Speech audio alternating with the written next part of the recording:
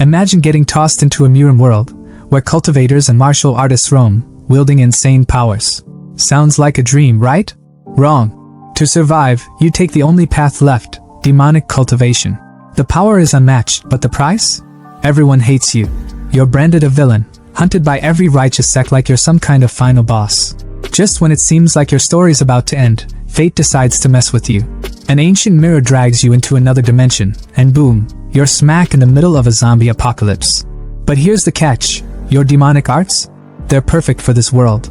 You start turning transcendent humans, basically the strongest of the strong, into unstoppable, overpowered zombies. You build an army, and when the mirror spits you back into the MURIM world, you're not the same. You're a monster now, stronger than anyone can imagine. And the best part? You can jump between worlds. The righteous sects that once hunted you, they're about to regret every damn decision they've made. It all starts in Shinhei City, where rumors are spreading like wildfire about the notorious Wuji sect, infamous for their gruesome demonic arts. Fear grips the city, but some reassure the crowd that righteous cultivators have arrived to destroy the sect. Meanwhile, a mysterious figure passing by overhears everything with some kind of secret technique. He pauses, tilts his hat and turns back. He mutters, "Looks like I can't stay here for long. I've been hunted by these bastards for over a year now. What a pity to live like this." That's Chu Xian, our protagonist. And guess what? He's an inner disciple of the Wuji sect. The sect that sends people and righteous cultivators into a frenzy. But as I mentioned, he's not even from this world. Chu Xian is an earthling who got ice-skate into the Chagzun continent with no family, no background, no cheat system, no maxed out stats, and no girl. Poor guy. But our MC isn't having it, so he took matters into his own hands, walking the dark path of demonic cultivation.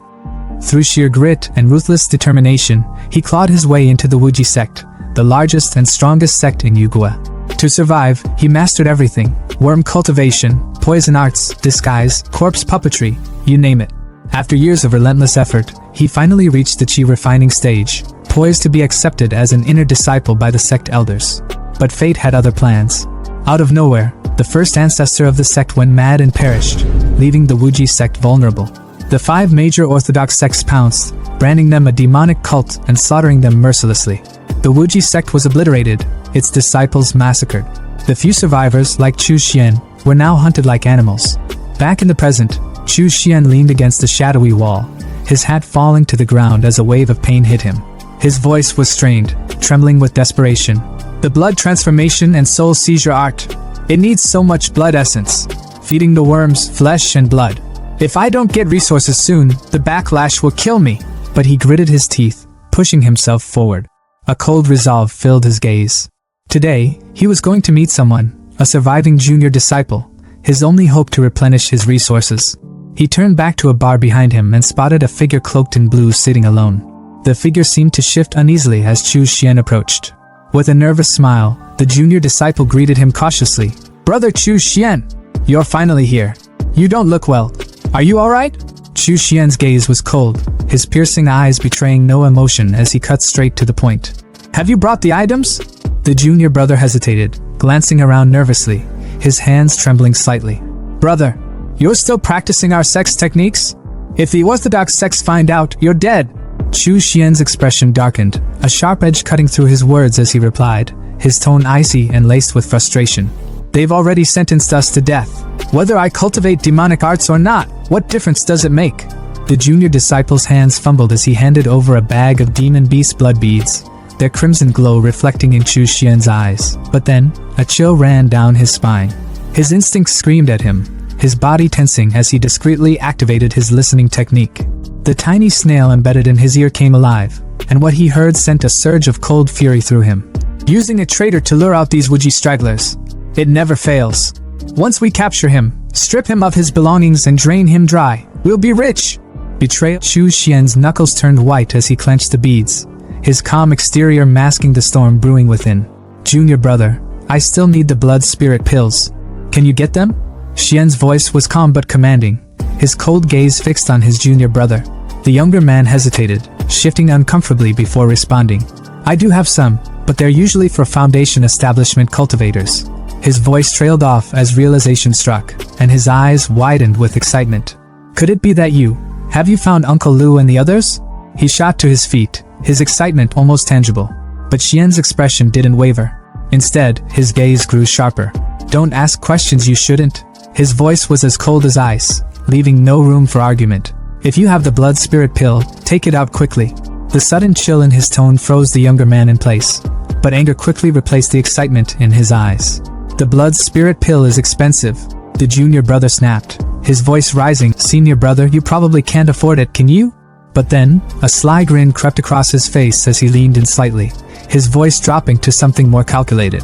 If you take me to Uncle Lou, and we get protection from a foundation-building cultivator like him, I'll give it to you for free. He paused for a moment to let his words sink in before adding, I'll even throw in a middle-grade spirit stone. A middle-grade spirit stone, worth 100 low-grade spirit stones. The offer wasn't a small one, but Xian didn't flinch. His lips curved into a faint grin as his hand reached for his chin, his expression unreadable.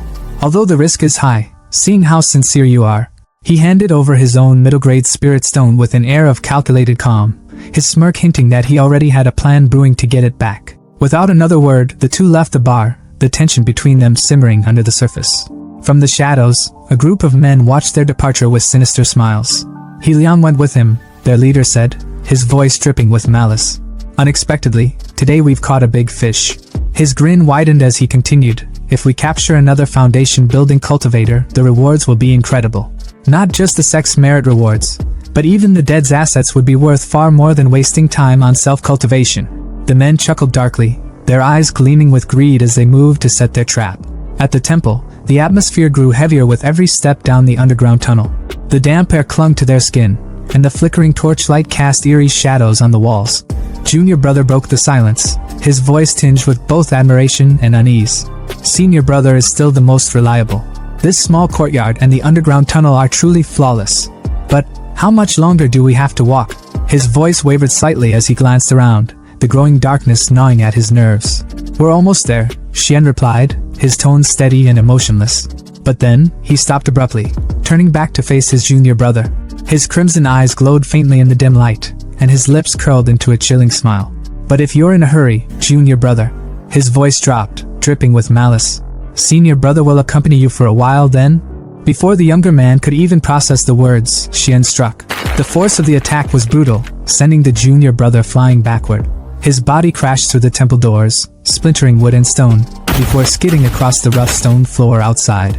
The ambushers outside are confused and shocked, unable to do anything, so they rush to their injured ally. Blood smeared the ground as Liang struggled to lift his battered body, his voice weak but urgent. Downstairs. His words came out in gasps as he pointed a trembling hand toward the temple. Chu Xian and Lu Jinxiong are both downstairs. Don't worry about me, don't let them escape. The ambushers outside sprang into action at his words. Rush in. Kill everyone, their leader barked, his voice sharp and commanding. They stormed down the stairs, but as they reached the bottom, they froze at the sight before them. A shriveled corpse lay sprawled on the ground, its skin clinging to the bone, as if it had been drained of all life. Huh! Someone muttered, their voice trembling with confusion. Master, there's a dry corpse here. The leader stepped forward, his expression darkening as he crouched beside the body. With a flick of his magic, he analyzed the scene, his voice grim as he whispered, how brutal. The skin and scalp have been peeled off. His eyes widened as the realization hit him like a thunderclap. Is this Liang? His voice cracked with panic as he shot to his feet, his gaze darting toward the stairs. The one outside is Chu Xian. Head back. We've been tricked. Far away, outside Jinghe City, Xian tore off the human leather mask, his face twisting in disgust as he tossed it to the ground. The temporary human leather mask is really uncomfortable to wear, he muttered to himself. His eyes narrowed as he reflected on the events that had just transpired. Thanks to the listening bugs, I was able to figure out the ambush in advance and see through He Liang's betrayal. His voice was calm, but a flicker of bitterness lingered in his tone. But even if I can escape for now, how can I escape forever? He gazed into the distance, his thoughts growing heavier. Am I supposed to join those orthodox sects as well? No, it's not possible. If I changed my path to the orthodox sect, I'd have to discard all my previous cultivation, which carries a high risk of backlash. More than that, with my aptitude, cultivating righteous techniques might mean I'd never even reach the foundation building stage. Only demonic arts, with their low thresholds and quick results, can give someone like me a chance at immortality. His voice was steady, filled with quiet determination. Later, in a glowing cave, Chu Xian examined his spoils, his hands trembling with anticipation. Among them was a mysterious artifact from the Wuji Sect's treasure vault. As he activated it, a vision of a ruined, apocalyptic city appeared, sending a jolt of shock through him. Why does this look like Earth? My Earth, but destroyed. What the hell happened? Before he could react, the artifact pulled him in, and he stumbled into the desolate wasteland, his eyes widening in horror at the scene before him. A zombie gnawing on a corpse. Zombies? What the hell is this? The undead swarmed him, their groans chilling his blood, but Chu Xian's survival instincts roared to life. Blood-red worms erupted from his hands, slicing through the zombies with savage precision. He watched in stunned amazement as the worms thrived on the zombies' flesh, a twisted hope igniting within him. Wait, could zombies count as living beings? If I use their flesh and blood to cultivate my techniques and feed the worms? His dark grin returned, his heart pounding with exhilaration as the worms feasted. This entire city, no, this entire planet will become my resource pool. Killing zombies won't provoke heavenly punishment. I can cultivate freely. I can finally pursue what I never dared dream of before. Immortality. As more zombies charged toward him, Chu Xian stood tall, his blood worms writhing in anticipation. His voice was calm but resolute, filled with unshakable determination. Eternal life, no matter the cost. On a mountain of rotting zombie corpses, Chu Xian stood tall, his long robe stained with blood and his crimson eyes gleaming with satisfaction. A grin tugged at his lips as he declared, "In just a short while, I've broken through from the 4th to the 5th layer of chi refining. This place truly is a holy land for cultivating demonic arts." Below him, weak zombies aimlessly shuffled, searching for prey. Chu Xian glanced down at them, unimpressed. However, personally hunting down zombies to absorb their energy is too damn troublesome. It's time to try refining some corpses to do the work for me. He rubbed his temple and sighed, his disdain evident. But refining corpses requires strong bodies filled with deep resentment as the material. Only then will the refined corpses have good potential. His gaze returned to the pathetic zombies beneath him. Their sluggish movements and empty eyes annoyed him. These guys? Worthless trash. Impossible to work with. Straightening his posture, he crossed his arms behind his back in a commanding Napoleon pose and announced, "Oh well, for now, I'll use this place as a temporary base. In such a large mall, I should be able to find new suitable targets." The scene shifted to a bespectacled man, his face pale with fear, surrounded by a horde of hungry zombies.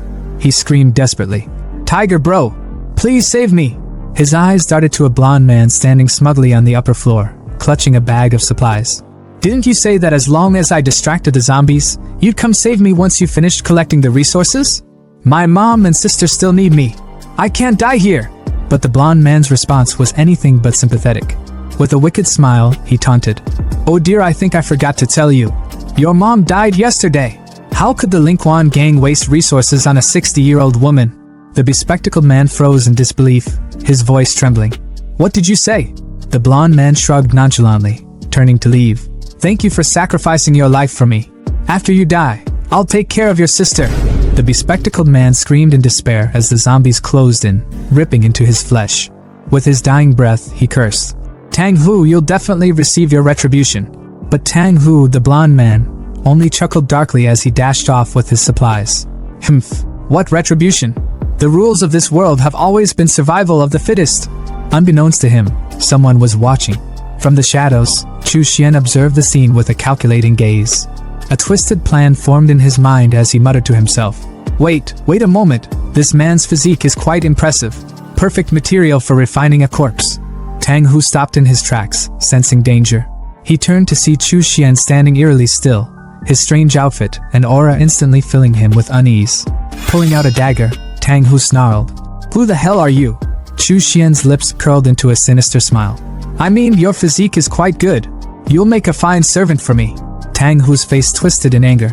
"You're courting death," he roared, lunging at Chu Xian with his dagger.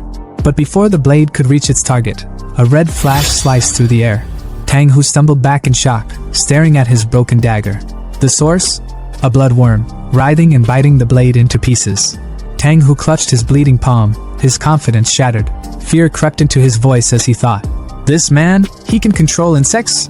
Is he a transcendent being too? There's no way I can beat him." Quickly shifting tactics, Tang Hu put on his most charming smile. "My brother-in-law is Zhao Hong of the Lingquan gang. For his sake, let me go. You can even have this bag of supplies." Chu Xian raised a brow, unimpressed. "The Lingquan gang? Tang Hu nodded eagerly. Don't you know? The Lingquan Gang is the largest organization in Dongwu City. My brother-in-law, Zhao Hong, is the leader and a transcendent. He's 10 times stronger than me. Chu Xian chuckled darkly, his voice laced with mockery. If he's only 10 times stronger than a mere mortal like you, then there's nothing to worry about. Before Tang Hu could respond, Chu Xian's bloodworms lashed out, binding him in midair. Tang Hu screamed in terror as he was dragged toward a golden ritual cauldron, surrounded by glowing red sigils and 4 skulls. Once I use my secret technique on you, Chu Xian explained coldly, you'll become a sturdy corpse soldier. Tang Hu thrashed against the bloodworms, his voice breaking. Wait.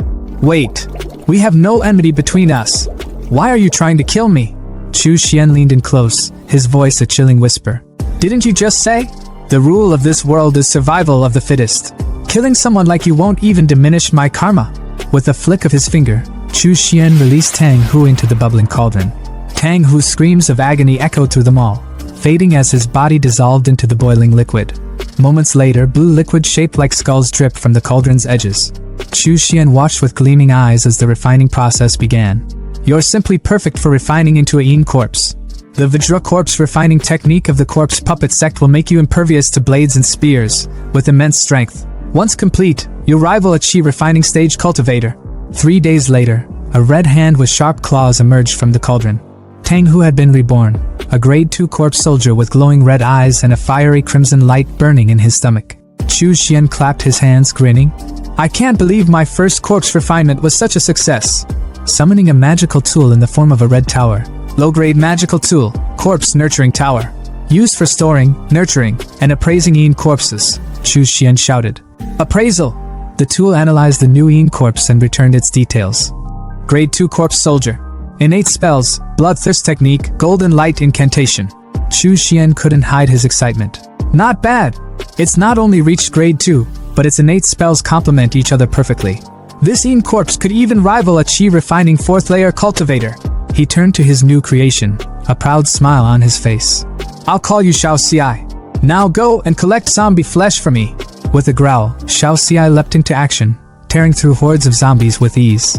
In a flash, he returned with a shopping cart full of zombie corpses, presenting them like groceries. Chu Xian, casually eating ramen, patted Xiao Xi's head. Well done! You've greatly improved my cultivation efficiency. Chu Xian mused to himself.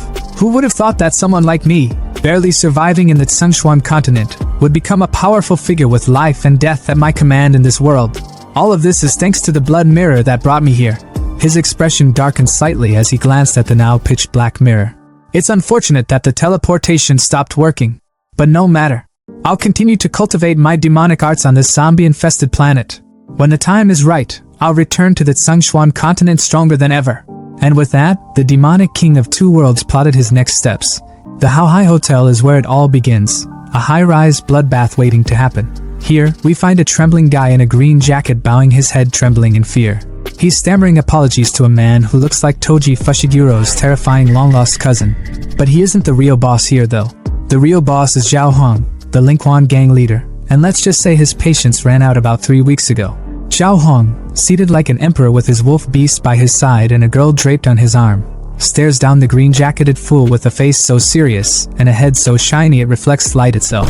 You promised me you'd find out what happened to Tang Hu within half a month, he growls, his voice low and menacing. The guy in the green jacket, practically collapsing under the pressure, drops to his knees, begging, Boss! But Zhao Hong isn't having it. He leans forward, his tone sharp enough to cut steel. It's already been a month! The room feels like it's shrinking, the air heavy with tension. Zhao's wolf beast steps closer, teeth bared, and the green jacket guy starts babbling like his life depends on it. Because, well, it does. Boss, I've found out. Brother who went missing at Xiranfa Mall, but it's dangerous there. 2 of my men already went missing investigating it, and I think there are advanced zombies there. You can't blame me. Only you, boss, can deal with those. For a moment, it seems like Zhao Hong might spare the guy. He even pets his wolf beast, looking almost thoughtful.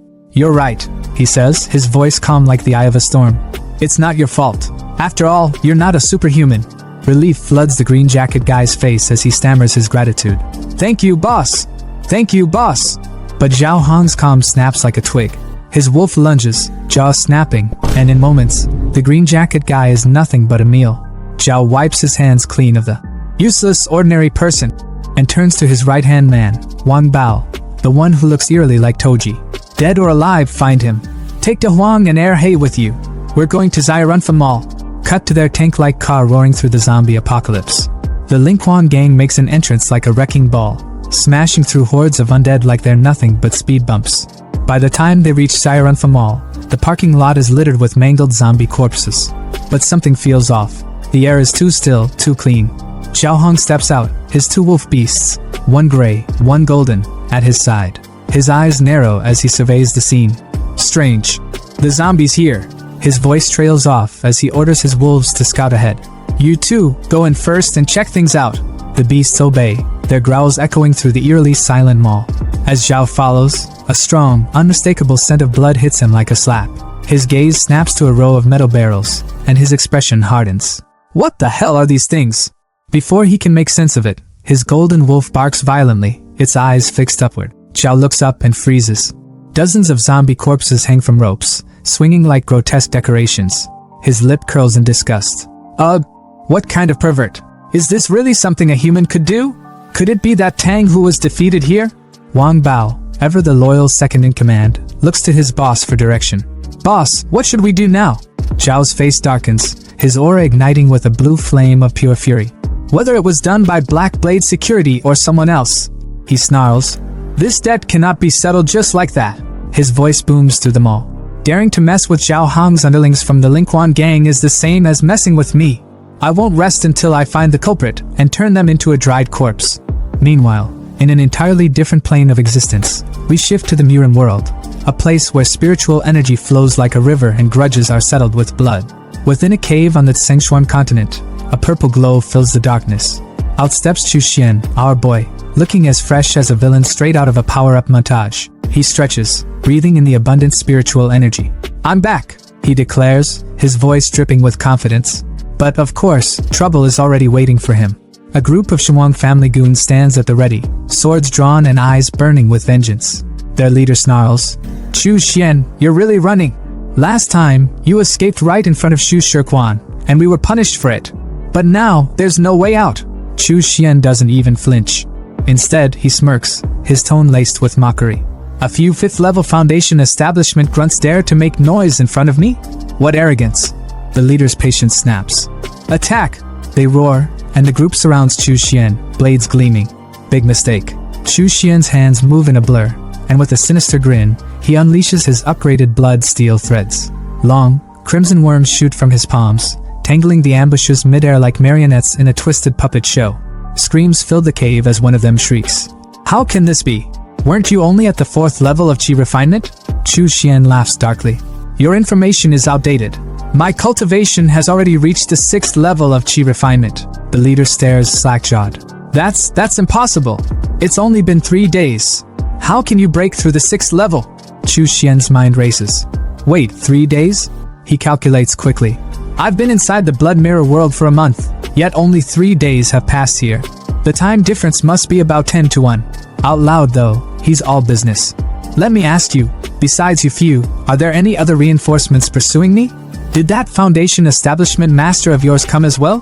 When his question is met with silence, he tightens his grip on the threads, splitting one poor soul into bloody chunks. Answer me, or this will all be your fate. Terrified, the remaining ambushes spill everything. We're the only ones here. There's no other reinforcements. Master thought a few of us could handle you, so he didn't come. Chu Xian's smile turns cold. Really? Then I don't need to worry. The ambushers dare to hope. You said you'd let us go. But Chu Xian interrupts, his threads slicing through them like a butcher carving meat. Blood splatters the cave walls as he licks the crimson from his hands, a satisfied smirk curling his lips. Did you actually believe that? After all, I'm the ruthless, cold-blooded demon Cultivator. Watching his blood worms devour the remains, Chu Xian reflects on his recent gains. Blood Mirror. I only had a single bloodline, and now, not only has my cultivation reached the 6th level of chi refinement, but I've also mastered the innate technique Blood Nourishment. On top of that, I have a 3rd level zombie as a trump card. He steps out of the cave, now standing on a cliff overlooking the kingdom below. His gaze sharpens.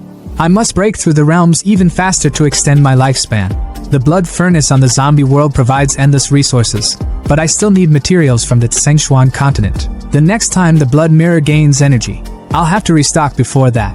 The bustling energy of Tsengshuan market was almost overwhelming, with the air thick with haggling voices and the aroma of rare herbs and exotic wares.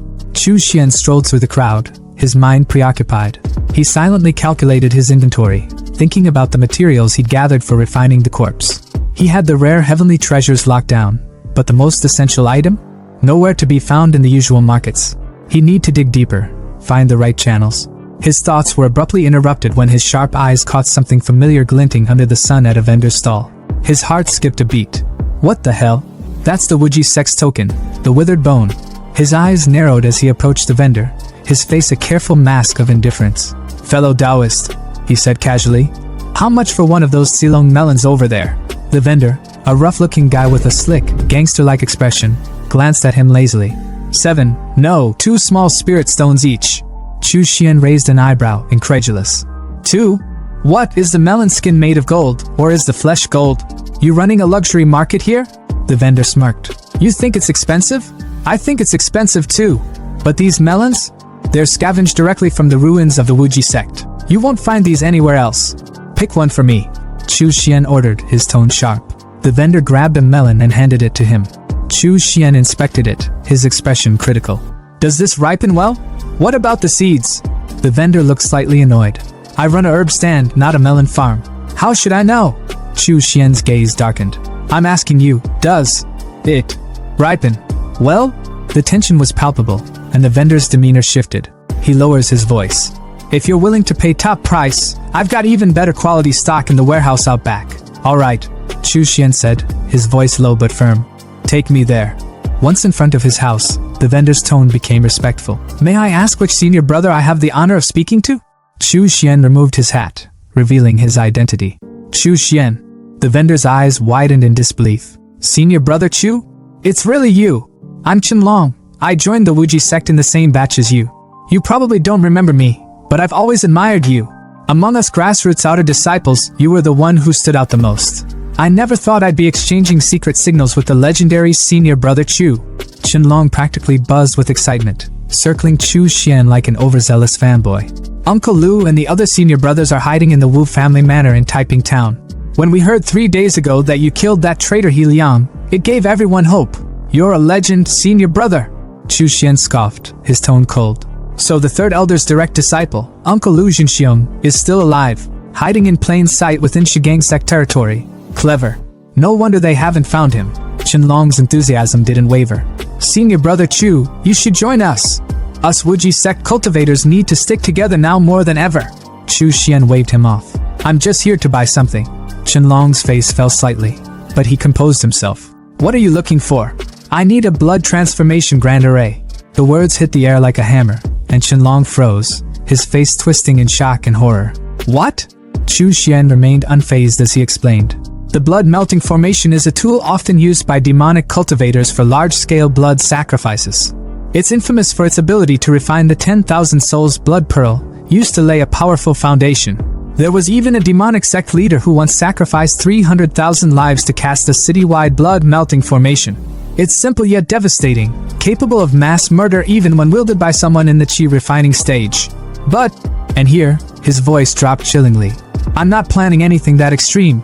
I'd deploy it on a zombie-infested planet, no harm to the heavens, and it might even earn me some merit. Qinlong looked pale, his voice trembling. Brother Chu, the 5 major sects are cracking down hard on anything related to demonic arts. If you activate that formation, they'll come for you. Chu Xian's gaze hardened. That's not your concern. Do you have it or not? Qinlong hesitated before mumbling. I know someone who does. They soon arrived at a secret Wuji sect stronghold, where a towering, jacked man stood like a sentinel. Su Ming, once ranked 11th among the inner disciples, greeted them with a sneer. The blood melting formation? Yeah, I have it. But why should I sell it to you, Chu Xian? Chu Xian's eyes narrowed, his thoughts racing. Of course, it had to be Su Ming. They'd butted heads plenty in the past over resources, and it was clear Su Ming was relishing the thought of seeing him fail. But not this time. Chu Xian reached into his bag and pulled out his trump card, an entire sack of glimmering blood pearls. Qinlong and Su Ming's jaws dropped. Blood pearls? So many? How many lives were sacrificed for this? Another voice chimed in, dripping with awe. To refine this many blood pearls under the Shigang sect's watch, Junior Brother Chu's power has surpassed all of ours. It was Wei Hua, ranked 12th among the inner disciples. Su Ming's thoughts churned with frustration. Damn Chu Xian, always outshining him. Fine, he sneered. 200 blood pearls, and the formation is yours. Chu Xian gave a cold laugh. Greedy, aren't we? Wei Hua stepped in, his tone reasonable. A basic formation like this used to go for 80 blood pearls tops. Su Ming, we're all from the same sect. This is unreasonable. But Su Ming wasn't backing down. Even between brothers, accounts need to be settled clearly. I'm the only one with the blood-melting formation, and without it. Chu Xian cut him off, his voice laced with quiet menace. Su Ming, are you misunderstanding something? That formation is worthless if you can't use it, which means it's already devalued. Meanwhile, you're desperate for blood pearls to fend off chi deviation. So tell me, who's the one really in need here? Su Ming's bravado cracked. Fine, 80 blood pearls. 60. Chu Xian countered. Su Ming bristled. Why are you still haggling? If you won't sell, I'll leave. Chu Xian said flatly, turning to go. Wait. Su Ming practically panicked. Fine, 50. Chu Xian smirked, handing over 60 blood pearls. You're wise to agree. The blood-melting formation was his, and Xian wasn't about to let anyone take it. In his mind, he was already scheming. He had plenty of blood pearls left, so why not offer a little more goodwill? Chu Xian spoke up, his tone calm but firm. Senior Brother Wei Hua, if you want the remaining blood pearls, you can exchange them with me for spirit stones. The brunette's eyes lit up, clearly struggling to hide his desperation. Well, thank you, Junior Brother Chu. We're currently in dire need of blood pearls. These things are worth more than gold on the market. With a smirk and a quick dab of his hands, Xian made the deal. 30 small spirit stones for them at a premium. The brunette added, sealing the exchange. Xian's mind was racing as he pocketed his newfound resources. With these, when he returned to that godforsaken doomsday planet, he'd be able to skyrocket his cultivation. He could already taste the power. As the brunette and the melon guy, his other junior, bid him farewell, the brunette hesitated, his voice laced with concern. Junior Brother Chu, you really won't stay and join us? He's been good to us, and he's extremely powerful. Having him is better than any other candidate. Chu Xian tilted his hat down slightly, his expression unreadable. Inwardly, though, his thoughts were sharp and unyielding. Fortune and misfortune were intertwined. Lu Shihe's immense strength was a double-edged sword. It would draw the attention of the righteous sections. No need, he said flatly, the words carrying an air of finality. Suddenly, a commanding voice broke the tension. You stop right there! A soldier strode forward, his demeanor cold and authoritative. We are acting under the orders of the Shingang sect elders. The Wu family might be harboring survivors from the Wuji sect, so we are here to investigate. The brunette froze, his voice trembling slightly. 7th level of chi refining. Melon Guy's face paled. Even if the 4 of us join forces, we're no match. Chu Xian's expression darkened as he weighed his options. He could escape easily, but these fellow disciples? They'd be slaughtered. Should he intervene? Before he could decide, a jacked guy emerged from the shadows, his voice dripping with malice. Fellow Taoist, the one wearing the conical hat is the demonic cultivator you're after. Chu Xian. The betrayal hit like a thunderclap. The brunette clenched his teeth. Su Ming you. But the damage was done. Chu Xian slowly removed his hat, his eyes burning with anger and a tinge of regret. I'm still not ruthless enough, he muttered. Su Ming had tricked him again, and now, he had no choice. Tossing his hat aside, his true identity was revealed. Melon Guy's jaw dropped. What? The brunette's voice was a mix of fear and resolve. Senior Brother Wei, Junior Brother Chen, we've been exposed. Retreat quickly, and I will cover you. Don't hesitate, he barked. The main force will likely arrive soon. Go and inform Uncle Lu to relocate. As the two fled, the brunette called back, his voice filled with gratitude. Brother Chu, your righteousness will not be forgotten. A soldier moved to chase them, but his commander held him back. Don't bother chasing. He's the same Chu Xian who escaped from Uncle Sunshire's hands last time. His head is worth far more than those nobodies. The commander turned to face Chu Xian, a mocking smile on his lips. I didn't expect you, a demonic cultivator, to sacrifice yourself for others? Chu Xian's eyes narrowed. Demonic cultivators prioritize profit. They're not difficult to kill. Perhaps keeping them alive could bring me greater benefits in the future. Why wouldn't I take advantage of that? The commander sneered. Ha! With your lowly cultivation level, what future do you have? Drawing his blade, he lunged forward, only to be stopped in his tracks. Blood worms surged from Chu Xian's palm, snaking toward the blade and rendering it useless. The soldiers around him faltered, their confidence waning. This guy, he's stronger than expected. 2 soldiers moved to flank him from behind, but Chu Xian's magical tower emerged, its blood-red claws tearing through their defenses with ease. The commander's confidence faltered as he stared at Chu Xian, his voice trembling slightly. What kind of monster are you? Chu Xian smirked coldly. Ridiculous. As a demonic cultivator, how could I not have some trump cards up my sleeve? Now it's your turn. Let's hope your storage pouch won't disappoint me. Meanwhile, at the Wu family's separate residence, chaos was brewing. Lu Jinxiong, the elder of the Wuji sect. What? You left Chu Xian there alone?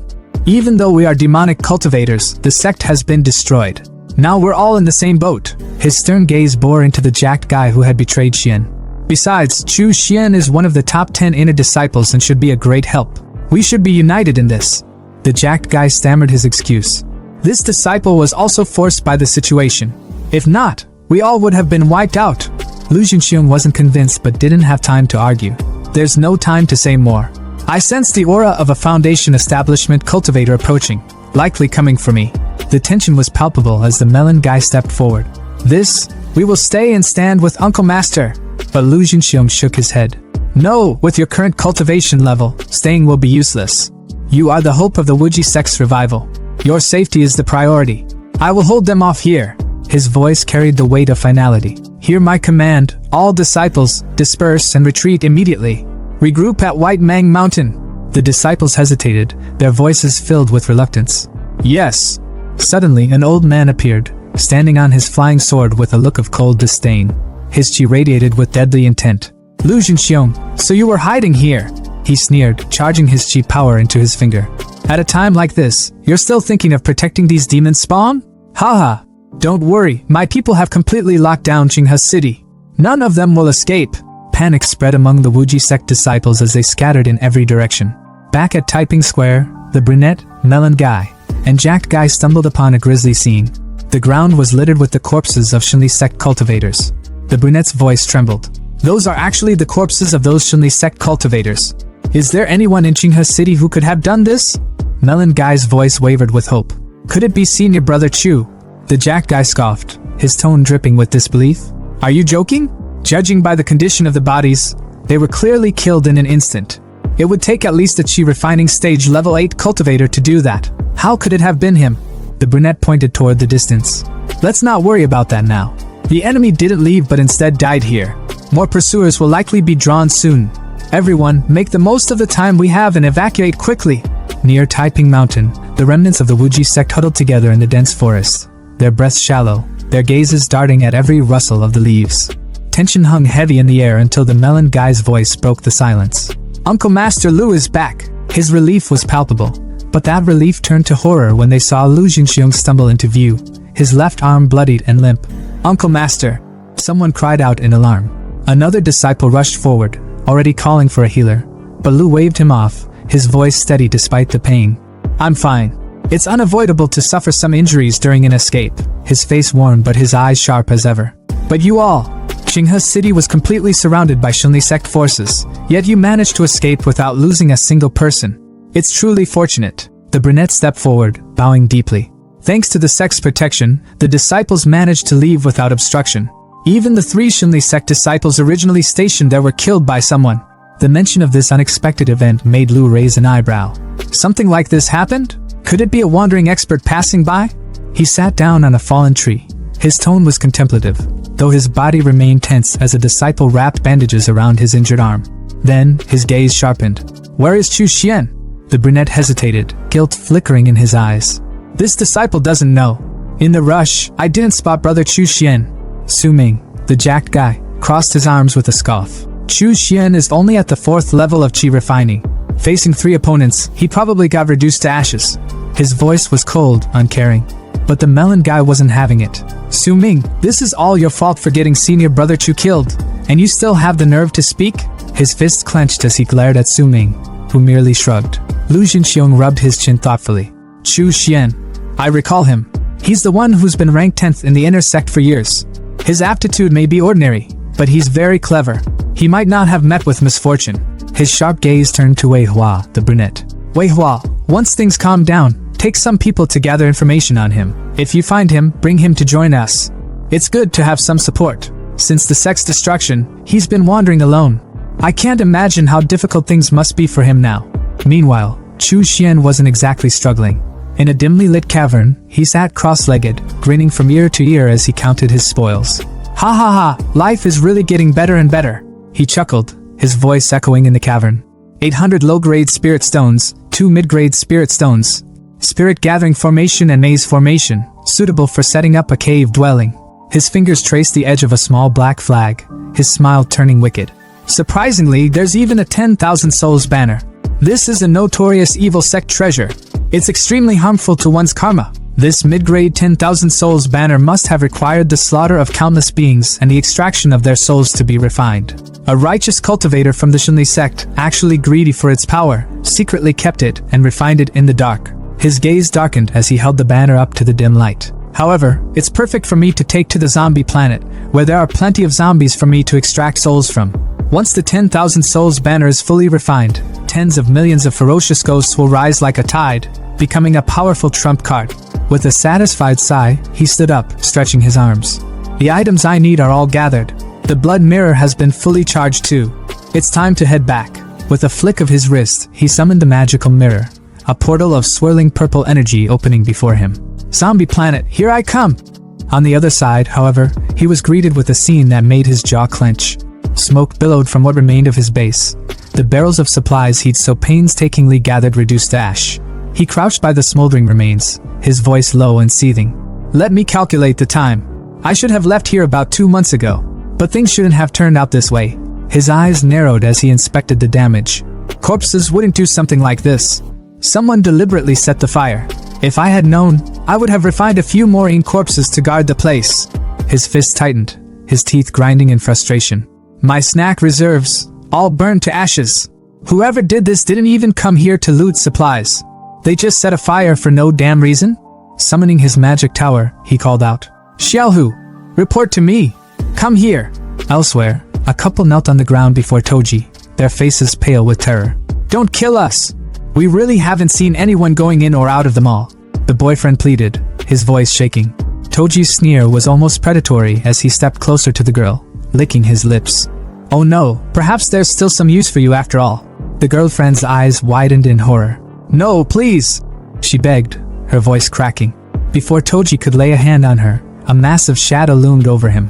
He turned slowly, his confidence evaporating as he stared up at Xiaohu, who towered over him like death itself. The couple didn't waste a second, scrambling to their feet and running as fast as they could. It's a high-level zombie, the boyfriend shouted in panic, his voice fading into the distance.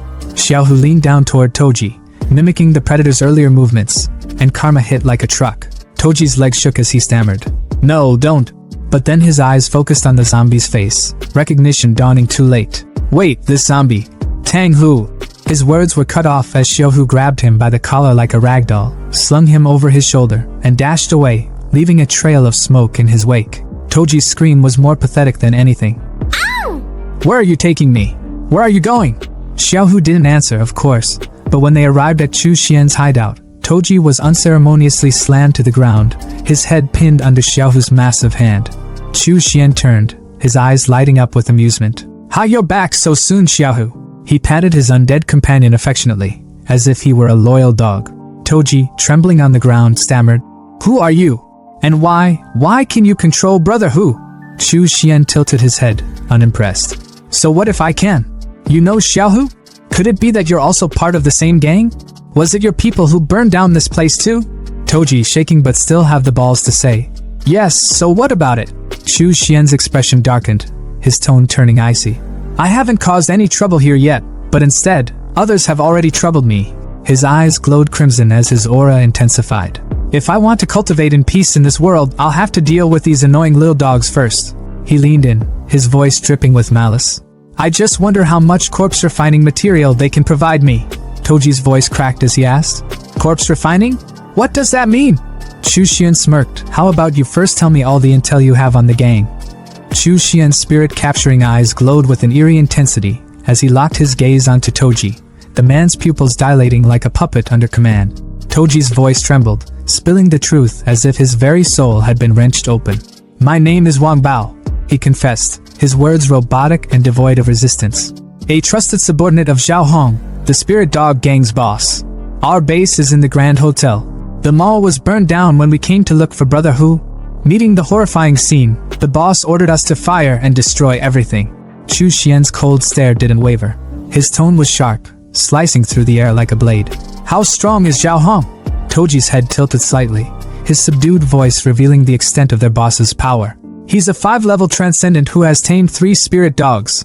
Each one of them is more than 3 meters long and incredibly violent. He's also physically stronger than an ordinary person. He can compete with high-level zombies. But something in Toji's voice shifted. He was regaining fragments of his consciousness. A flicker of fear crossed his face as he stammered. Chu Xian's thoughts raced. The spirit capturing I was losing its grip.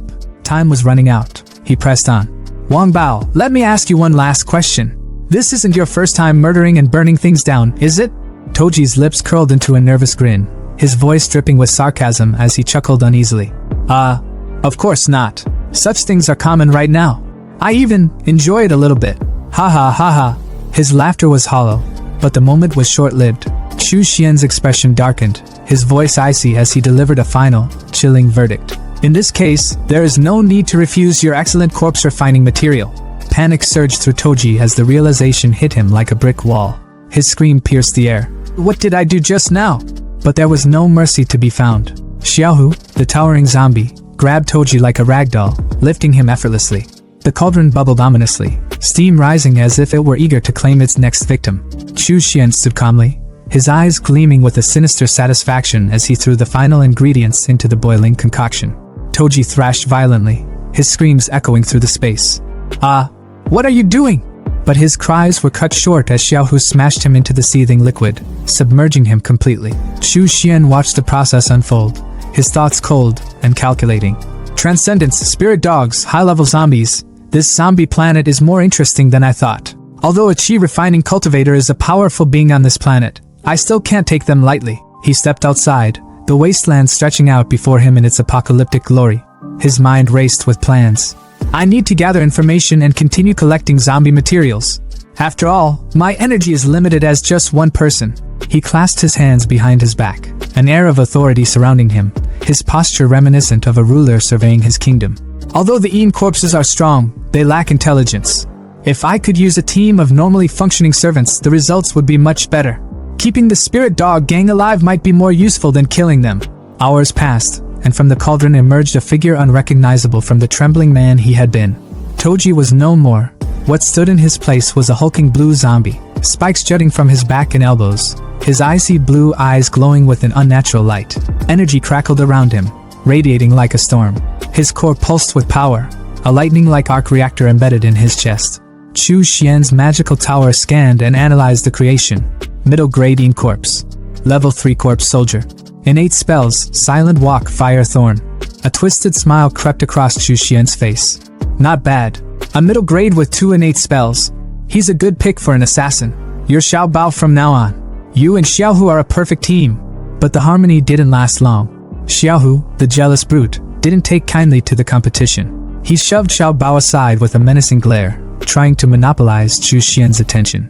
Xiao Bao, now despite his terrifying form, cowered behind Chu Xian like a scolded puppy, his glowing eyes wide with fear. Chu Xian sighed, rubbing his temples in disbelief. So, 2 big strong zombies competing for my favor. His tone shifted, dripping with dark amusement as his expression turned villainous. Well, it's time to find someone to settle a score with. Come on, cheer up. It's time to go play. At that, both zombies snapped to attention, their rivalry forgotten. Xiao Bao's icy blue aura crackled, while Xiaohu's blood-red energy flared. They roared in unison, ready for action. The scene shifted to the Grand Hotel, its entrance a chaotic mess, with debris scattered everywhere. Inside, the spirit dog gang lounged carelessly, their guard down. A man with braids slapped a card on the table. 3! He barked, his voice triumphant. Across from him, a man with a mohawk laughed as he played his hand. 4-2! Haha, you'll lose! The room reeked of alcohol and stale smoke, their laughter echoing through the space, until the garage door exploded. Smoke billowed into the room, and chaos erupted as they scrambled to their feet. Who is it? One of them yelled, panic setting in. Who's that guy? And what's with that outfit? A cosplay? Through the haze, Chu Xian emerged, his voice calm but commanding. I am the Spirit Dog Gang's new boss. His words hung in the air for a moment before one of the gang, a man in a durag, burst into laughter, tossing his drink at Chu Xian. So funny! Where did that fool come from? But before the liquid could touch him, Xiaohu intervened, smashing the bottle into shards with a single swipe. The gang froze, their confidence evaporating as the realization hit. A high-level zombie, one of them stammered. Chu Xian's expression hardened as he surveyed the pathetic group. These idiots are a waste of resources if they are left alive. His gaze shifted to Xiao Bao. Take care of him. Without hesitation, Xiao Bao leaped into action, his movements swift and lethal. He tore into the man with the durag, ripping his arms apart with a sickening crunch. The gang recoiled in terror as Chu Xian's voice cut through their screams. If you don't want to end up like this, tell Zhao Han to come out quickly. The tension was palpable as one of the gang members stammered. Don't kill us. I'll call the boss right away. Moments later, the heavy thud of boots echoed as a group approached, armed and ready for battle. At the center of the group stood Zhao Hong, flanked by 3 spirit dogs, 2 gray beasts and a massive golden one. Zhao Hong's voice was calm but laced with menace. You're looking for me? Chu Xian's eyes narrowed as he studied Zhao Hong, his mind analyzing every detail. Is that a transcendent? There is indeed energy fluctuating in his body. Although it's weaker than spiritual energy, it's still different from ordinary people. If he's refined into a Yin corpse, he'll definitely be extremely powerful. The stage was set, and the battle was about to begin. Zhao Han's voice rang out, sharp and brave. Who are you, and what do you want from me? His eyes darted around nervously, the tension thick enough to choke on. Across from him stood Chu Xian, calm, composed, and exuding a quiet confidence that was far more terrifying than rage. His smirk was sharp, the kind that made your stomach twist. The mall is my territory, he said, voice smooth as silk but laced with venom. You burned it down, so of course, I'm here to settle the score. Zhao Han's stomach churned as his mind raced. Did he put those corpses in the mall? Such a cruel practice. Is he also a transcendent? No, he's something far worse. And he can control zombies? What kind of monster is this? His palms were sweaty, his thoughts spiraling, but he forced himself to speak, his voice wavering. It's just a misunderstanding. I can have people prepare another shopping mall for you. But Chu Xian didn't even flinch. He tilted his head slightly, his smirk growing wider, almost mocking. I heard most of Dongwu City belongs to your gang, so one shopping mall won't be enough. The casual way he said it made Zhao Hong's blood run cold. So what else do you want? Zhao Hong snapped, his voice rising, trying to claw back some semblance of control. I advise you to be wise and back off while you still can. We, the Spirit Dog Gang, won't accommodate you forever. And yet, Chu Xian remained unfazed, his calm demeanor only fueling Zhao Han's panic. I want your entire gang, Chu Xian said simply, as if it were the most natural thing in the world. That was the last straw. Zhao Hong's face twisted in fury, his pride flaring up like a cornered animal. You're not accepting the toast only to be forced to drink a forfeit, he shouted, his voice trembling with rage. Turning to his wolves, his loyal beasts flanking him, he barked. Da Huang! Hei! Xiao Bai! Go! Eat him alive! The wolves didn't hesitate, their growls rumbling like thunder as they charged at Chu Xian, but Chu Xian didn't move. He simply stood there, watching, as a golden light suddenly flared to life around him, shimmering like an impenetrable shield. The first wolf lunged, its powerful jaws clamping down on the light, only for its fangs to shatter like glass. The beast yelped in pain, thrown backward by the force of the shield. Zhao Hong's eyes widened in disbelief. What the hell is that? He stammered. The golden light wasn't just luck, it was a skill. Xiao Hu, one of Chu Xian's loyal zombie servants, had activated Golden Light Incarnation, a skill that made Chu Xian untouchable. Before Zhao Hong could fully process what had happened, another figure appeared behind him, silent as a shadow. It was Xiao Bao, another of Chu Xian's zombies, moving with the precision of an assassin. His eyes burned with a cold, deadly light as he unleashed his ability, Yin Fire Thorn. The attack was aimed straight at Zhao Hong's back, but one of the wolves, loyal to the bitter end, leapt in the way, taking the brunt of the blow. The golden wolf collapsed, its fur scorched and smoking, and Zhao Hong staggered back, his mind spiraling into chaos. Thoughts were a frantic mess. It's Wang Bao, and the missing Tang Hu. What's going on here? He killed my spirit dog in one move. That's not something a normal high-level zombie can do. Hey! Xiao Bai! Protect me! Zhao Hong screamed, his voice cracking with desperation. But even his remaining wolves hesitated, their instincts screaming at them to back down from the overwhelming power radiating from Chu Xian and his undead servants. Chu Xian's voice sliced through the chaos, calm yet dripping with menace. Do you still want to use your dogs to block the blows for you? Even animals know to bow down to me. Do you want to become their next scapegoat, or will you be my subordinate? His words hit like a hammer, the weight of his dominance undeniable. But Zhao Hong wasn't ready to give up just yet. His pride reared its head one last time, and with shaking hands, he pulled out a pistol. Don't celebrate too early. No one can take my spirit dogs or my gang from me, he shouted, his voice trembling with rage and fear. He raised the weapon, aiming directly at Chu Xian. Die! The gunshots echoed through the air. Bam! Bam! Bam! But the bullets never reached their target. From Chu Xian's body, steel blood worms erupted, coiling through the air like living shields. The bullets ricocheted harmlessly off them, the projectiles flying back into Zhao Hong's own men. Screams filled the air as his subordinates fell, their lifeless bodies hitting the ground with sickening thuds. Zhao Hong's hand went limp, the gun slipping from his grasp as he stared in horror. Chu Xian tilted his head, his smirk returning. Is this your last resort? I was hoping for something more impressive. Zhao Hong's legs gave out, and he dropped to his knees, his voice breaking as he begged. The spirit dog gang is yours. Please spare me. Chu Xian's smirk didn't falter. He stepped closer, his eyes cold and calculating. This spirit dog gang is useful to me, so I'll take it from your hands. And I'm also going to use your body. Zhao Hong's face turned a deep shade of red, and for a moment, his fear was replaced with sheer confusion. Although I don't like men, if you're adamant I can, he stammered, his words trailing off awkwardly. Chu Xian's expression twisted in disgust. Don't get me wrong, I'm not into men either. He turned to Xiao Bao, dismissing Zhao Hong entirely. Tie him up. Then, to Xiao Hu he added, I'll leave these 2 dogs to you. The remaining gang members, trembling with fear, fell to their knees, bowing their heads in submission. Master! They cried, their voices trembling with sincerity. Chu Xian smirked again. Right. You should read the rune properly. 10 years ago, the Sea Star spirit exploded, unleashing a wave of energy that reshaped the world. Most people couldn't withstand it. Their bodies twisted and mutated, turning them into bloodthirsty monsters known as zombies. Among the survivors, a rare few gained extraordinary talents, their strength divided into 9 stages based on the number of cores in their bodies. Back in the present, Zhao Hong, now tied up and defeated, explained through gritted teeth. Donghu City, where we are now, is a small city in the Linjiang province. It belongs to the Flame Nation's centralized monarchy. There are only 2 powers here. One is the Spirit Dog Gang, and the other is the Black Security Company. Chu Xian listened carefully, his expression unreadable. That's all I know, Zhao Hong added, desperation creeping into his voice. Is there anything else you want to know? Whatever it is, I'll find it. Chu Xian waved a hand dismissively. Xiao Bao, take him to the medicinal bath. Zhao Hong's eyes widened. Medicinal bath? His protests turned into panic screams as Xiao Hu and Xiao Bao dragged him away.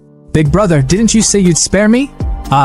Chu Xian sipped his drink, watching the chaos unfold with amusement. The medicinal bath this time is the best one I've been able to get. After soaking for a few days, his talent will come into play. He leaned back, savoring the moment. Then it's the perfect chance to set up the blood battle array for a blood sacrifice. Modern food and drinks really are better. Outside, Chu Xian soared through the air on his flying sword, drink in hand, surveying the desolate city below. His sharp eyes caught movement on a rooftop. A group of survivors was fighting for their lives. 2 men strained to hold the door against the relentless pounding of zombies, while an old man stood behind them, trembling, clutching a white case to his chest.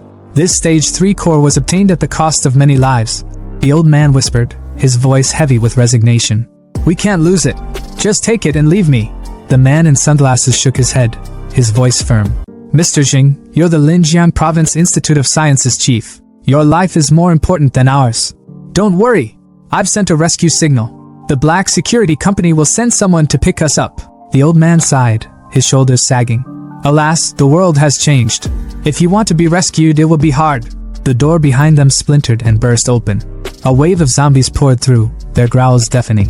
The 3 survivors froze, their faces pale with despair. We're doomed. Out of nowhere, a sword shot through the air like a damn missile, slicing clean through the zombie lunging at the guy in green. But that wasn't all.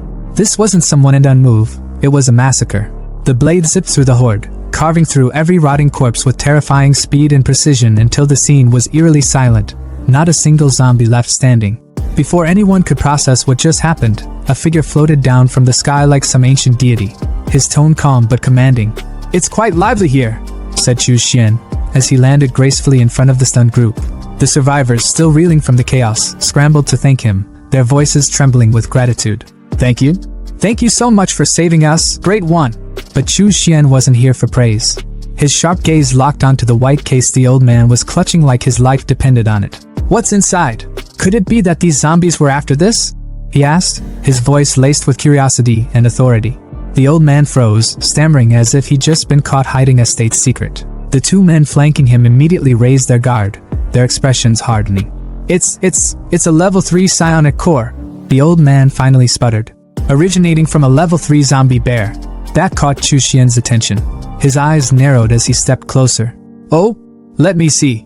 Without waiting for permission, he released a steel blood worm, his personal nightmare fuel, and it slithered out to snatch the case right out of the old man's hands. The group tensed but knew better than to resist. "Please don't take it away," the old man begged, his voice breaking with desperation.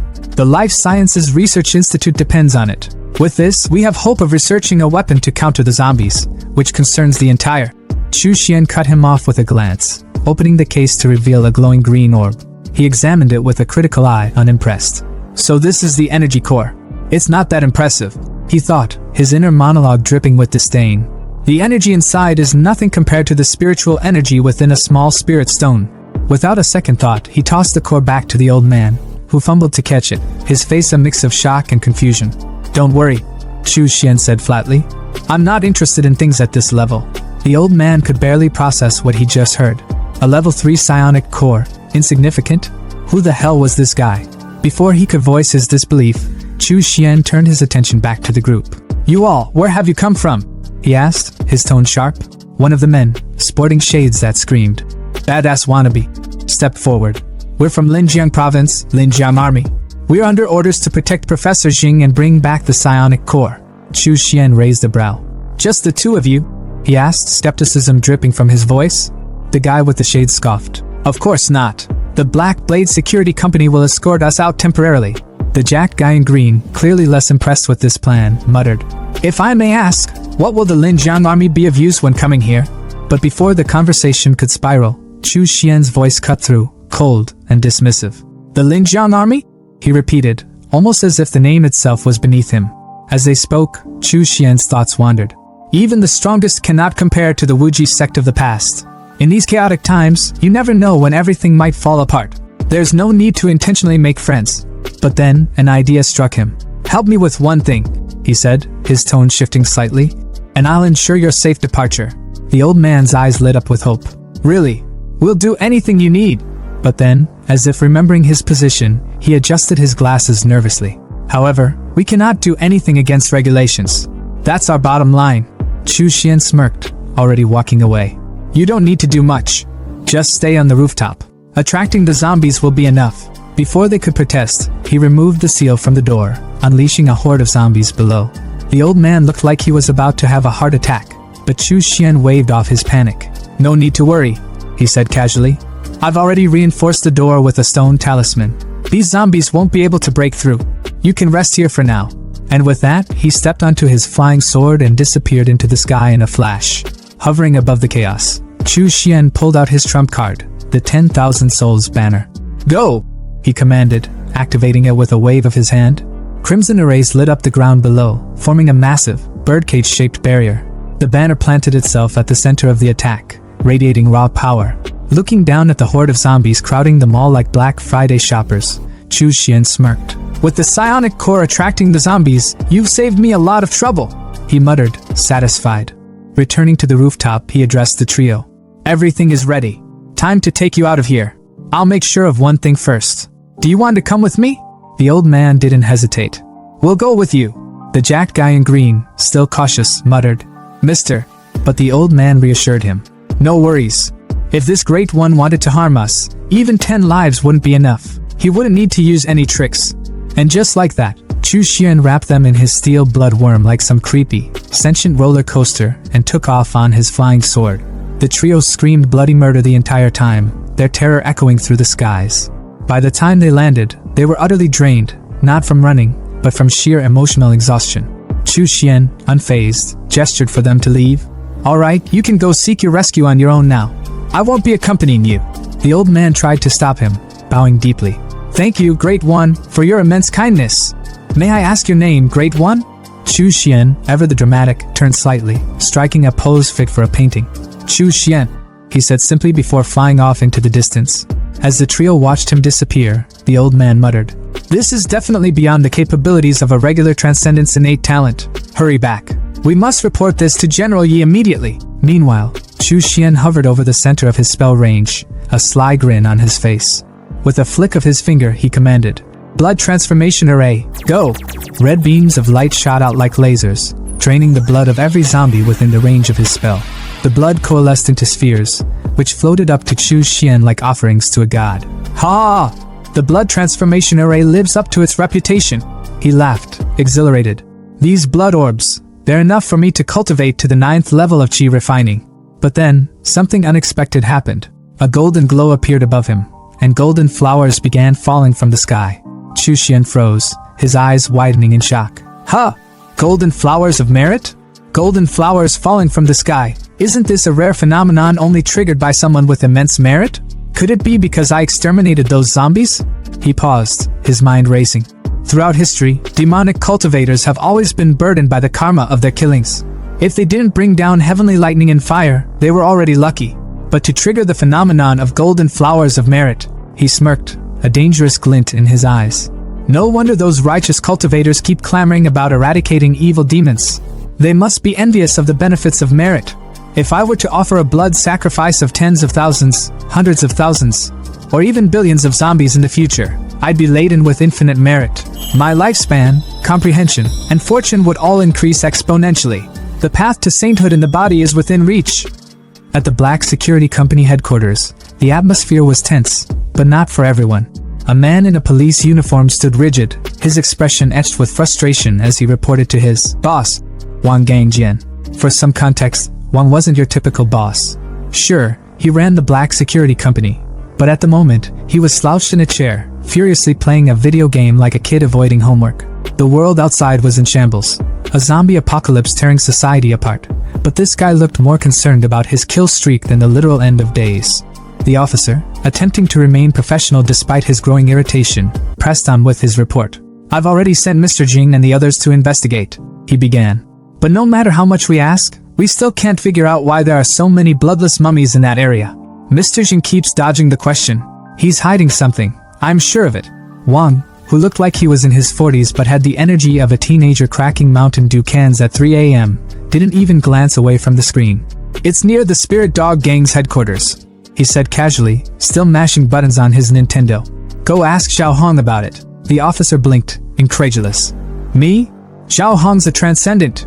He wouldn't even give me the time of day. Finally, Wang paused his game, rolling his eyes as if the apocalypse was an inconvenience to his gaming session. Ha! The Black Security Company is backed by the Linjiang Army. What's a stray dog like Xiao Hong gonna do? Bark at us?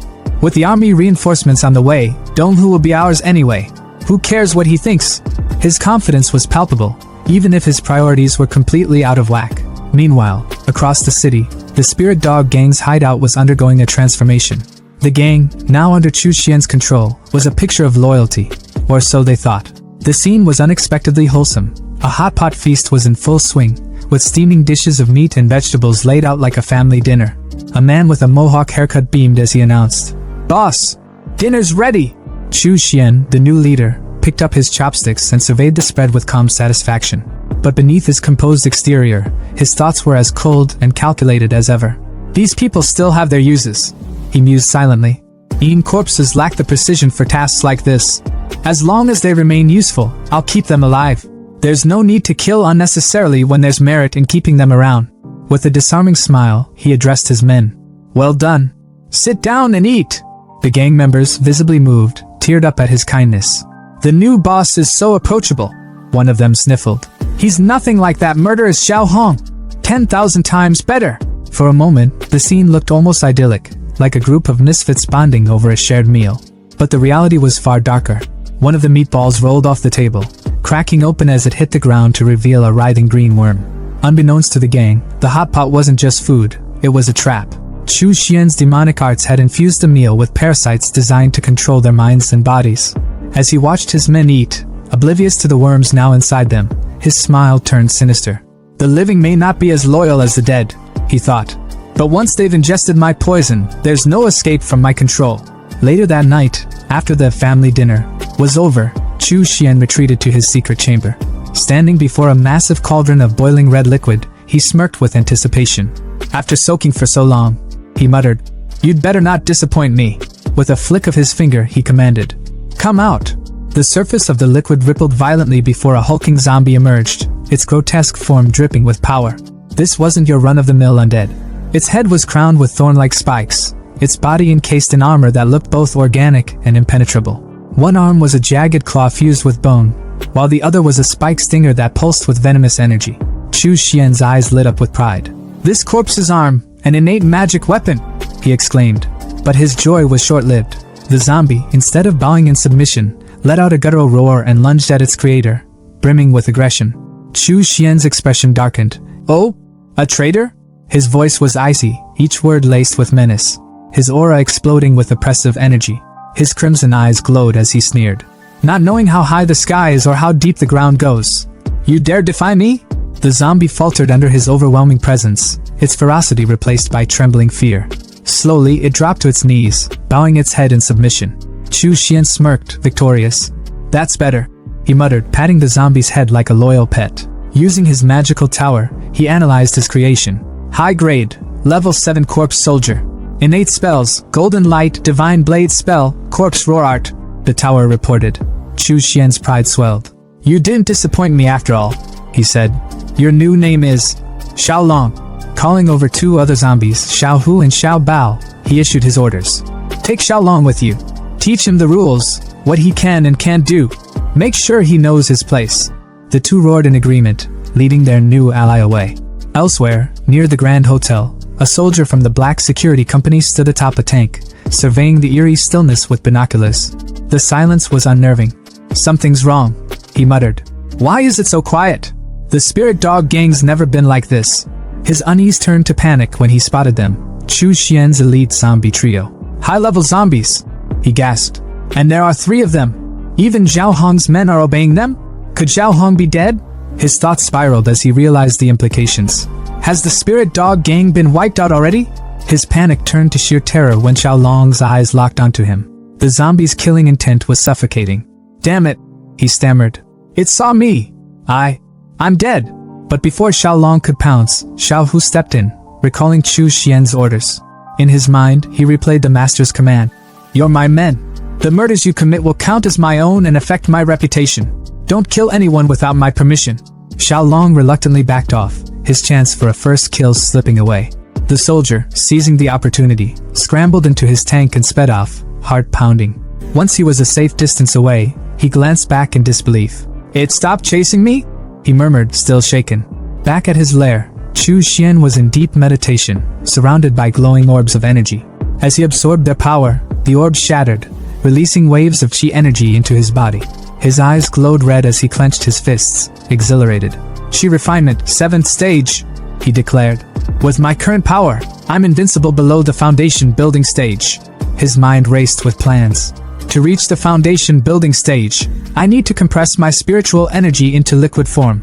But the ingredients for the original foundation building pill are tightly controlled by the righteous sections. Demonic cultivators like me have to find another way. His solution? The soul flower, a rare and powerful ingredient cultivated through slaughtered souls. The last time I returned to the Sichuan continent, I prepared the seeds. This zombie-infested planet has no shortage of souls ripe for harvesting.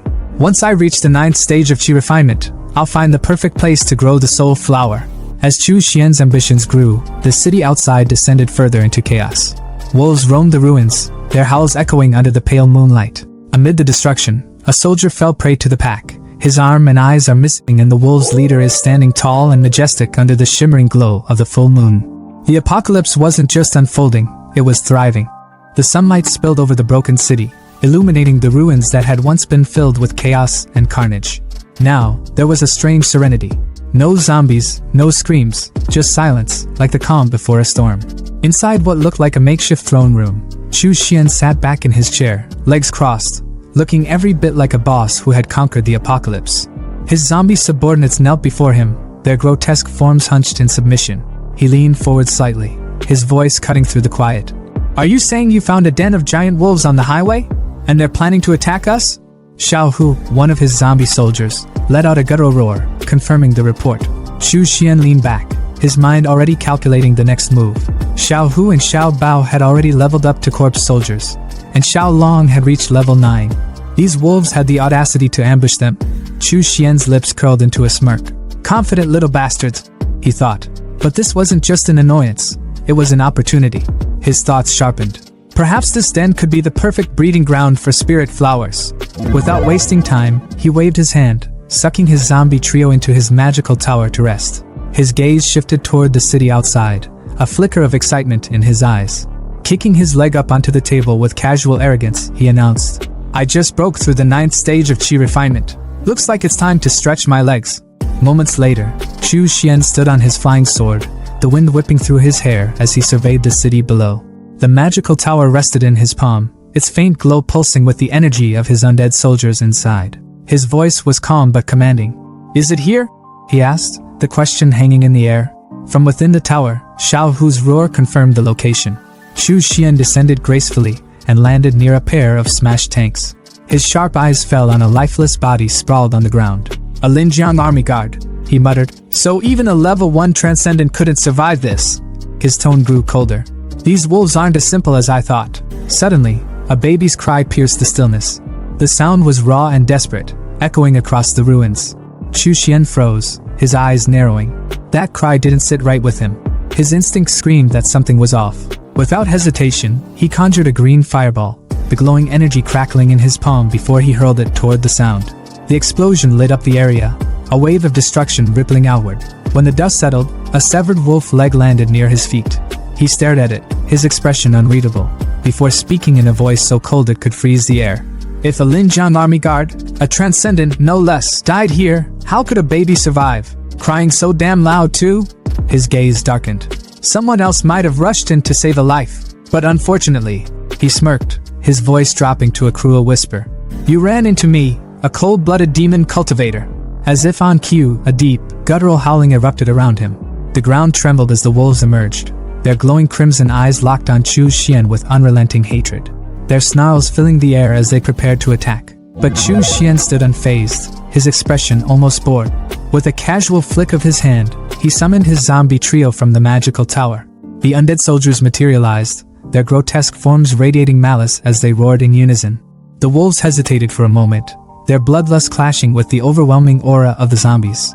Then, the pack parted, making way for their leader. A massive wolf stepped forward, its blue fur shimmering like frost under the sunlight. A black horn jutted from its head, and its claws scraped against the ground, sharp enough to carve through steel. Chu Xian's eyes narrowed as he studied the creature. "A level 2 transcendent wolf king," he muttered, almost impressed. "Not bad." The wolf king let out an air-splitting howl, the signal for its pack to attack. The wolves surged forward like a tidal wave of fur and fangs, their howls tearing through the air. Chu Xian's voice cut through the noise, calm and commanding. "Leave the transcendent to me," he told his zombies. "The rest are yours." The trio roared in response, charging into the fray without hesitation. The battlefield erupted into chaos. Blood sprayed as claws met bone, teeth tore into flesh, and the undead soldiers fought with a ferocity that matched the wolves' savage attacks. The ground was littered with bodies as the two sides clashed, either willing to back down.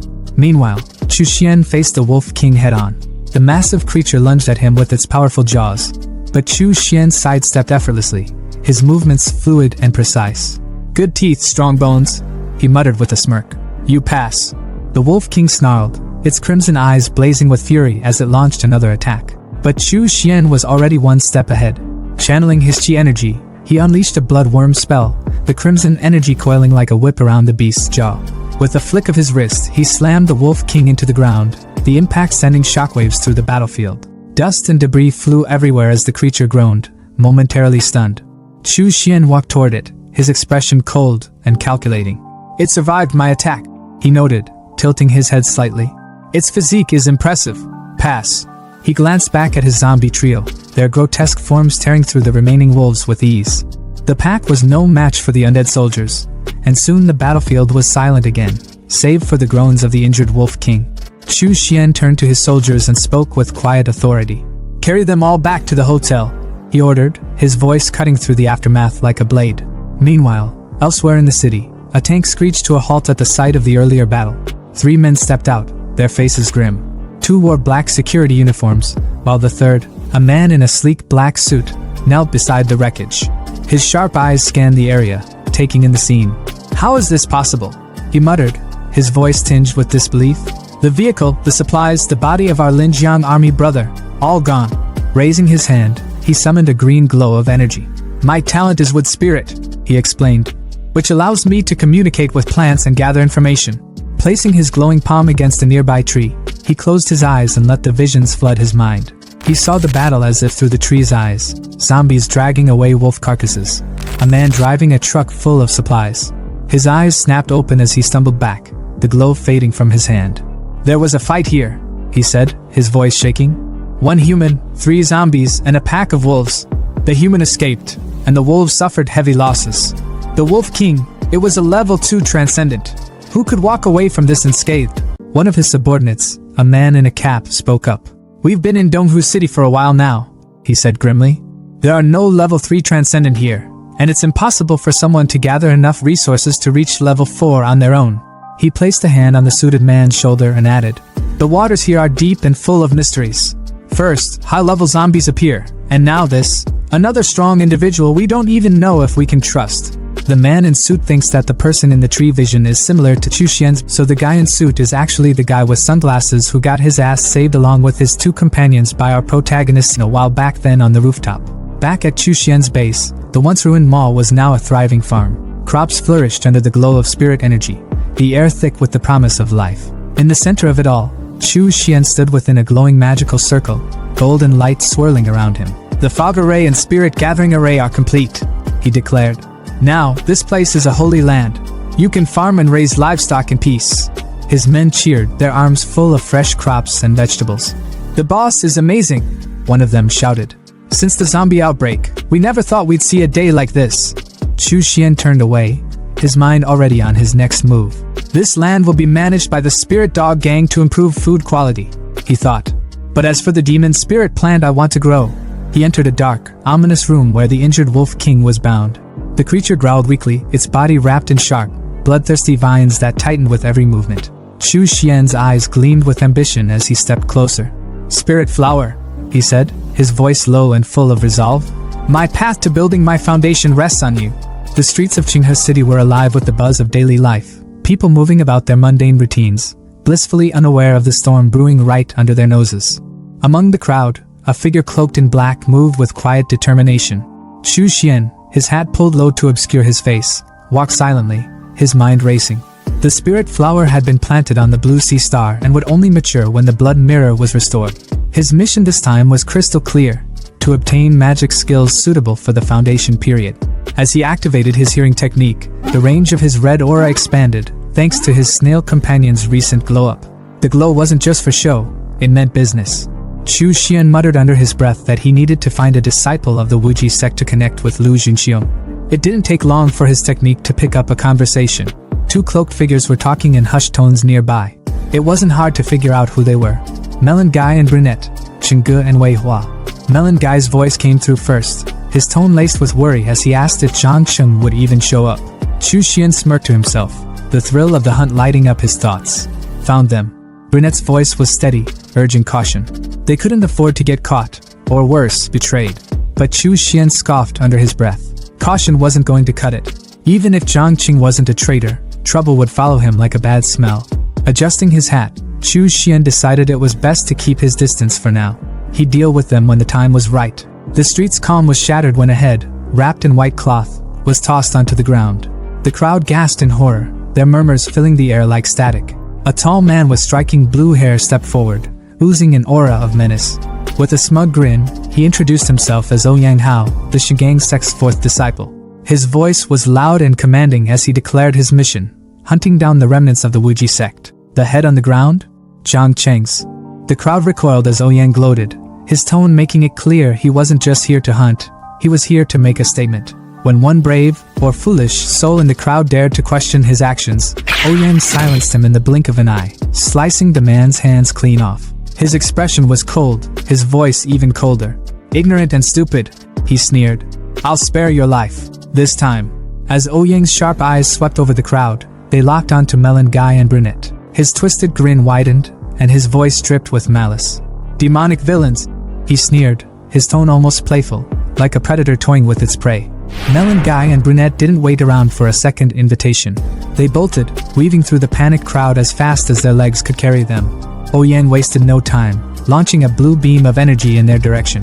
The blast tore through the street, nearly hitting innocent bystanders. The crowd erupted in whispers, their fear palpable. "Ouyang Hao is too overbearing," one muttered. Another hissed for them to keep their voices down. Ouyang was no ordinary disciple. He was a genius of the Shingang sect, already at the 9th stage of Qi refinement. His reputation for cruelty was legendary, and he was a rising star destined for greatness. Chu Xian, still concealed among the crowd, listened to the whispers with a smirk. A genius disciple? More like a fat sheep ready for slaughter. His eyes flicked to the severed head on the ground, and an idea began to form. The chase intensified as Ouyang closed in on Melon Guy and Brunette. The red and purple lights of their aura streaked through the air as Ouyang's blue energy bore down on them. With a flick of his hand, Ouyang unleashed his spiritual sword finger technique. The sheer force of it sent waves of panic through the duo. They thought it was all over, until a crimson shield suddenly appeared, blocking the attack. High above, Ouyang hovered on his flying sword, his eyes narrowing as he glared at the figure who had intervened. The man stood tall, his presence commanding. "Have you forgotten me so quickly?" he asked, his voice steady and cold. "I am Zhang Qing. I've returned to claim your eyes." Melon Guy froze. "Zhang Qing? But how?" It didn't make sense. Ouyang wasn't buying it either. His voice dripped with scorn as he drew his second sword. "You're playing tricks," he growled. With his attention diverted, Brunette and Melon Guy took the opportunity to escape, disappearing into the chaos. Ouyang's focus snapped back to the imposter. "Demonic cultivators always have tricks," he sneered. "You let my prey escape. If you don't satisfy me, I'll make your life worse than death." But Chu Xian, now disguised as Zhang Qing, wasn't fazed. His crimson eyes glowed ominously as he laughed. "You've got it all wrong. You're the prey here." The tension snapped like a drawn bowstring as Chu Xian's zombie trio emerged, charging toward Ouyang with unrelenting force. But Ouyang moved like a storm, cutting through them with ease. His sword aura was relentless, indestructible, or so he thought. When he finally reached Chu Xian, ready to deliver the killing blow, his blade was stopped midair by something unexpected. A steel blood worm coiled around the blade like a living chain, its metallic body impervious to the sharp edge. Ouyang's eyes widened in disbelief. The worm had evolved. Chu Xian wasted no time, activating his blood-binding skill. The worm wrapped itself around Ouyang's body, tightening like a vice. But Ouyang wasn't done. "Interesting," he said, his grin returning. With a burst of golden energy, he activated a Shingang sect secret skill. "Release!" The energy shattered Chu Xian's binding, and Ouyang's aura flared brighter than ever. With his chi energy gathered at his fingertips, he prepared to unleash his ultimate move. "Your little tricks end here," he spat. Chu Xian's grin widened. "Is this your trump card? Looks impressive. I've been waiting for a decent opponent." Ouyang charged, his voice echoing as he screamed the name of his killer technique. "Shigang Absolute Sword Finger!" The air crackled with raw energy as he closed in on Chu Xian. But in a flash of smoke and chaos, everything changed. Ouyang froze mid-attack, his finger piercing nothing but air. Behind him stood Chu Xian, his zombie Xiaolong by his side. Ouyang's chest, however, was no longer whole. A gaping hole had been drilled through him by Xiaolong's devastating fist. This kinda reminded me of a scene from One Piece. Blood poured from the wound as Ouyang dropped to his knees. His voice trembled, weak and broken. "How is this possible? Who are you?" Chu Xian removed his Zhangqing disguise with a flourish, his cold voice cutting through the air. "The sex genius is just that." Back at the Wuji sex hideout, Melon Guy and Brunette reported their escape to Master Lu. "It must have been Chu Xian!" Melon Guy exclaimed, his voice filled with awe. "Senior brother Chu saved us twice." But Master Lu wasn't impressed. His voice was sharp as he barked his orders. "This kind of disciple must not be allowed to cause trouble. Where did you meet Ouyang Hao? Take me to rescue him now." A voice cut through the tension like a knife. "No need." Chu Xian stepped into the room, holding Ouyang Hao's severed head like a trophy. His voice was calm, almost casual. "Wuji Sexji Refinement Disciple Chu Xian greets Uncle Lu." Melon Guy's voice bursts with uncontainable excitement, practically shaking the air around him as he yells, "Senior Brother Chu? You're alive? That's freaking amazing." His joy is so raw it's almost infectious. But the brunette standing next to him isn't as animated. His gaze locks onto the severed head dangling from Chu Xian's hand. The shock on his face is undeniable as he points at it, his words coming out slow and full of disbelief. "Is that Ouyang Hao?" Chu Xian's expression doesn't change. He's as calm as someone discussing their dinner plans. "Well, I took the chance to avenge junior brother Zhang Qing," he says casually, as if holding the head of a once feared genius isn't a big deal. Because for him, it isn't. Master Lu steps forward, his tone a mix of pride and amazement, unable to hide how impressed he is. "Chu Xian, you've grown up so quickly. When the sect was destroyed, you were only at the 4th stage of Qi refinement, barely scraping by. And now you've killed Ouyang Hao? That can only mean you've reached at least the 9th stage." At this, Melon Guy's face twists comically, his eyes so wide they look like they might pop out of his head. Ninth stage? His voice is a stammer, disbelief dripping from every word. Even the brunette, who had been silent up until now, flinches, his expression betraying his struggle to process what he's just heard. Master Lu's pride deepens, his voice booming with satisfaction as he steps closer to Chu Xian. Great. I never thought talent like yours would come from the Wuji sect. It's truly a blessing for us. Chu Xian, stay with us at the Wu family estate. I'll do everything I can to help you break through to foundation." But Chu Xian, ever the lone wolf, shakes his head. His tone is steady, carrying a quiet but unshakable resolve. "I appreciate your kindness, uncle, but I intend to rely on my own strength to reach the next stage." Master Lu's brow furrows, concern flashing across his face as he presses further. "Why are you so determined to go at this alone, Chu Xian? What are you hiding?" Chu Xian's thoughts turn inside him, but outwardly, he places a hand on his chest, his voice taking on a dramatic edge. "Uncle, this situation isn't optimistic. If all the resources were poured into me, my brothers' lives would only become harder. I can't live with myself knowing I've made their paths more difficult just for my selfish gains." His words hit hard, cutting through the tension like a blade. Both Melon Guy and the brunette are visibly moved, their expressions softening. Melon Guy's voice trembles with admiration as he blurts out, "Senior Brother Chu, you're so selfless." Master Lu places a hand on Chu Xian's shoulder, his tone heavy with emotion. "It's rare to see someone with a heart like yours, Chu Xian. If the sect still existed, I would have never let talent like yours wander off on its own.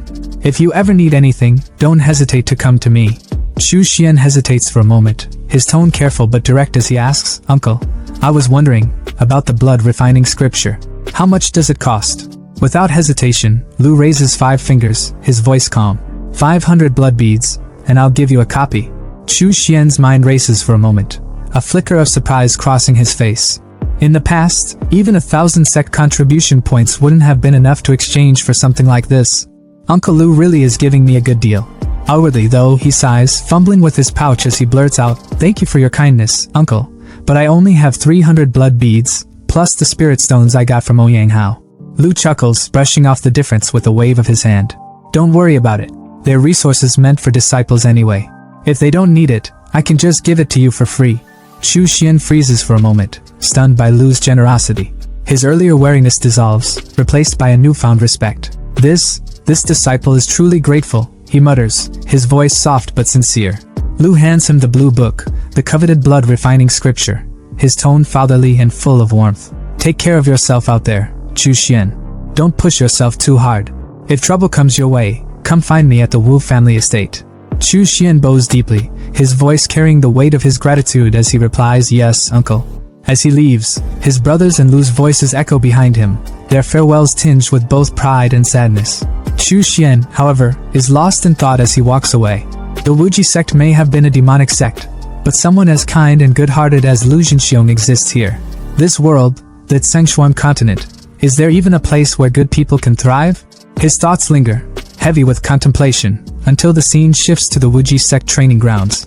There, Su Ming, the arrogant traitor who once betrayed Chu Xian, is blindsided by shocking news.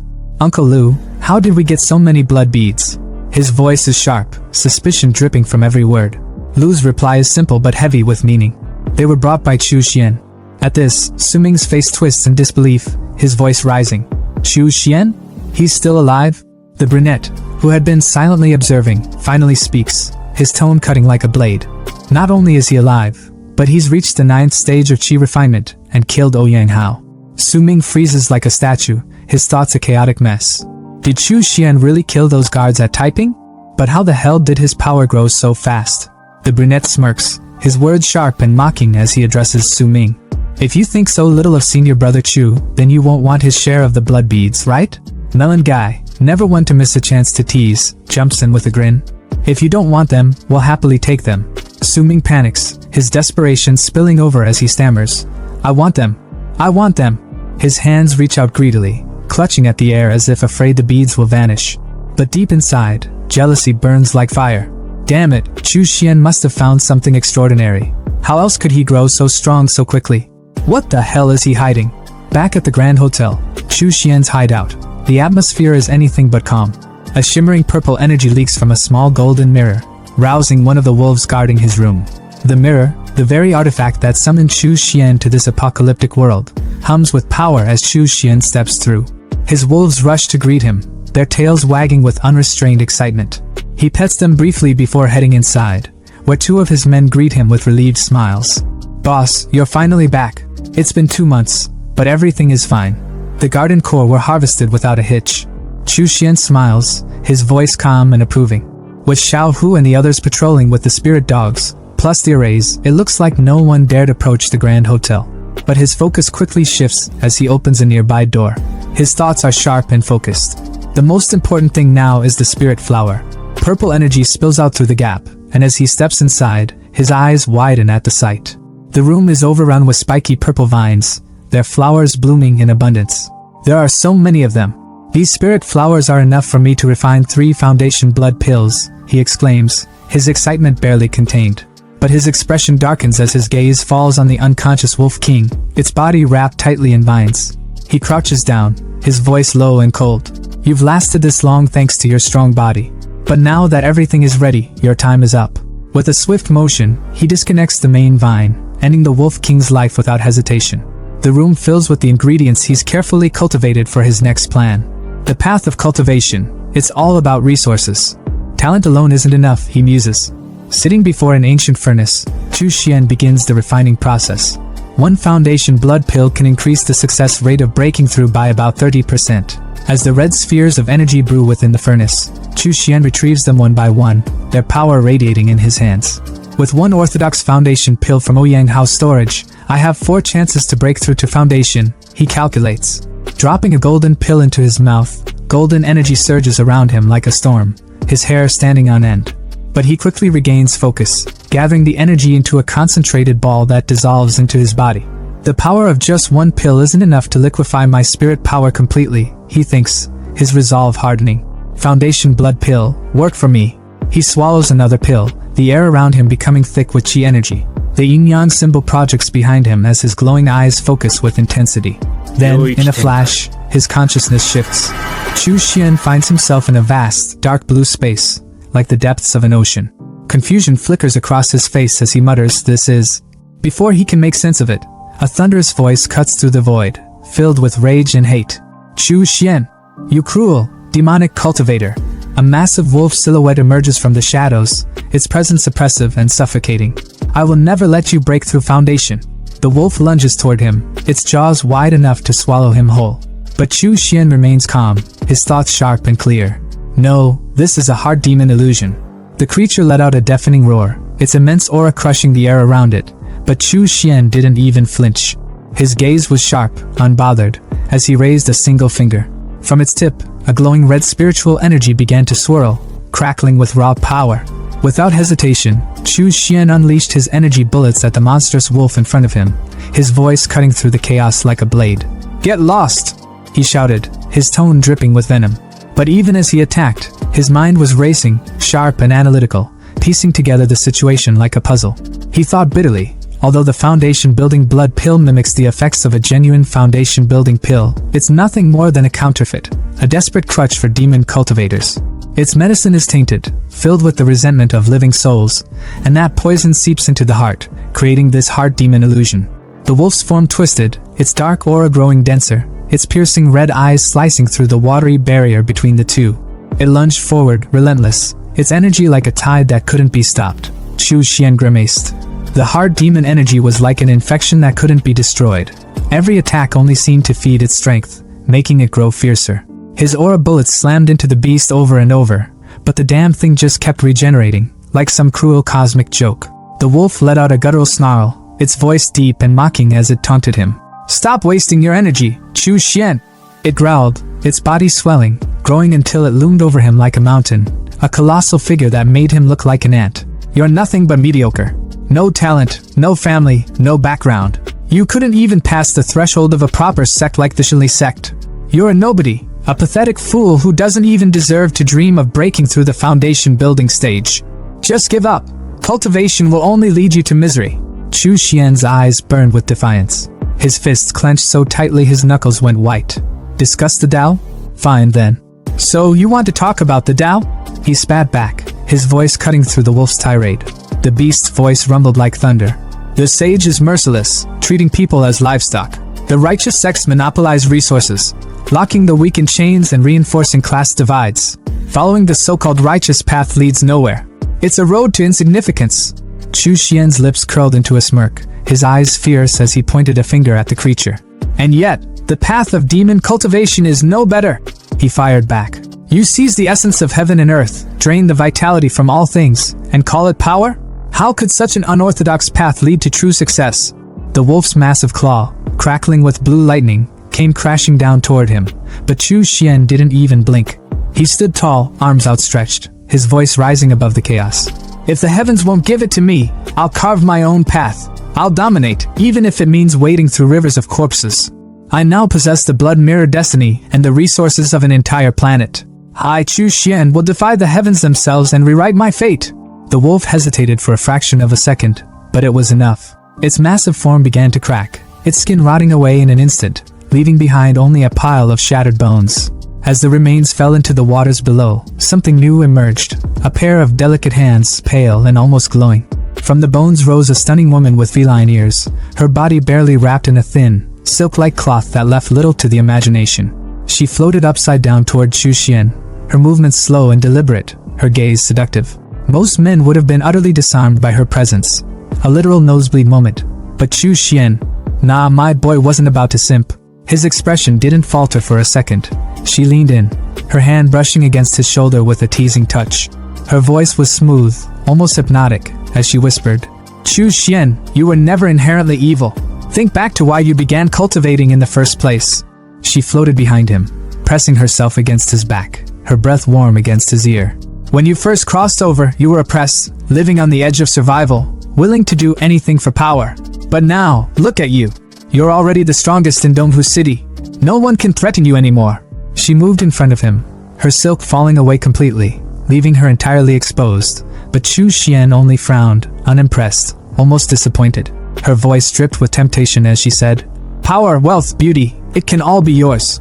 Stop fighting, and you can enjoy everything life has to offer." Chu Xian's smirk returned, sharp and unyielding. His voice was steady and cold as he replied, "As expected of the infamous hard demon illusion. You almost had me, but this little performance of yours? It's just a stall tactic to outlast the effects of the foundation-building blood pill." Her composure cracked, her body tensing as his words cut through her like a blade. He raised his hand, revealing a crimson pill glowing with ominous energy. Without hesitation, he popped 2 of them into his mouth, swallowing them down like candy. His body erupted with fiery energy, his aura exploding outward as flames began to consume him. The woman's eyes filled with panic as she screamed, "You're insane! You actually dared to swallow 2 foundation-building blood pills at once? The spiritual power might grow, but the resentment of the living souls will only make me stronger. You'll die an even more miserable death." Chu Xian's lips curled into a menacing grin, his aura now overwhelming, his presence dominating. "No," he said calmly, his voice cutting through her panic like a knife. "I'm done wasting time with you. This little illusionary discussion of the Tao. It's reminded me of one thing. No reason, no obstacle, no force can stop the spirit of human progress." His body trembled slightly as fiery wings burst from his back, flames engulfing him completely. He shot into the air like a phoenix, leaving an explosion of fire in his wake. His eyes now glowed a blazing red as he hovered above her, his voice booming with power and conviction. "No reason can stop me." The woman, unable to withstand the searing heat of his flames, muttered weakly, "You've won." Ek. Her voice trembled with defeat, her seductive demeanor completely shattered. But Chu Xian wasn't done. Raising a hand, he summoned his flames, his expression cold and merciless as he aimed his power at her. She fell to her knees, begging, her voice desperate. Chu Xian, I'll stop. I won't obstruct your breakthrough anymore. What more do you want from me? His voice was deathly calm, his aura suffocating. I'm just curious, he said, his tone sharp and cutting. Whether the blood fiend magic refining scripture can burn away this hard demon of yours. Chu Xian clenched his fist, and his magic lashed out like a serpent, wrapping tightly around the catgirl. She screamed in agony, her cries echoing through the space, the heat of his magic searing her skin. Well, considering she was completely naked, it probably burned even worse. Her voice rose, desperate and filled with pain. What? No! Chu Xian! You are cruel, heartless! Are you not afraid of retribution? But Chu Xian barely spared her a glance, his tone cold and detached as he watched her body burn away into raw energy. Retribution? You're wasting your breath, beast. That's not something I'm worried about. The flames consumed her entirely, leaving nothing behind but pure energy, which Chu Xian absorbed into himself without hesitation. His confidence grew with every passing second, his voice ringing with conviction as he declared, My merits will only grow greater. My path of demon cultivation will stretch endlessly, to eternity. Meanwhile, outside his consciousness, his physical body remained seated in a meditative state, his expression calm but intense. Then, all at once, his eyes snapped open, glowing a fierce, unrelenting red. A thunderous shout erupted from his mouth. Break for me. A tidal wave of energy exploded from his body, radiating outward in every direction. His aura was suffocating, and his glowing red eyes gleamed with an intensity that could pierce the heavens. The power surged beyond the confines of his room, breaking through walls and spreading across the entire building. Outside, pedestrians trying to avoid the wandering zombies stopped in their tracks, shielding their faces from the fiery red light that shot through the roof like a beacon in the night. Even the zombies, mindless and devoid of consciousness, paused in confusion, their heads turning toward the light. Far away, in the headquarters of the Black Security Company, the phenomenon caught the attention of the boss, Wang Gangjian, who stood with his men. The Cap's subordinate beside him spoke with urgency. A strange phenomenon has appeared. It could be a sign of the zombie tide. Wang Gangjian's face darkened as he addressed his men. Once the zombies form a tide, it's no different from a natural disaster. Wherever they go, everything is destroyed. Even level 3 extraordinary beings don't stand a chance. You, investigate the surrounding situation immediately. If there's any sign of a zombie tide, report back at once. His men replied swiftly. Understood. Back in Chu Xian's room, the energy began to stabilize. Surrounded by the red glow of his aura, Chu Xian's lips curled into a triumphant smile. His voice was filled with excitement, yet there was an eerie calm to it. I've broken through. Foundation building level 1. He laughed softly, almost in disbelief. To think, becoming a foundation building cultivator means an additional 100 years to my lifespan. I've truly transcended the ordinary now. His smile grew wider as he continued. From now on, I can fly without the aid of external tools. And not just that, I can refine a personal magic weapon, binding it to my soul so it grows alongside me. It'll be leagues stronger than any ordinary magic tool. He reached for the Blood Fiend Magic Refining Scripture, the book Master Lu had sold to him. Flipping through its pages, his eyes rested on a specific section, and he muttered, In the Blood Fiend Magic Refining Scripture, the most suitable weapon for me is the soul-devouring rope. The text described its terrifying abilities. Once activated, the rope could launch a piercing attack, targeting the soul directly, and its wielder could control it with precision. The crafting process, however, was no small feat. The rope required hot steel as its base, combined with rare materials like white bone bamboo, the soul of a powerful being, and 6 other components, including intoxicating vine. The refinement process alone would take 36 days. Insha steel is a material crafted by demon cultivators. It's made by placing ordinary steel in areas rich with Insha energy, letting it absorb the Yin Qi. It sounds simple, but Insha zones on the Tsengxian continent are heavily guarded by spies from the righteous sections. If I get too close, it'll put me in mortal danger. He paused, weighing his options. Even here on Blue Star, condensing Insha requires the blood and souls of at least 10,000 zombies. His gaze sharpened as he pieced together a plan. Based on how they behave, zombies usually roam alone. But wait, those undead are drawn to high-level spirit cores. If I hunt some extraordinary beasts, I can use their spirit cores as bait to lure the horde. Then, with the right array, I can accelerate the formation of Insha steel. That will make crafting my personal magic weapon almost effortless. The scene shifted to Xiao Bao, darting through the streets like a blur, a glowing green core clutched tightly in his hand. Behind him, a horde of zombies stumbled and scrambled to keep up, drawn to the core's energy like moths to a flame. Meanwhile, a fat man crouched behind a building, observing the chaos from a safe distance. High above the city, Chu Xian stood on his flying sword, his gaze sweeping over the streets as his zombie trio herded thousands of undead from 3 different directions, funneling them toward a central location. Chu Xian's mind calculated quickly. The number of zombies has almost reached 10,000. I need to find the right ground, bury the demonic steel, and activate the formation to begin the refinement process. As Chu Xian scanned the area, his eyes caught sight of the fat man sprinting away from the scene, his movements frantic. Chu Xian frowned. Who's that guy? He'd better not mess this up. I don't want to lose merit because of some random bystander. The fat man rushed toward the black security company, gasping for air as he reached his comrades. 5 high-level zombies. It's a sign of a zombie tide, he stuttered. I also found a bunch of first-level spirit beast skeletons outside. The zombies must have eaten them. The capped man's face tensed as he processed the information. If the zombies provoke the spirit beasts into gathering, Dongwu City will be wiped out completely. Suddenly, a scream pierced the air. The capped man turned to see one of his comrades being dragged into the shadows, a giant spider sinking its fangs into his neck. The poor man's pleas for help were drowned out by the sound of the spider's venomous enzymes corroding his body. Within seconds, he was nothing but spider food. The fat man, thinking he was the main character of this story, stepped forward, pulling out what appeared to be a magical spear. But instead of a traditional weapon, he used his own unique ability, fat manipulation. His body shimmered as he shaped his excess fat into a spear, hurling it at the spider with surprising speed, like a thunderbolt made of pure grease. The spear impaled the beast, but it was too late to save their comrade, whose body had already been reduced to a liquefied mess. The capped man observed the scene grimly. Spiders are mutated spirit beasts. Even though they don't form spiritual energy cores, their venom and enzymes are lethal. There's no saving someone once they're bitten. The fat man glanced nervously at the room ahead, which was filled with webs. His stomach churned as he muttered, "There are so many webs in there. What if there's more than one spider?" The silence was heavy, but Fatty's intuition was sharper than anyone gave him credit for. He was right, too damn right.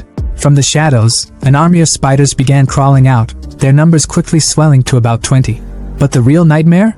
Behind them loomed a massive spider with 6 glinting, soulless eyes, a grotesque predator that screamed, "Boss fight." The guy in the cap froze for a moment before blurting out, "Shit, this is an actual spider's nest." Fatty, true to his survival instincts, turned on his heels and yelled, "Run for your lives!"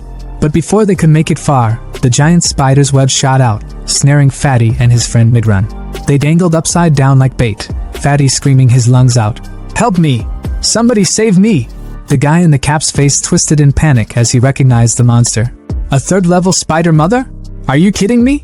He pulled out his dagger in desperation, slashing at the sticky, glistening web with everything he had, but it was like trying to cut steel with a butter knife. Damn it! Damn it! I can't cut through this! It's over! We're done for! Despair choked the air as the spider closed in, its fangs glinting with venom. Just when it seemed like the end, a burst of red energy sliced through the web like it was paper, freeing the trapped duo in an instant. The guy in the cap stared in disbelief, his mind racing. There's no way. That web is the strongest material spun by a 3rd-level spider mother. I gave it everything I had and couldn't even scratch it. Who the hell just cut through it with one blow? Before he could process, all eyes turned upward. There, riding on a flying sword, was none other than Chu Xian, his figure exuding power and calm arrogance.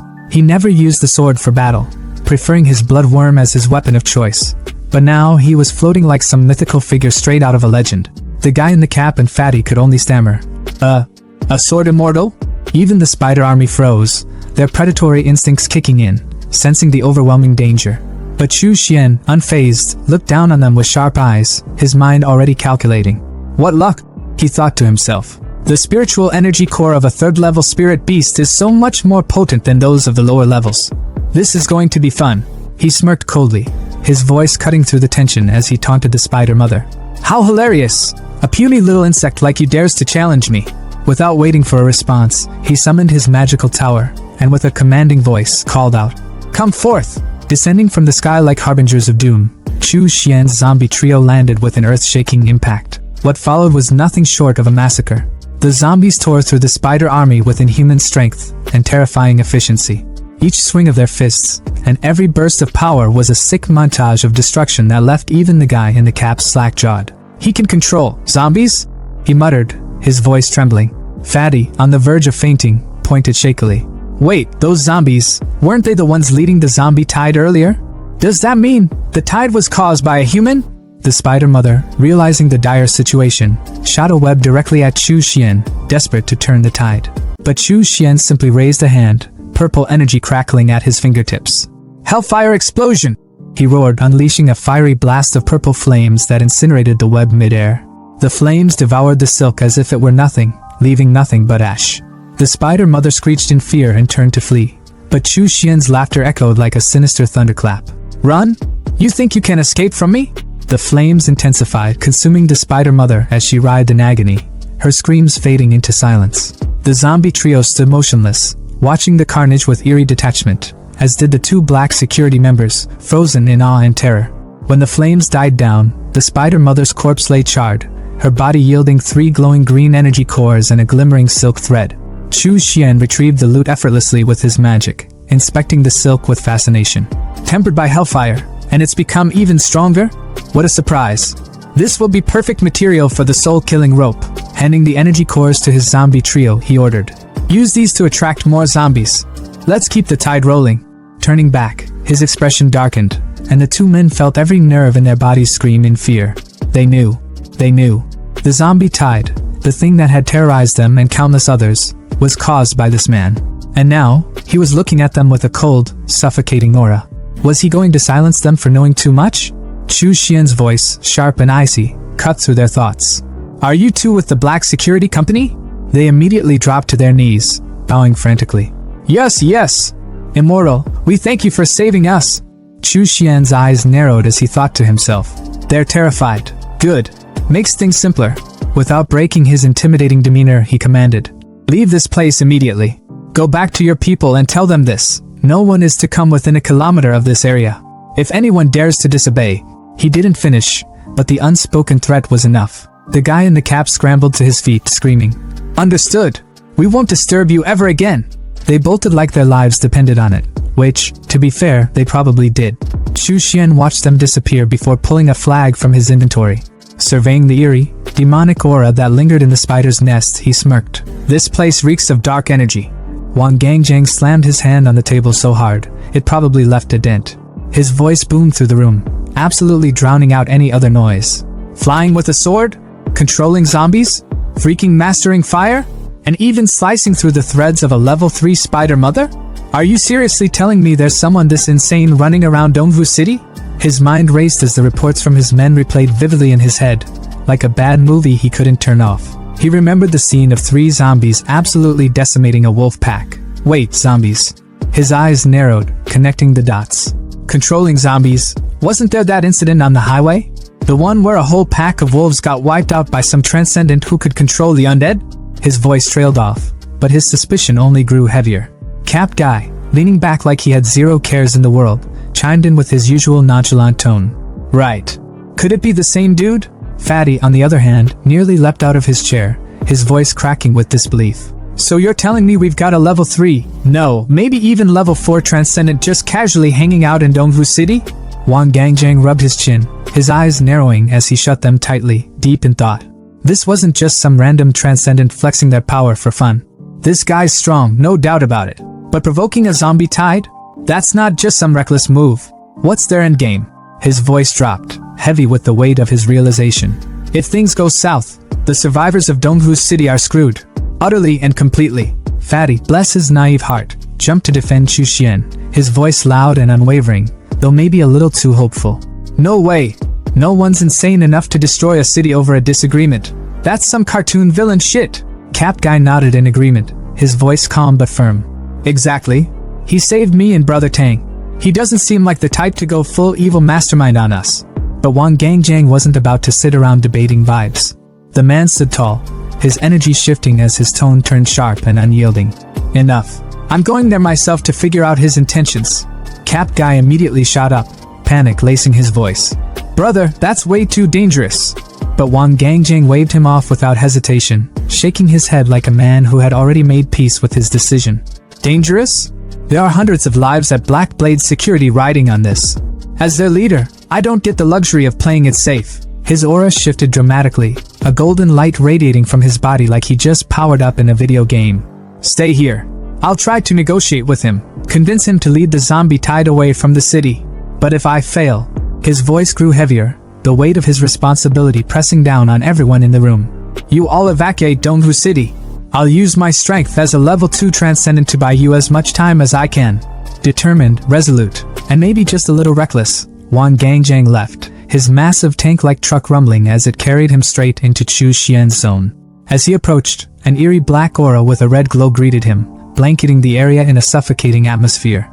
He stepped out of his truck, immediately hit by the oppressive energy. His heart sank as he muttered to himself, "Why the hell is it so foggy all of a sudden? Is this another one of his tricks?" Reaching for his walkie-talkie, he cursed under his breath when it crackled uselessly. Damn it! Why now? The silence was deafening, unnatural. His instincts screamed at him that something was off. Tens of thousands of zombies gathered here, yet it's dead quiet? That makes zero sense. The unease clawed at his chest until a voice, cold and sharp, cut through the gloom like a blade. "You're with Black Blade Security, aren't you?" Chu Xian's voice carried an icy authority that made Wang Gangjang's blood run cold. Descending from the sky on his flying sword, Chu Xian's presence was nothing short of overwhelming. "Didn't your colleague warn you not to come near?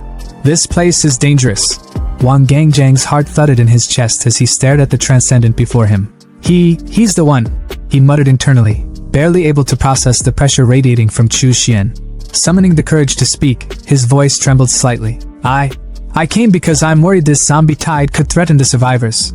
I had to see the situation for myself." Chu Xian's gaze was piercing, almost mocking. "Humph, then let me show you." With a casual wave of his hand, the fog cleared, revealing a mountain of zombie corpses piled high like some grotesque monument. A red beam of energy pulsed ominously behind Chu Xian, who hovered above it all on his sword. Wang Gangjang's jaw dropped, words failing him as he took in the scene. This is insane." Chu Xian's cold voice pulled him out of his shock. "Any zombie or spirit beast that steps into this area will never leave alive. That's all you need to know." Without another word, Chu Xian walked away, leaving Wang Gangjang to process the sheer power he had just witnessed. Driving back to his base, Wang Gangjang's grip on the steering wheel was tight, his mind racing. His men's voices crackled through the walkie-talkie, their worry evident. "Brother, what's the situation? Are you okay?" Taking a deep breath, he finally replied, his tone steady but laced with relief. "Everything's fine now. There's no need to worry about the zombie tide. In fact, Donghu City might just be the safest place in the future." 2 days later, Chu Xian stood before a massive volcano, not a real one, but a horrifying construct made entirely of zombie corpses, with red energy oozing like lava. Hovering on his sword, he smirked. "It's time to see the results." Releasing his blood worm into the sea of energy, it slithered through the crimson glow, finally grasping the Yin Sha steel from its depths. Chu Xian held the steel, feeling the malevolent energy coursing through it. "Not bad," he thought. "Nearly 100,000 zombies condensed this high-quality aura. Finally, I have all the materials I need for the soul-binding rope." Suddenly, the sky above him shifted. Dark clouds parted as golden lightning struck down, illuminating the volcano. Red energy erupted into the air, colliding with the golden light, forming a dragon of pure gold and a fiery red phoenix. The two celestial beings spiraled above him, their forms radiant and awe-inspiring. Chu Xian's grin widened as he realized what was happening. Dragon and phoenix auspicious clouds, cleansing soul golden rain. He could barely contain his excitement. This phenomenon is even grander than the last. Golden rain began to fall, and Chu Xian felt its power seep into his very soul. His mind cleared, his cultivation advancing rapidly. "My soul has doubled in strength," he thought, shielding his eyes from the blinding light. "This golden rain is like enlightenment. My control over corpses has skyrocketed. Truly, this phenomenon is boundless." Even the wild grass around him began to glow, benefiting from the rain's mystical energy. "Heh," he chuckled. "Even the plants here owe me one. Maybe some unique spiritual life will emerge in the future." 3 months later, Chu Xian's base was thriving. His men worked the fields, a stark contrast to the apocalyptic chaos outside. In his room, Chu Xian sat cross-legged, a whip lying in front of him on a glowing magic circle. His eyes gleamed with satisfaction as he picked it up. "Finally refined," he muttered, wrapping it around his hand. Testing it with a casual flick, the whip exploded against the wall, sending his underlings outside into a panic. "What the hell was that? one of them shouted, his voice cracking. Chu Xian smirked, binding the rope to his soul. As expected. It's like an extension of my will. Its potential is unmatched. Opening his blood-refining scripture, he began planning his next steps. The Blood Fiend Refining Demon scripture is divided into 9 layers, each tied to the levels of foundation establishment. Each level unlocks a new spell, and with yin energy, their effects increase exponentially. For most, this amplification was meaningless. But for Chu Xian, with his endless supply of yin energy, it was a game-changer. Gathering the malevolent energy into vials, he felt the power surge through him. Smirking, he thought, I'll use this yin energy to push my cultivation to the next level. Let's see how far I can go. In the heart of Longjiang City, the capital of Linjiang Province, the tension was almost tangible in the grand meeting hall. General Yi, the embodiment of authority and control, stood at the head of the room. His voice boomed as he ordered his commanders to take their seats, the weight of his words instantly silencing the chatter. Without any preamble, he laid out the dire reason for this emergency assembly. A colossal underwater creature had surfaced, wreaking havoc in Longjiang. This wasn't just another sea monster story to laugh off over drinks. This thing was a leviathan, over 30 meters long, with the power to drag entire ships to their doom. One of his officers, stepping forward, pointed to a projection of the beast's handiwork, a sunken cargo ship, twisted and broken like a child's discarded toy. The grim reality hit harder when the officer confirmed that all 30 crew members aboard had perished. The room buzzed with murmurs of disbelief and fear. One commander declared that the creature was no ordinary beast. It had to be at least level 3, a threat that was far beyond what they usually faced. Another grimly admitted that, given their current military strength, taking it down would be anything but easy. But they couldn't just sit idly by while this monstrosity terrorized Longjiang. General Yi slammed his fist down, his voice cutting through the tension like a blade. Their mission wasn't to kill the creature, not yet, but to drive it away, to make it fear the Linjiang army's might. The hall echoed with their unified cry as every commander stood and saluted, ready to carry out their orders. An older man, his voice cautious but filled with purpose, stepped forward. He suggested reaching out to a cultivator he knew of in Donghu City, someone with the power to take on such a beast. General Yi, however, dismissed the idea with a calm arrogance. He acknowledged that extraordinary individuals existed across the empire, but no single man, no matter how powerful, could surpass the might of his 100,000-strong army. Besides, this cultivator was elusive, a shadow that came and went without a trace. Where could they even begin to find him? The idea was left to hang in the air, unanswered, as General Yi moved on to more immediate concerns. Meanwhile, in the MURIM world, Chu Xian sat in a quiet cafe, the picturesque balcony offering a stark contrast to the tension in Longjiang. The waiter approached, handing him a steaming cup of tea. Chu Xian, playing the role of a curious traveling merchant, casually asked about the tea house's name change. The waiter hesitated, his nervousness palpable as he explained that the Wu family, the former owners, had been accused of sheltering remnants of the Wuji sect. Their property had been seized by the Shingang sect in a swift and ruthless move. Chu Xian, though outwardly calm, felt a pang of inevitability. He had seen this coming. The Wu family had drawn too much attention, and trouble had finally caught up with them. He wondered how the remaining members, those who had hidden within the family, were faring now. Leaning into his carefully crafted role, Chu Xian feigned shock, his voice tinged with just the right amount of fear. He asked if the so-called demon cultivators had been captured, pretending to be worried about his own safety. The waiter eagerly reassured him, explaining that the Shingang sect had teamed up with Qilong Temple to hunt down the remnants of the Wuji sect, driving them into the southern cloud mist mountains. The city, he said, was safe now. Chu Xian let out a theatrical sigh of relief, thanking the waiter before sipping his tea. But his mind was already racing. Among the Wu family's hidden members, only Uncle Lu was a Foundation establishment cultivator. The rest wouldn't stand a chance against their pursuers. This was an opportunity he couldn't pass up. His life-bound artifact, the soul shackling cord, required the soul of a Foundation establishment cultivator to unlock its full potential. The zombies of Blue Star were no longer enough. This was his chance to take what he needed. The misty peaks of Cloud Mist Mountain loomed ahead, shrouded in an eerie stillness. Chu Xian moved silently, his senses sharp. Suddenly, a voice rang out, commanding him to stop. Emerging from the fog were 4 men, their uniforms marking them as disciples of the Shingang sect. Chu Xian's face twisted into a mask of fear, but inside, he was smirking. This was exactly what he had hoped for. One of them was a Foundation establishment 3rd stage cultivator, while the other 3 were mere Qi refinement cultivators. A perfect haul. He feigned nervousness, scratching his head as he explained that he was just a rogue cultivator hunting monsters for spirit stones. But the disciples weren't buying it. They accused him of being a demon cultivator, their leader sneering as he admitted the truth. It didn't matter whether Chu Xian was guilty or not. His head was worth sect contributions, and that was all they cared about. They attacked in unison, their fists crackling with electric energy, but Chu Xian was already one step ahead. Their strikes passed right through his body as if he were a ghost. Before they could process what had happened, Chu Xian's afterimage dissolved, and the real him appeared above them, his whip drawn and glowing with deadly intent. In a split second, his whip lashed out, decapitating all 4 men in one swift motion. Their lifeless bodies hit the ground as Chu Xian calmly collected their souls, sealing them into his pouch with his soul-seizing technique. He examined his prize, noting that the Qi refinement souls would strengthen his 10,000 soul banner. But the Foundation establishment soul required special care. He needed a quiet place to refine it properly. Without a second glance at the fallen disciples, he disappeared into the mist, already planning his next move. In the dim, cold silence of a cave, Chu Xian meticulously tightened his grip on the whip in his hands, its surface glowing with an ominous red light. Yet, as the glow flickered and died, his face twisted in frustration. Another failure. Covering his face with his hand, he muttered to himself, his voice laced with disappointment. Failed again. Months of effort, battles, and bloodshed, and still, the soul-shackling cord refused to be refined.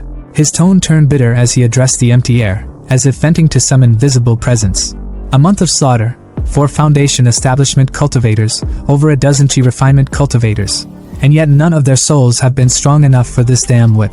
He secured the whip to his side with a resigned sigh. Looks like I'll need to hunt someone stronger. Someone whose soul isn't as weak and pathetic as theirs. Just as his thoughts began to spiral, a noise from outside the cave snapped him back to reality. The clashing of weapons and shouts echoed closer. His eyes narrowed. Fighting? Out here? Without hesitation, he strode toward the source of the commotion. Outside, chaos unfolded. An old man in white robes, his face contorted with rage, was chasing after another man drenched in blood, Lu Jinxiong. The old man's voice boomed, each word dripping with murderous intent. Lu Jinxiong, you killed my brother Zhao and 2 other Foundation establishment cultivators from the Shingang sect. Stop running and accept your death. Lu, visibly weakened and coughing up blood, spun around, his defiance undimmed despite his injuries. If you're going to kill me, just do it. Don't waste your breath accusing me of things I didn't do. His words were brave, but his body betrayed his limits. The old man sneered. This is the end for you. Severely injured, out of pills, and still standing? Impressive. But let's be honest, you're out of time. Before the old man could land the killing blow, a flash of red streaked through the air like lightning, a whip. The sheer speed and force of it caught the old man off guard, and though he managed to raise a magical shield in time, it shattered like glass. The whip didn't stop there. It sliced across his wrinkled face, leaving a gash that made him stumble. Gritting his teeth, he barely had a moment to recover before a giant fiery red hand materialized above him, slamming him into the ground with such force that blood sprayed from his mouth. The old man struggled beneath the crushing weight of Chu Xian's spell, his body trembling as he tried to resist. Lu looked up, his vision blurry, and muttered in disbelief. Chu Xian? You've advanced to the Foundation establishment stage? But before Lu could process what was happening, the old man gritted his teeth and chanted a spell, summoning a burst of blue energy that sliced through the fiery hand, pinning him down. Blue Cloud Divine Sword. The spell shattered the oppressive force, freeing him. Lu's expression darkened with worry as he watched the 2 cultivators face off. This isn't good. Sunshire's foundation has been stable for years, while Chu Xian just broke through. This could turn ugly fast. Sunshire, the old man, glared at Chu Xian with a mix of anger and fear. I should have killed you back then. Letting you escape was my mistake. I never imagined you'd break through so quickly. But no matter. Today, I'll finish the job and kill you, you arrogant upstart.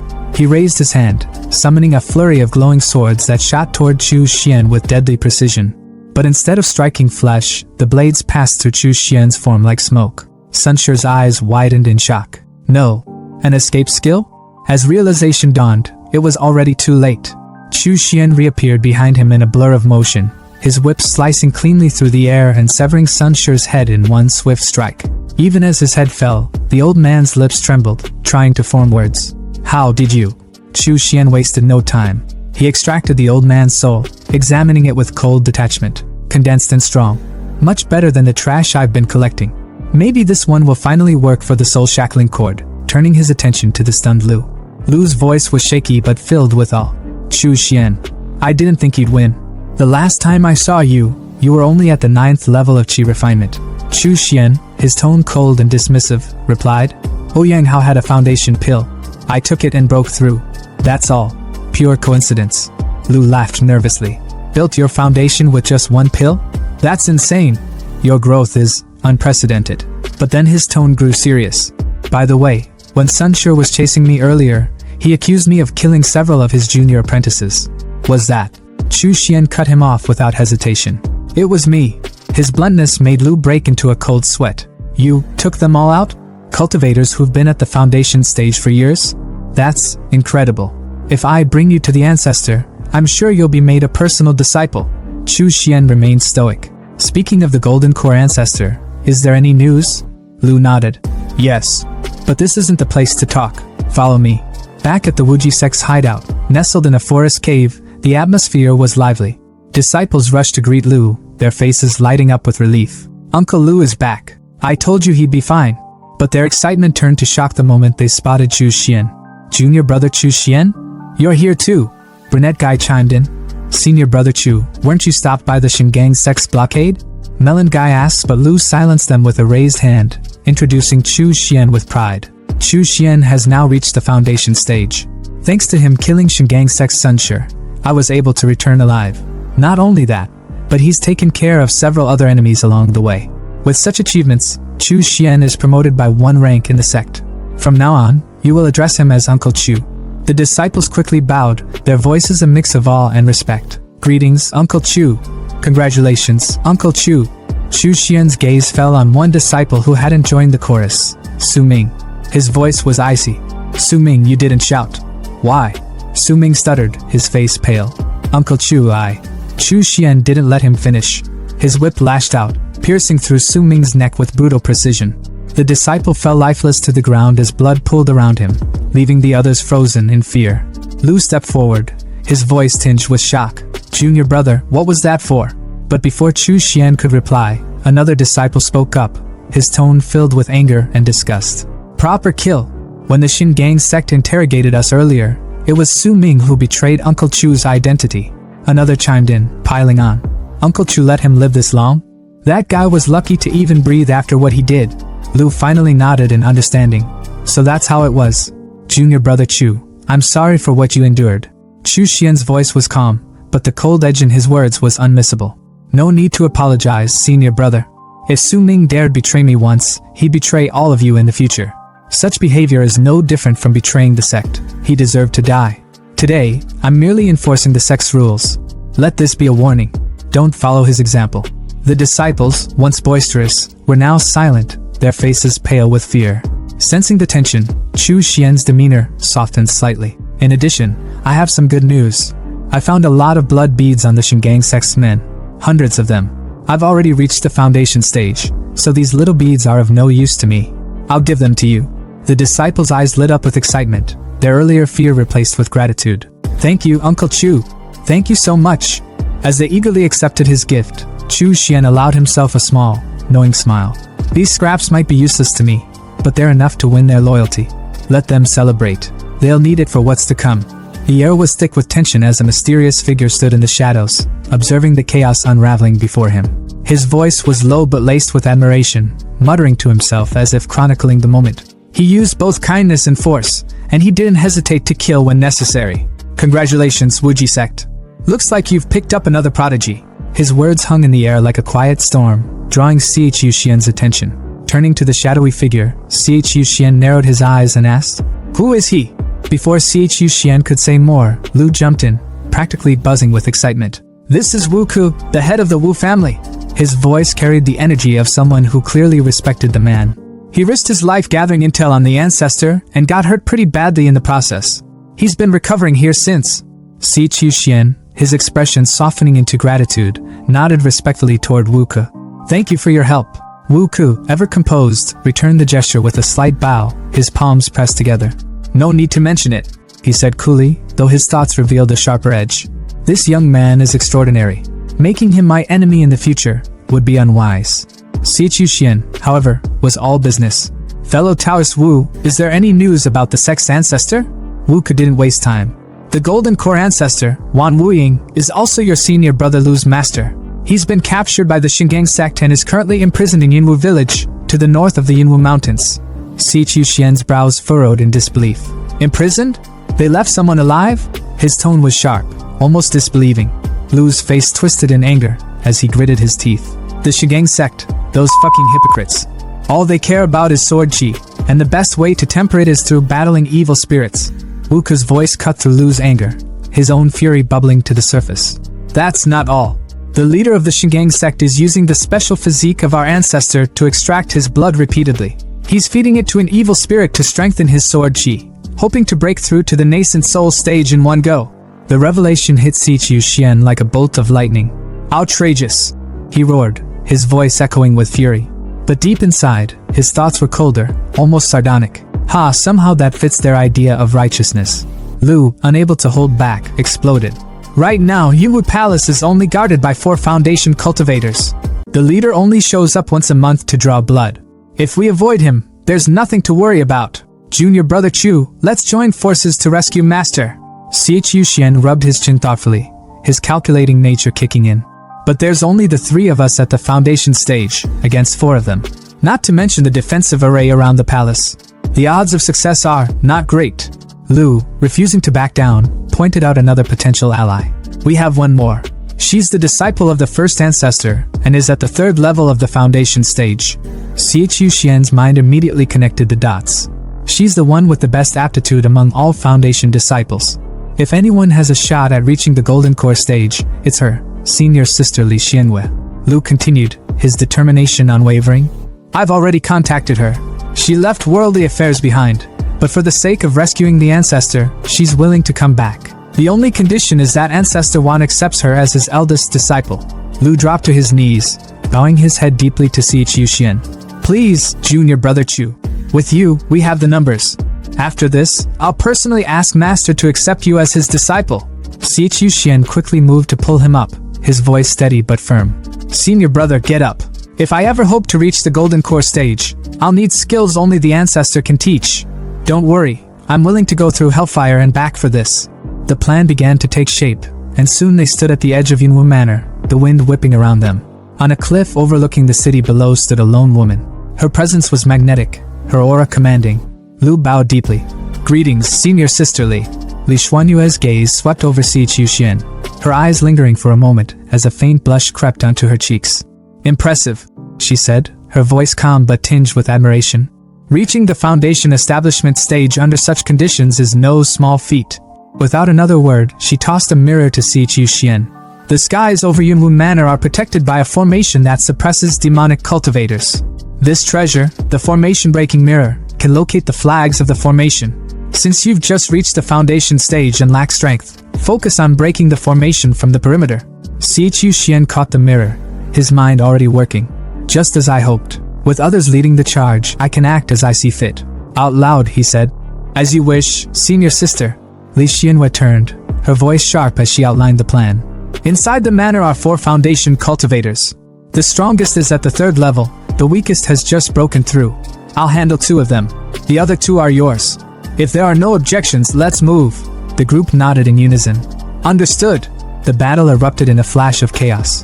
A massive explosion lit up the sky, a golden mushroom cloud rising high above. The shockwave shook the ground as a voice screamed. Who dares intrude on the forbidden grounds of the Divine Sword sect? Another voice shot back, dripping with mockery. Your dad, that's who?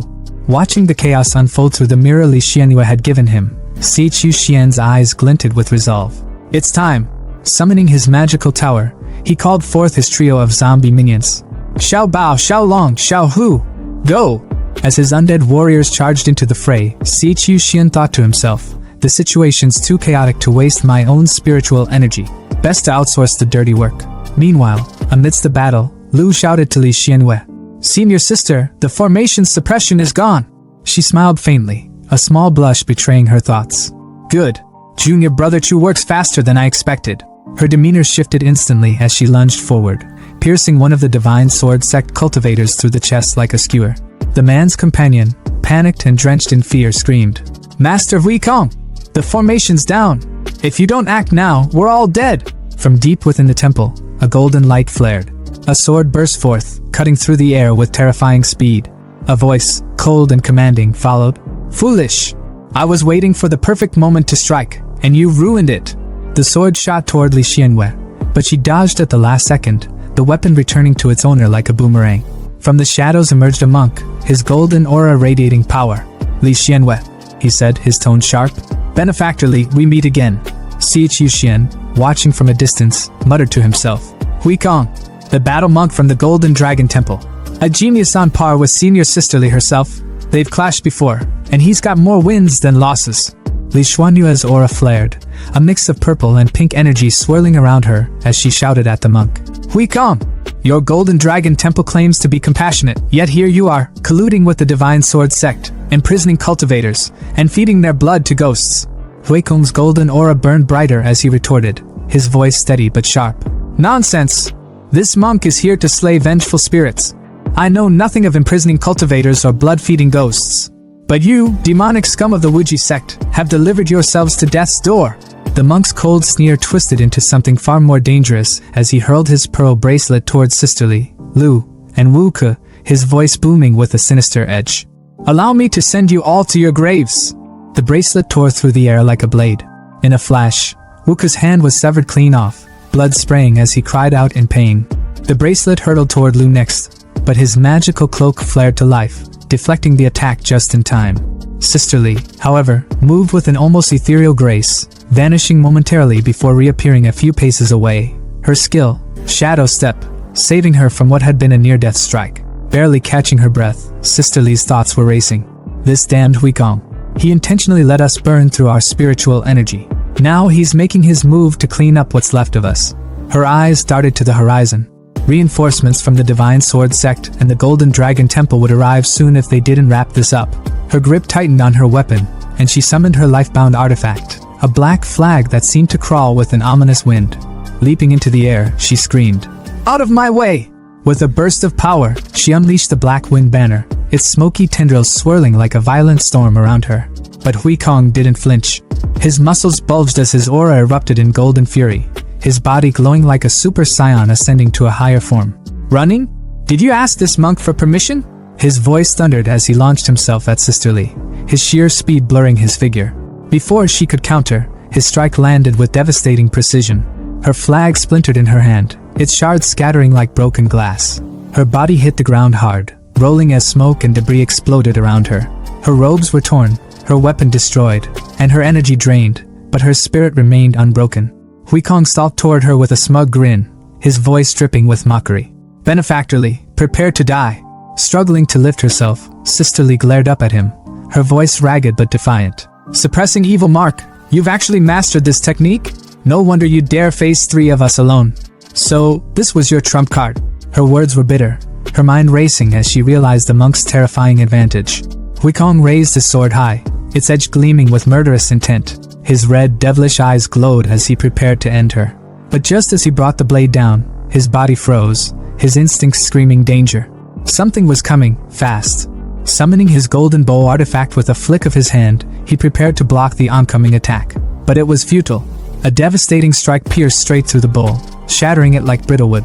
The whip that had torn through his defense crackled with dark energy, and its owner stepped forward from the shadows. Chu Xian? Sisterly's voice carried a mix of disbelief and awe. Her eyes widened, and for the first time, a faint blush colored her cheeks. He didn't run. He didn't abandon us.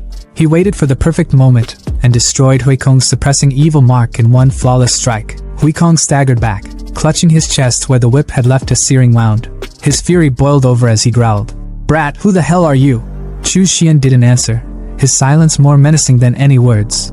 Instead, he surged forward, his hand igniting with a fiery claw of dark energy. The monk's confidence cracked as he retreated, barking, "Dark fiend claw? Laughable! Do you think such a low-level technique can even scratch me?" A Divine Sword sect lackey, watching from a distance, chimed in with a sneer. "So slow. I doubt that thing can even graze the hair on Master Hui Kong's head." Chu Xian ignored the taunts, muttering to himself, "Dark fiend energy," as the claw shimmered with an ominous crimson flame. Without hesitation, the claw clamped down on Hui Kong, its sinister energy wrapping around him like a vice. The monk's body convulsed violently, and before he could even react, blood erupted from his mouth as the claw tightened, crushing him.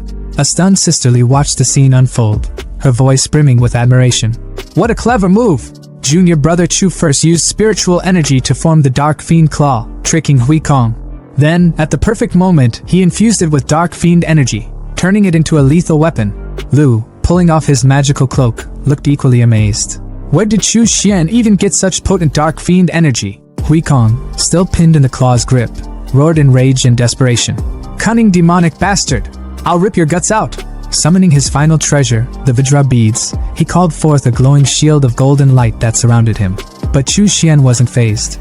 With a flick of his wrist, his whip cracked through the air like a thunderbolt, obliterating the beads in an instant. The shattered fragments rained to the ground as Hui Kong's face twisted in horror. Chu Xian's expression darkened, his voice low and deadly. Die! The whip lashed out again, its tips slicing through the air with terrifying precision. Hui Kong's bravado crumbled as he stammered. If you kill me, my master will hunt you to the ends of the earth. His words were cut short, quite literally, as the whip cleaved his head clean in two. Blood sprayed in a gruesome arc as his body collapsed lifelessly to the ground. Chu Xian stood over the fallen monk, his whip coiling back like a serpent. His voice was cold, unyielding, and filled with disdain as he spat. Do you really think I'm the type to be intimidated by empty threats? After Chu Xian absolutely wrecked Hui Kong, their so-called master, the Divine Sword sect members didn't even bother sticking around. They bolted like scared cats, tails tucked, not daring to look back. Sisterly, still catching her breath and looking like she'd just seen her life flash before her eyes, turned to Chu Xian. Junior brother Chu, I owe you big time for saving me, she said, her voice shaky but full of gratitude. Before Chu Xian could even respond, Wuka stepped up, his tone a mix of surprise and curiosity. Yo, Taoist Chu, is this how strong you are after just stepping into Foundation establishment? You've been playing us this whole time, huh? Chu Xian, as unbothered as ever, just gave a small smirk. When you're out in the world, he replied casually, it's only smart to keep some of your cards hidden. No offense, Taoist Wu. He then pointed toward the temple entrance, his expression sharpening. Alright, with that clown out of the way, let's move. The ancestor won't save himself. They wasted no time and headed straight inside the temple. The deeper they went, the heavier the air felt. At the bottom of a long staircase, they found themselves in an underground prison, and what they saw made their blood run cold. An old man hung against the wall, his body thin to the point of being skeletal, needles stabbed into his skin, and thick iron chains binding his wrists. His voice was weak, almost like a whisper, as he muttered, Again? How much more blood do they need this time? But this time, it wasn't his torturers, it was his disciples. His tired eyes widened in disbelief as Lu's voice cracked with emotion. Master! It's me, Jin Xiong! The old man blinked, his voice trembling as realization hit him. Jin Xiong. It was none other than Wan Wuying, the legendary Golden Core ancestor of the Wuji sect. Lu didn't waste a second. He unsheathed his sword and swung it down, breaking one of the chains. Master, don't worry! We'll get these restrictions off and get you out of here! Lu's voice was determined, but there was also urgency. Sisterly and Chu Xian stepped forward. Disciple greets Ancestor Wan Wuying, they said in unison. For the first time in who knows how long, Wan Wuying cracked a smile. His laughter filled the room, not with mockery, but with pure relief and joy. The heavens really do have mercy. Who would have thought I, Wan Wuying, would live to see freedom again? Haha. Good, good, good. You all make this old man proud. The pride of the Wuji sect. Wan Wuying's body began to glow. Purple energy burst out of him, shattering the restraints as he yanked the needles out like they were nothing. Even Lu, who had seen his master's immense power before, was left speechless. Without hesitation, Lu handed Wan Wuying a bag filled with blood beads. Master, your recovery comes first, he said, urgency still in his tone. Wan Wuying didn't need to be told twice. He tore into the blood beads like a starving man at an all-you-can-eat buffet. The transformation was immediate. His bony frame filled out, his muscles swelling with every bead he devoured. His aura became so intense it felt like the room was suffocating under it. Even Chu Xian, who rarely showed emotion, raised an eyebrow in surprise. Wan Wuying's laughter returned, loud and booming. The heavens truly show mercy. I can't believe I'm alive to witness this day. Good, good, good. You are all the pride of the Wuji sect. But as his laughter faded, his expression turned serious. Now that I'm free, Emo Huanchan will undoubtedly catch wind of this. We need to leave. Now. No delays. 3 days later, Chu Xian was sitting behind a breathtaking waterfall, meditating in a glowing red magic circle. His face was calm, but his thoughts were anything but. 3 days ago, Ancestor Wan brought us here to recover in secret. he thought to himself. He had us carve out caves to rest, but something's off. The spiritual energy here is way too abundant. This place clearly belongs to the righteous 5 sects of the U Kingdom, so why hasn't anyone come for us yet? He opened his eyes, his gaze locking onto the whip coiled around his hand. His expression darkened. Huh! The soul-devouring chain is reacting? He pulled it out, its aura swirling ominously. Originally, I planned to use Sunshure's soul for this, he muttered. But then I got my hands on Huikong's soul and figured, why not throw him in too? Inside the chain, 2 souls clashed violently, their energies colliding like a storm. Chu Xian watched with a faint smirk. Looks like the 2 of them have been duking it out, and it's finally over. His voice dropped to a commanding tone. Come out. The air around him shifted as Huikong's soul emerged, his spectral form glaring at Chu Xian with pure, unfiltered rage. The monk's ghost let out a roar and charged at him, but honestly, he wasn't as intimidating as he thought he was. Chu Xian didn't even flinch. He casually smacked the soul with the whip handle like he was swatting a fly. 10 minutes later, Huikong's soul was kneeling before Chu Xian, completely defeated. It's done, Chu Xian said, his tone cold and final. The monk's arrogance had been beaten out of him, literally.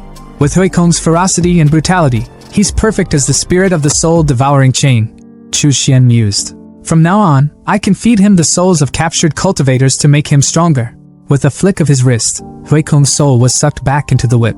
As my life-bound artifact, the soul-devouring chain will only grow more powerful over time.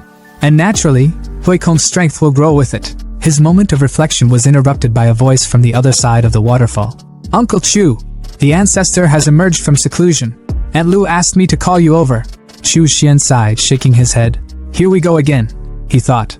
Inside the cave, Wan Wuying sat on a throne carved from stone, his gaze sharp and commanding as he addressed his disciples. Nephew Lu, as the last disciple of the first patriarch, I owe you for my freedom. Today, I've seen your strength, talent, and character, and they're all exceptional. But that monk from the Golden Dragon Temple wasn't ordinary. He had the suppressing evil mark. How did you manage to defeat him? Sisterly, ever respectful, quickly replied as Chu Xian entered quietly. To be honest, ancestor, it wasn't me who defeated Huikong. It was junior brother Chu. Wan Wuying's eyes lit up with curiosity. Oh? Lu stepped in, nodding. Master, the monk's name was Huikong. He was ruthless and cunning. The 3 of us barely made it out alive. It was junior brother Chu who held back until the perfect moment, then took him out in one decisive strike. Even the blood pearls you consumed came from him. Chu Xian stepped forward with confidence, bowing deeply as he spoke with an air of respect that could have inspired a whole motivational speech. Disciple Chu Xian of the Wuji sect greets the ancestor. His tone was crisp, sharp, and full of expectation. But the ancestor? Yeah, he hit him with the most soul-crushing line possible. Eyes half closed, voice calm but dismissive, he muttered. Chu Xian? Never heard of you. Bro, the disappointment was palpable. Chu Xian's face held it together, but inside? Pure devastation. You could practically hear his pride cracking like glass. Lu, being the MVP big bro he is, quickly stepped in to save the moment. Master, he began, voice smooth like he'd practiced this in the mirror. Back when the sect fell, junior brother Chu was still in the chi refinement stage. He's grown a lot since then. The ancestor raised an eyebrow, stroking his beard like some wise old sage in a drama. When the sect fell, you must have been at least chi refinement level 8 or 9, Chu Xian. And yet, he paused, his gaze cutting like a knife. I don't recall any disciples at that level matching your name. Ouch. That was a second blow to the ego. But Chu Xian wasn't about to let himself collapse. With a calm smile that screamed, I've got this. He clasped his hands and responded humbly. At that time, I was only at chi refinement level 4. After the sect's destruction, something clicked. Like I unlocked cheat codes or something. And I advanced rapidly. With a bit of luck and, well, a lot of blood pearls, I recently reached the foundation establishment stage. The ancestor froze for a moment, his brain buffering. In his head, he was basically screaming. Hold up. In just 1 year, this kid went from chi refinement level 4 to foundation establishment. His thoughts spiraled. Talent like this is insane. No, this is golden core potential, easy. I need to lock him in before someone else snags him. With a decision made, the ancestor raised a hand, his fingers glowing with swirling purple energy as he pointed directly at Chu Xian. Chu Xian, he said, his voice booming with authority. Would you like to become my disciple? Chu Xian's brain was doing backflips. This was it. The jackpot. The dream. Perfect, he thought, barely containing his excitement. Future cultivation techniques? Secured. He dropped to the floor, bowing so low you'd think he was worshipping the ground. "Ancestor," he said, voice dripping with humility. "I humbly accept." The ancestor, Wu Ying, descended from his throne like a king granting an audience. His steps were slow and deliberate, his face lit with rare satisfaction. When he reached Chu Xian, he extended a hand and gently pulled him up from the bow. "Good, good," Wu Ying said, stroking his beard with a smile that could rival a proud dad at graduation. "Having a disciple like you brings me great joy." Then, Wu Ying turned his attention to the rest of the squad. "Xian Yu Wu Ke," he said, his tone now all business. "Now that I'm the only golden core cultivator left in the Wuji sect, would you both also like to become my disciples?"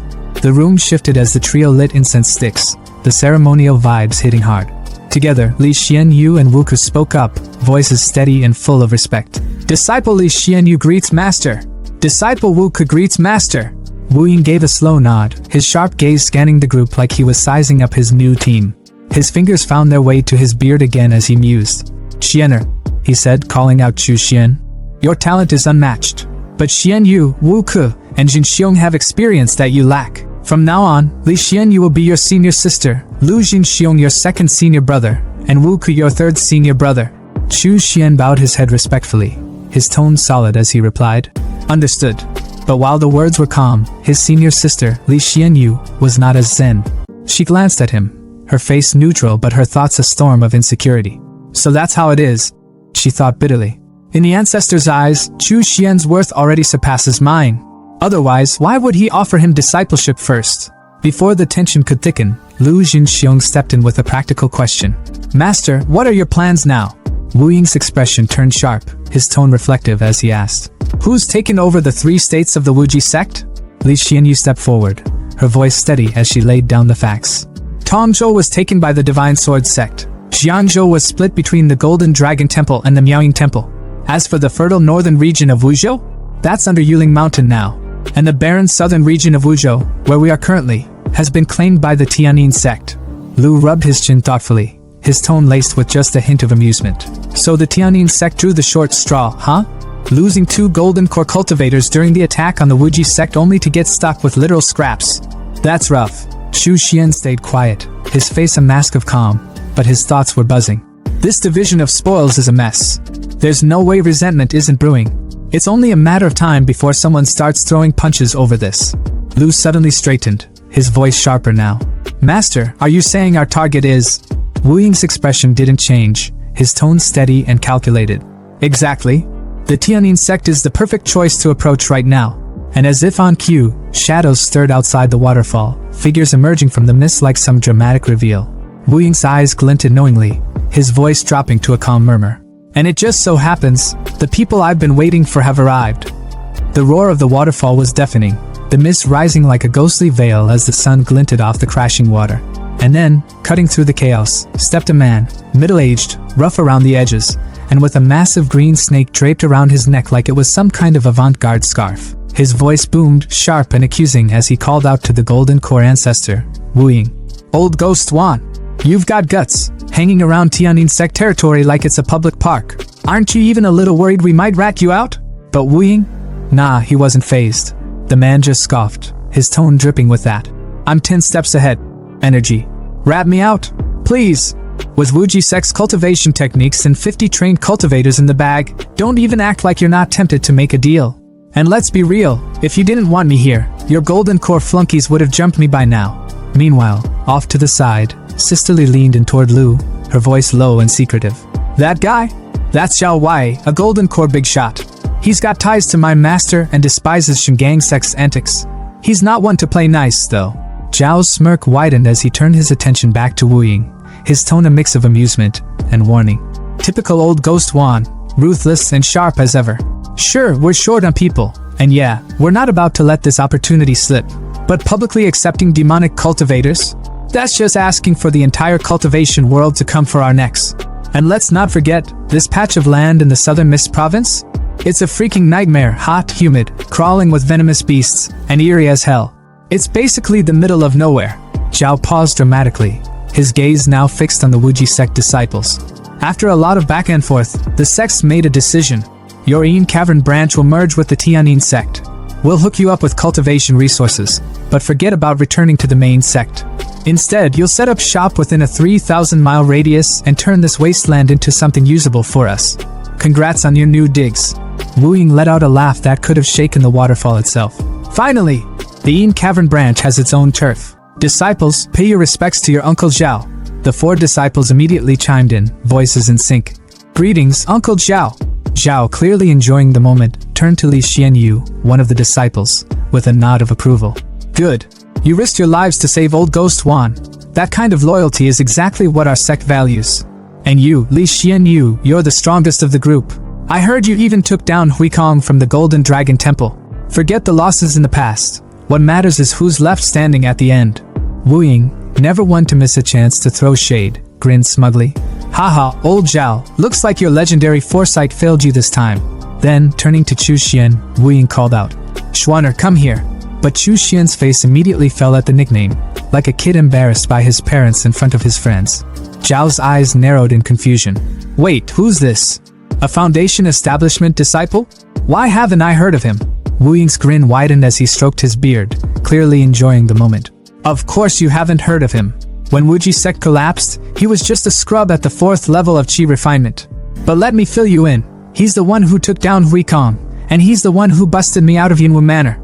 Impressive, huh? Zhao's jaw practically unhinged, his shock written all over his face. Wait. He went from Qi refinement to Foundation establishment in just a few years. Old Wan, you've hit the jackpot with this one.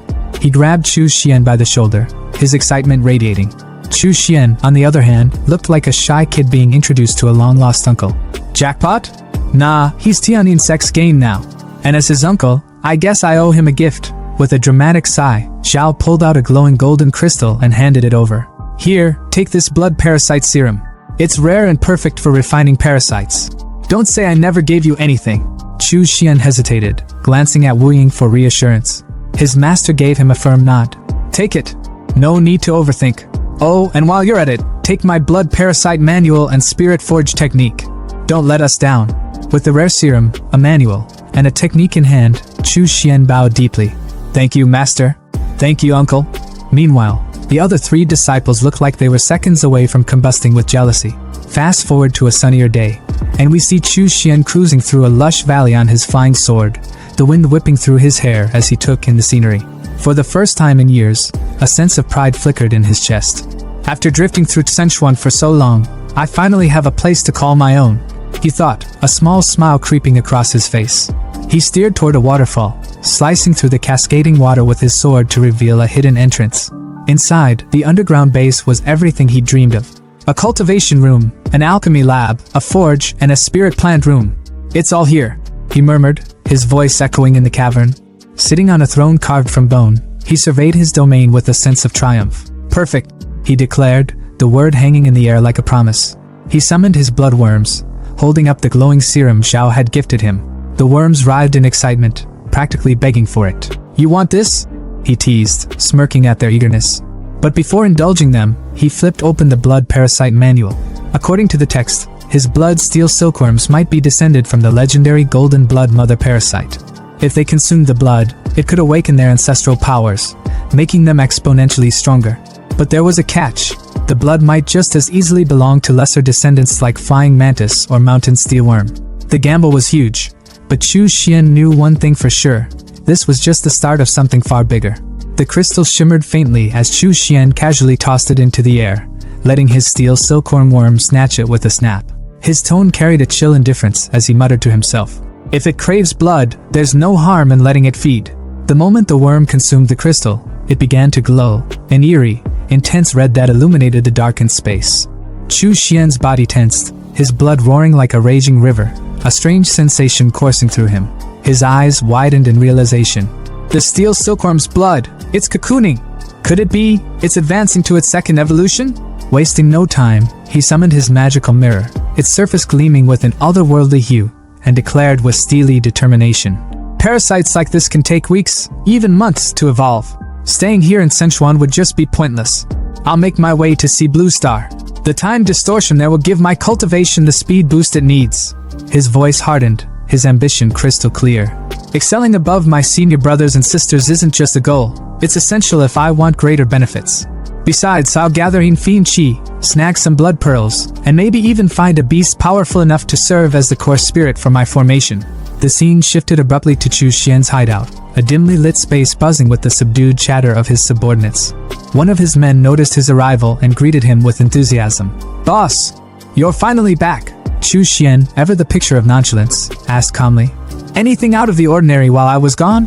Another subordinate stepped forward, his tone serious. "Not much, but there was one thing. A two-headed python, over 50 meters long, showed up in Longjiang City. It's been dominating the area. 2 months ago, it escaped from the Linjiang army's pursuit and fled to Donghu City." The man hesitated, then continued.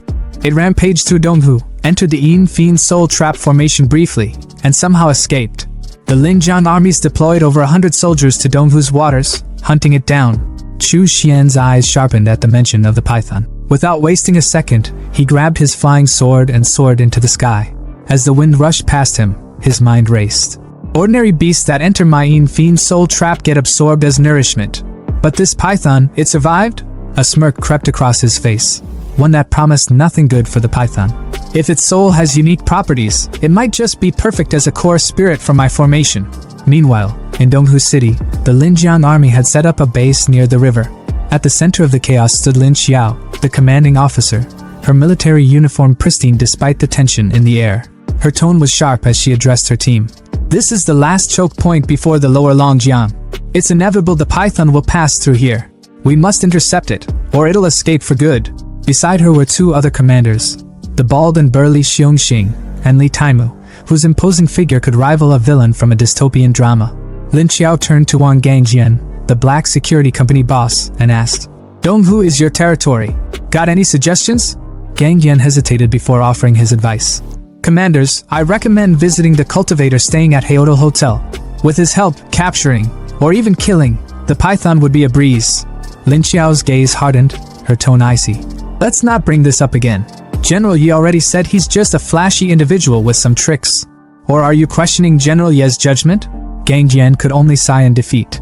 Suddenly, someone shouted, pointing toward the water. "Something's moving underwater." Two trucks, equipped with chains and nets, revved their engines. Xiongxing barked out an order. "Deploy the net!" The chains shot into the water, and moments later, the massive two-headed python was dragged into view, thrashing violently. Li Taimu, ever the tactician, commanded, "Fire!" A barrage of bullets rained down on the beast, and its agonized roars echoed through the river. As the chaos subsided, Chu Xian arrived at the scene, observing from above. His initial excitement dimmed as he thought, "It's already dead? How disappointing. Guess I'll head back." But just as Lin Xiao began to boast about their victory, the python struck. With terrifying speed, it lunged out of the water, its jaws wide open.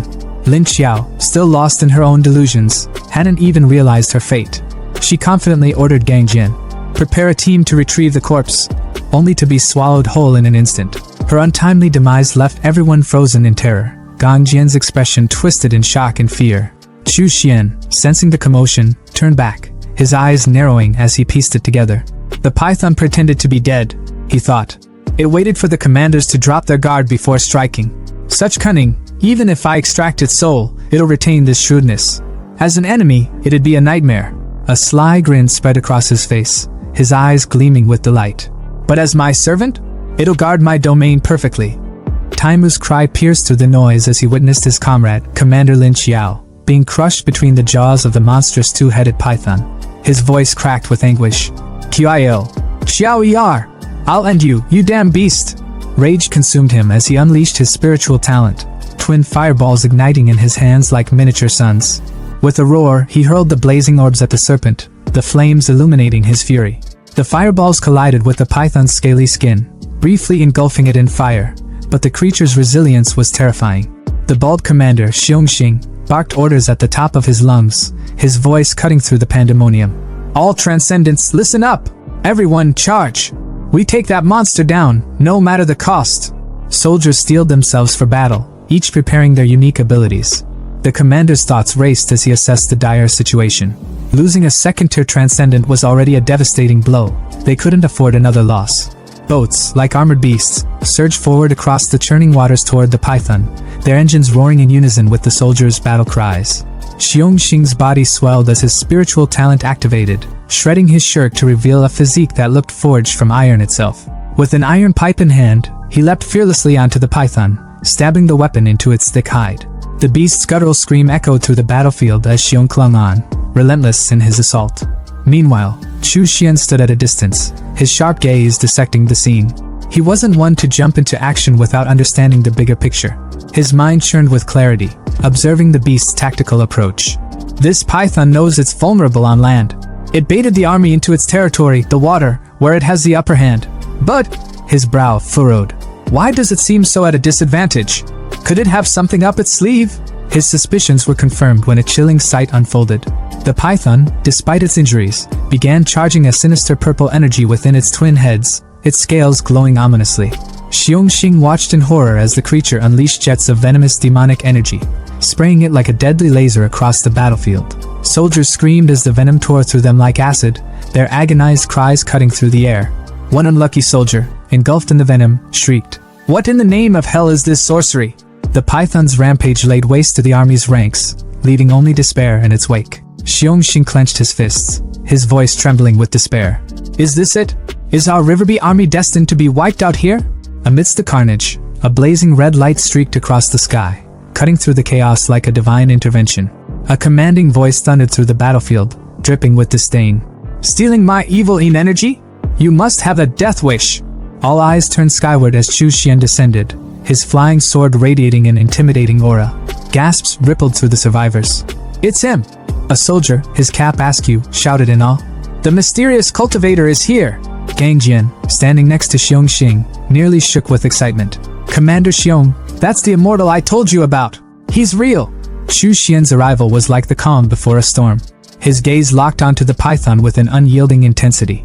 Summoning his magical tower, he called forth two of his most fearsome undead warriors, Xiaolong and Xiaohu.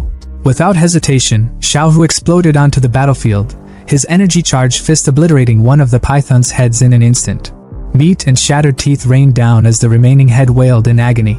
Xiongxing stood paralyzed, muttering in disbelief. "That python, impervious to swords and spears, just lost a head to one punch?" Gang Jian's voice trembled with reverence. "And that's just one of the zombies under his command. If the immortal himself were to fight..." His words trailed off, the implications too staggering to voice. Meanwhile, Xiaolong prepared to finish the job. Charging his beast stinger-like hand with energy, he sliced clean through the remaining head of the python, the severed skull crashing to the ground like a defeated titan. Despite its decapitation, the python's body thrashed wildly, driven by sheer demonic energy as it lunged at Chu Xian in a final act of defiance. The capped soldier whispered in horror, "That energy, it's suffocating. The immortal is completely engulfed in it." Gang Jian's face turned pale. "It's trying to take him down with it before it dies." Even Fat Eye, ever skeptical, couldn't hide his concern. "That level of demonic energy, it's at least 100 times stronger than before. Can he really withstand it?" Chu Xian, unfazed, smirked as his fiery demon claw materialized around him. The python's thrashing came to an abrupt halt as Chu Xian wrapped its monstrous mouth shut with a single, dominating motion. His voice was calm, almost mocking. "Good. Now that you've returned everything you stole from me, you can rest. Don't worry, death is just a new beginning. You'll serve me well as the main spirit of my formation." With that, he crushed the python's essence into a glowing soul, its energy now a radiant orb in his palm. Without a glance back at the stunned onlookers, Chu Xian soared into the sky, vanishing into the horizon. Xiongxing collapsed to his knees, his voice a mix of regret and sorrow as he surveyed the devastated battlefield. "Damn it, this is all my fault. If only I had sought his help earlier, things wouldn't have turned out like this."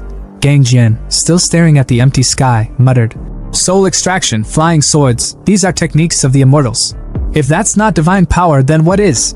Back at his base, Chu Xian let out a satisfied sigh. "It's been too long since I returned. The evil energy here has restored itself beautifully." The land around him brimmed with a sinister vitality, like a thriving ecosystem of darkness. Summoning the python's soul, he marveled at its potential. "This soul, it's extraordinary. Most would disintegrate under the evil energy, but this one absorbs and refines it. Over time, it'll grow into a formidable evil soul. Looks like I've hit the jackpot." Under the moonlit skies of Hahai Province, the scene shifts to the bustling Yuhai First Shipyard, headquarters of the Transcendent Association's maritime organization. Amid the rhythmic clang of metal and the hum of machinery, A woman casually downed her beer, the froth lingering at the rim of her glass. Her voice cut through the ambient noise, tinged with both seriousness and nonchalance.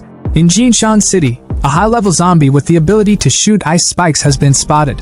It's already wiped out 3 small gathering points.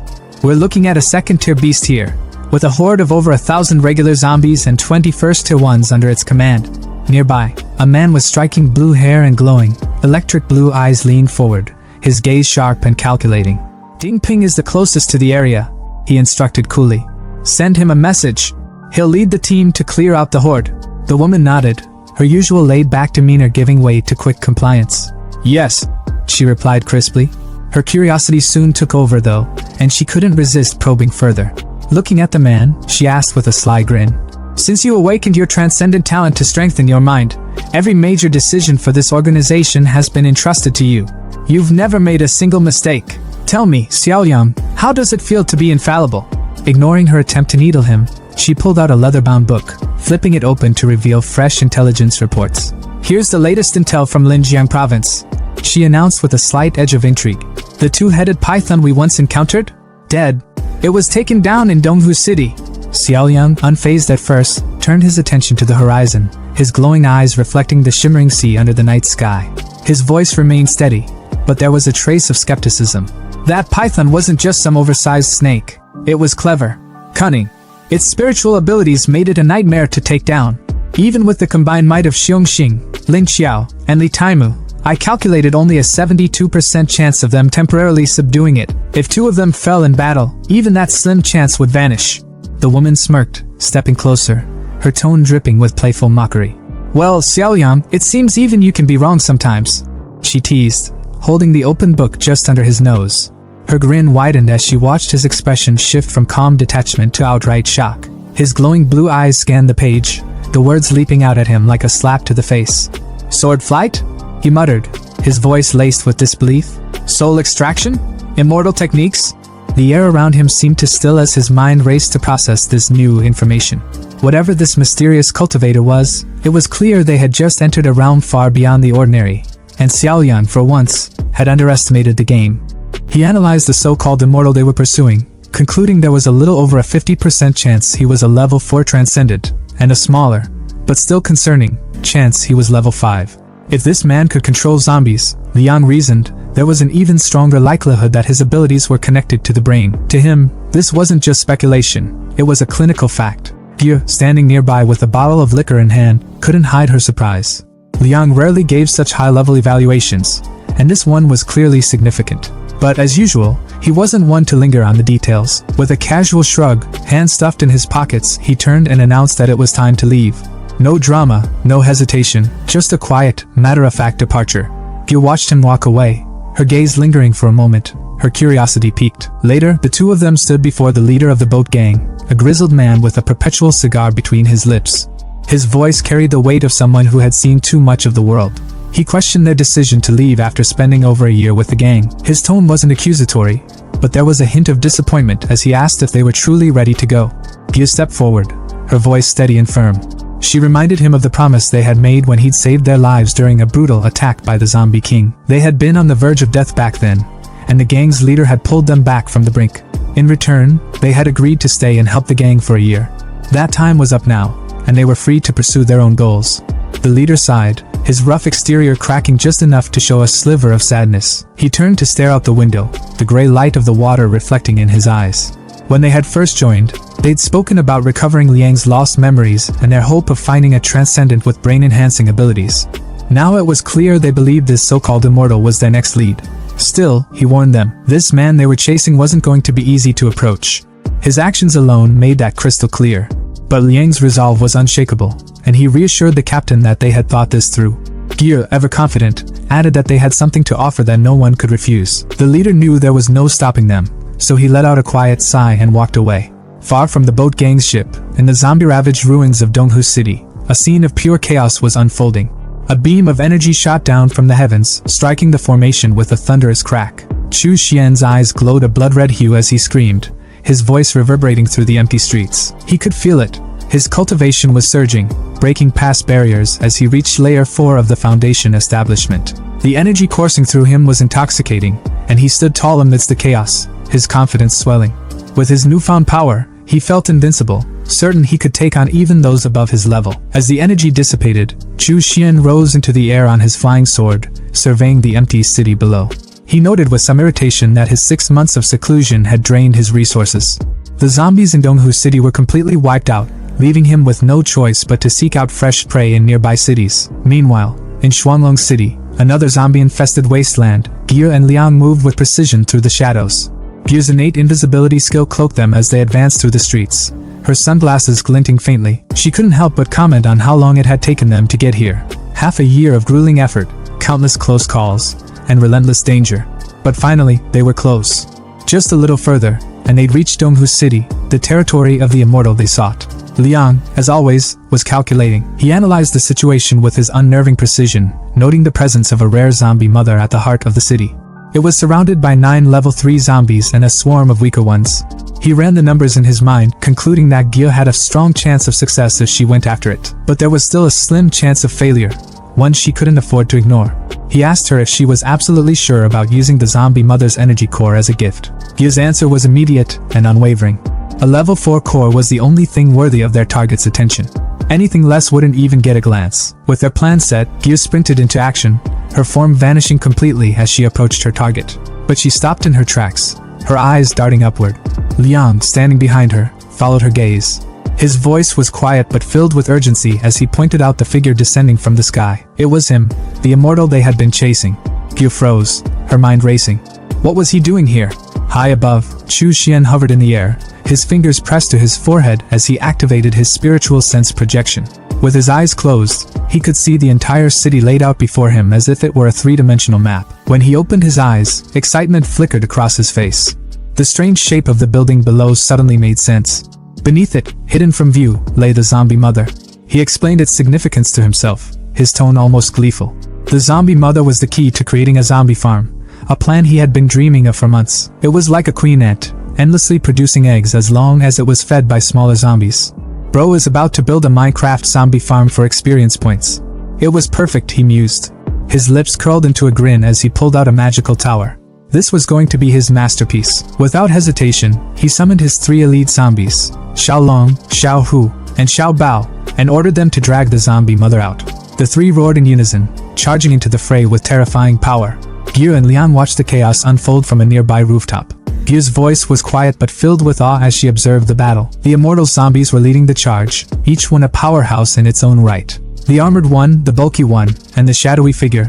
They were all level 4, and they tore through the horde with ease. Liang's sharp eyes narrowed as he watched the immortal command his forces with ease. Her voice broke the silence among the watchers, inquisitive and tinged with skepticism. She turned to Liang, whose calculating mind was already at work. Do you think those 3 can handle it if the zombie mother goes all out? Liang didn't answer immediately. His piercing gaze remained fixed on the scene below, his mind churning through probabilities like a cold, unfeeling machine. Finally, he spoke. He estimated there was a slim chance, 35% to be exact, that the trio could take the zombie mother down. But it wouldn't be without cost. Losses were inevitable if they pressed on. Before Gye could respond, an eerie roar ripped through the air, vibrating through their bones. The source was unmistakable. The zombie mother, this monstrous, grotesque spawner, loomed over a cluster of eggs like some twisted queen overseeing her brood. Her roar was like a war cry, and as if on command, the eggs began to hatch. What emerged weren't ordinary zombies. They were small, nimble, and viciously fast. They lunged at Xiao Bao, who braced himself, ready for a brawl. But instead of attacking conventionally, the newborn zombies detonated like living grenades. The resulting explosion was massive, sending shockwaves through the battlefield. As the dust settled, Xiao Bao emerged, injured and visibly struggling. Both knees buckled under his weight as he let out a guttural roar of pain. His massive frame, usually so unshakable, now seemed fragile under the onslaught. Chu Xian, observing from a safe vantage point, let a smirk curl at the corner of his lips. This was unexpected. Xiao Bao, an 8th-tier zombie soldier, brought to his knees by the self-destruction of such small fry. Intriguing. It seemed the creatures on Blue Star Planet had their own unique quirks, and Chu Xian couldn't help but find it fascinating. Meanwhile, the battle raged on between Xiaolong, Xiaohu, and the other zombies. The chaos was relentless, but Liang's mind was elsewhere. He could feel it, the tremors beneath the ground. The zombie mother wasn't just playing defense anymore. She was coming. And if those 3 didn't retreat soon, the stealth-focused one, Xiaohu, had a 70% chance of taking severe damage. Liang's calm voice broke the tension as he answered Gyu's earlier question. The immortal would intervene, no doubt about it. Liang's estimation was clear. Taking down the zombie mother would drain significant energy from the immortal, leaving him vulnerable. Gyu's sly grin widened at the thought. Perfect. Once the immortal was exhausted, they could swoop in, lend a helping hand, and get on his good side. 2 birds, 1 stone. Suddenly, a violent quake shook the battlefield, sending rubble tumbling and startling the zombie trio. The ground beneath them cracked ominously, but while panic might have been the natural response, Chu Xian's reaction was anything but. His smirk turned into a full-blown grin, the kind that spelled trouble. It had been far too long since he got his hands dirty, and this seemed like the perfect opportunity to test out his latest technique. With an authoritative wave of his hand, he commanded the trio to retreat. They hesitated for a moment before obeying, sensing the gravity of his tone. Chu Xian's voice rang out as he summoned the formation. Foundation Establishment Low-Grade Formation Ceiling Array. The air seemed to hum with energy as glowing, intricate red flags materialized around him. The tension hit a peak as a massive, clawed hand erupted from the ground. The zombie mother herself emerged, her presence suffocating. She was a grotesque monstrosity, her decayed form radiating rage and power as her babies swarmed around her. But Chu Xian wasn't fazed. Not one bit. Instead, his voice was calm, almost mocking, as he called upon his next skill, blood-refining corpse fire. In an instant, violet flames erupted around the zombie mother and her brood, consuming them in a terrifying inferno. The flames licked hungrily at their forms, burning with an intensity that seemed almost alive. The zombie mother let out a bone-chilling roar of agony, shaking the ground as she lunged at Chu Xian in a desperate attempt to silence him.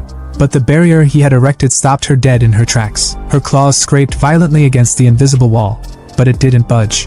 Chu Xian's voice cut through the chaos, sharp and cold. Struggling was pointless, he informed her.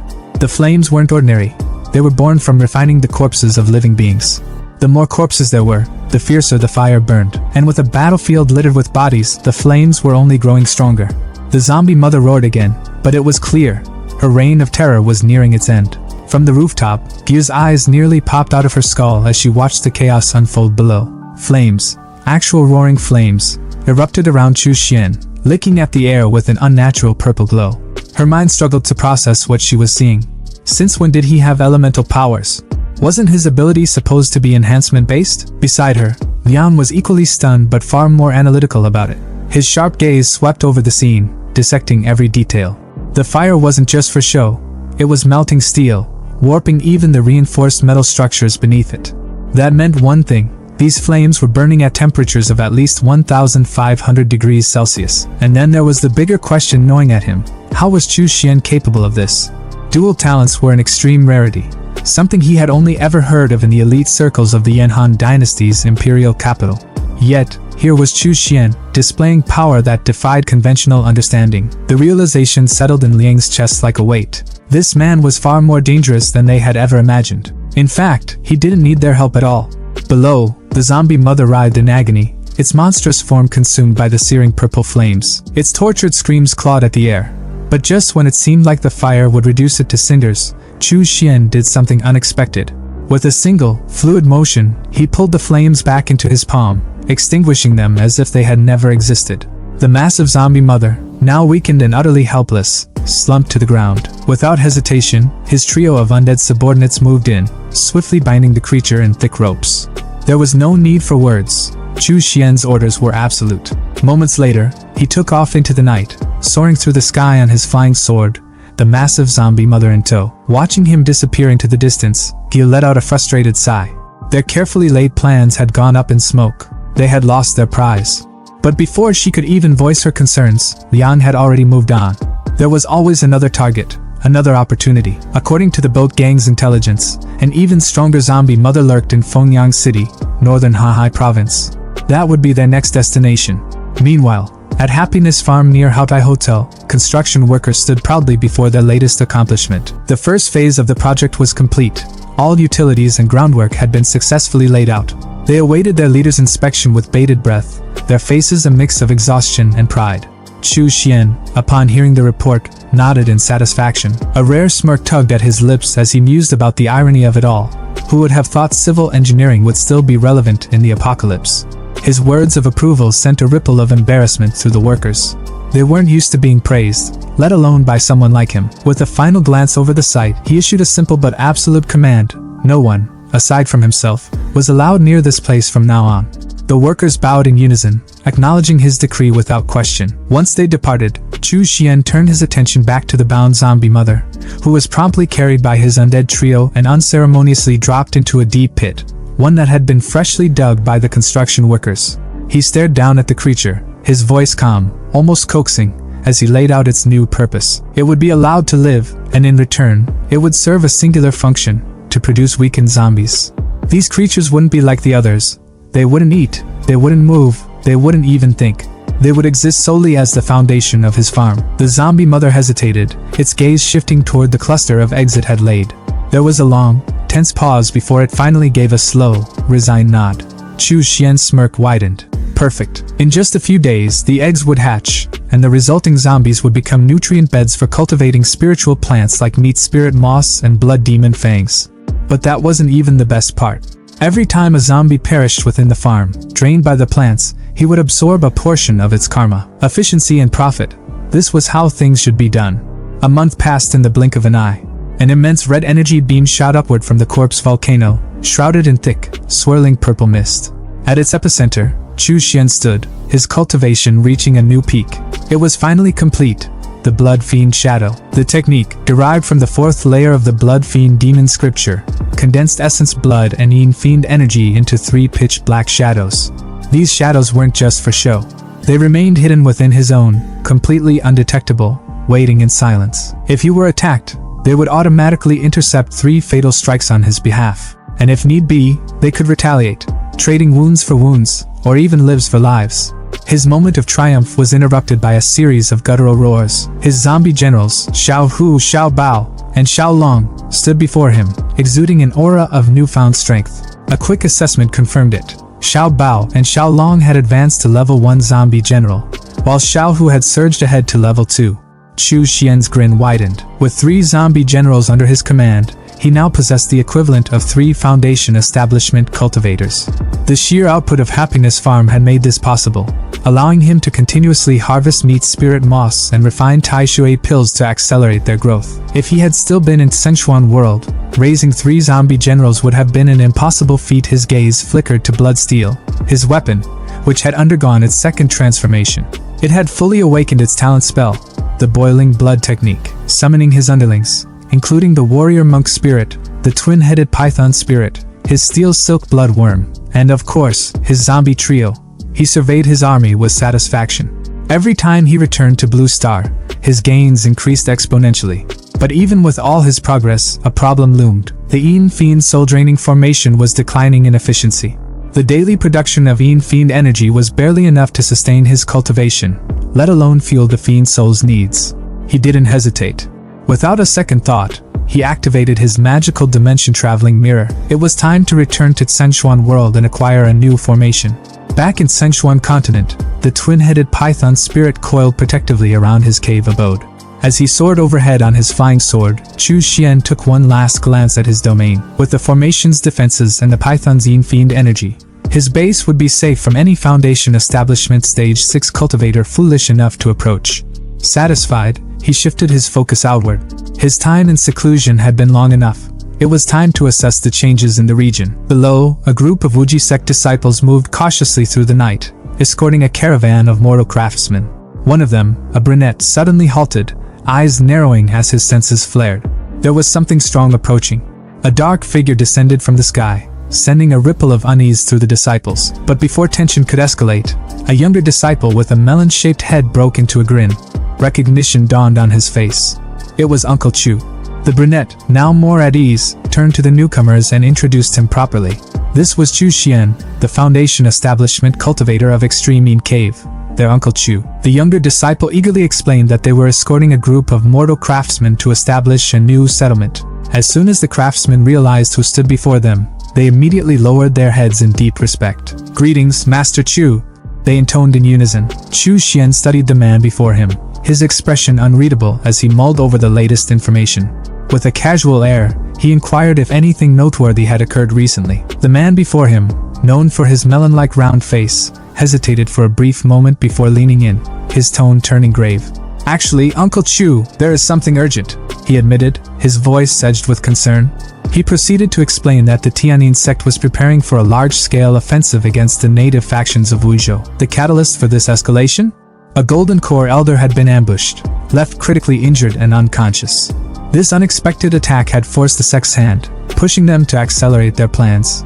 Chu Xian's fingers brushed against his chin, a wicked glint flickering in his eyes. The full might of the Tianyin sect could easily crush Wuzhou's native factions if they truly committed to the cause. Yet, despite all these years, they had only managed to establish 2 small branch halls in Wuzhou. Their restraint wasn't due to a lack of power, it was strategy. They had been waiting for a justifiable excuse to act, and now, with this ambush, they had finally found one. There was no doubt they would seize this opportunity to mobilize their entire force. Lowering his voice, the melon-faced man whispered that many of the sect's cultivators were already gathering at the nearby mountain hall. The first wave consisted of 5 Foundation Establishment cultivators and around 70 to 80 Chi refinement disciples, but this was merely the beginning. Their demeanor was somber, filled with dread. It was obvious they were the sect's undesirables, the expendable pawns sent to the front lines. Chu Xian sighed, shaking his head. In war, the first to be sacrificed were always those without backing, the unfortunate souls caught in the wrong place at the wrong time. The melon-faced man smirked, stating they had even resorted to demonic techniques to bolster their strength. Chu Xian's gaze sharpened. The man sounded like he had been profiting quite a bit from them. The man chuckled, rubbing his hands together, claiming he had made some small gains from the Chi refinement disciples. But if Uncle Chu stepped in, he could earn even more. He patted the man's shoulder, amusement hinting at his expression. He then ordered the man to take him to the black market to see what the current rates looked like. They arrived at the bustling underground marketplace, where the melon-faced man gestured toward the chaotic scene. He explained that the nameless black market was first formed when the Tianyin sect's cultivators arrived in Wuzhou. Over time, rogue cultivators from nearby regions had caught wind of it and turned it into a proper marketplace, with the 3 strongest Foundation Establishment cultivators keeping order. Merchants and buyers haggled over illicit goods. A vendor shook his head at an eager customer, stating that the blood beads were already sold out, and if they came back tomorrow, he would have more after slaughtering a village tonight. Nearby, an auctioneer raised his voice, calling out for bids on a mid-grade Yin corpse. Another shouted about a first Tegu worm, the last one available. Chu Xian's eyes swept over the wares, his expression unreadable. Blood beads, Yin corpses, goo worms. This place had everything. It was clear that these cultivators would go to any lengths to strengthen themselves. Without hesitation, he activated his disguise technique, assuming the identity of He Liang, the traitor he had disposed of at the beginning of his journey. Glancing around, he felt unimpressed.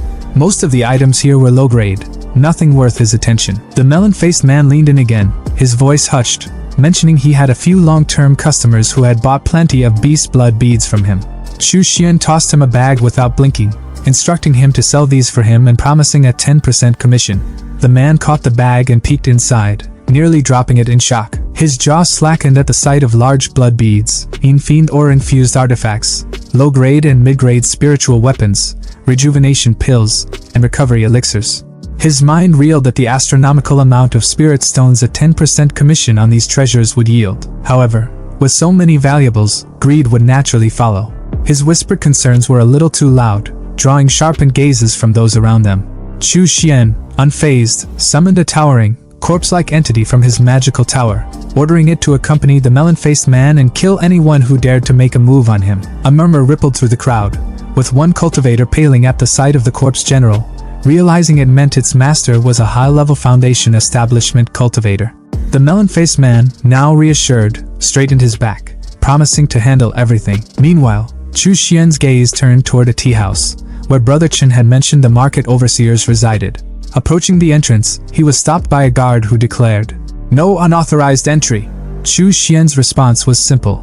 He released a fraction of his aura. The guard's face drained of color, and he collapsed to the ground, stammering his apologies, begging for forgiveness. Chu Xian coolly accepted the apology, but chillingly added that if he truly wanted to punish him, the guard would not be alive to apologize. The guard shuddered, promising to call for the 3 Foundation Establishment cultivators immediately. He informed Chu Xian that only one was present, and led him to a private room on the 3rd floor. Shortly after, as Chu Xian sipped tea and gazed out the window, his business partner arrived. "Apologies for the wait, Taoist friend." The man greeted him politely. "I am Old Han. May I know your name? Chu Xian replied smoothly. He Liang. Old Han nodded. And what exactly are you looking for? Chu Xian studied the man. He, too, was using a disguise technique. Interesting. Without hesitation, he got to the point. Do you have the Yin Fiend Soul Refining Formation, the Tainted Blood Fiend Nurturing Formation, or the Soul Rebirth Blood Fiend Formation?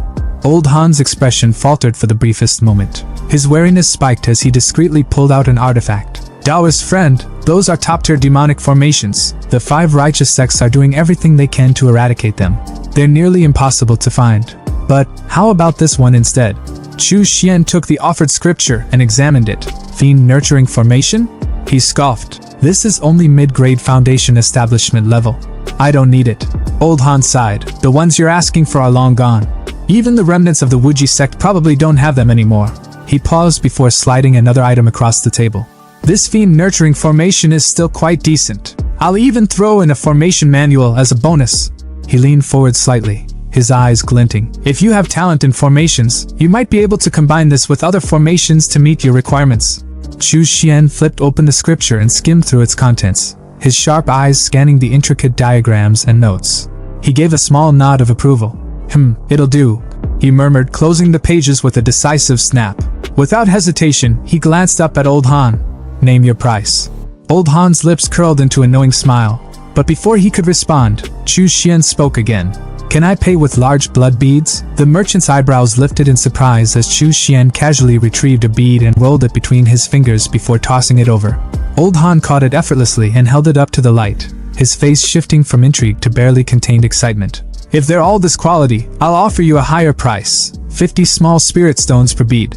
He tapped the scripture on the table. This Fiend Nurturing Formation, plus the illustrated guide to demonic formations, would normally cost around 500 small spirit stones. Just give me 10 large blood beads, and we'll call it even. Chu Xian didn't hesitate. He tossed the beads over, watching as Old Han greedily scooped them up. Internally, he noted how the value of large blood beads had only been increasing since the fall of the Wuji sect. A scarce resource always became more precious over time. Deal. Old Han's voice was filled with satisfaction as he carefully stored the beads.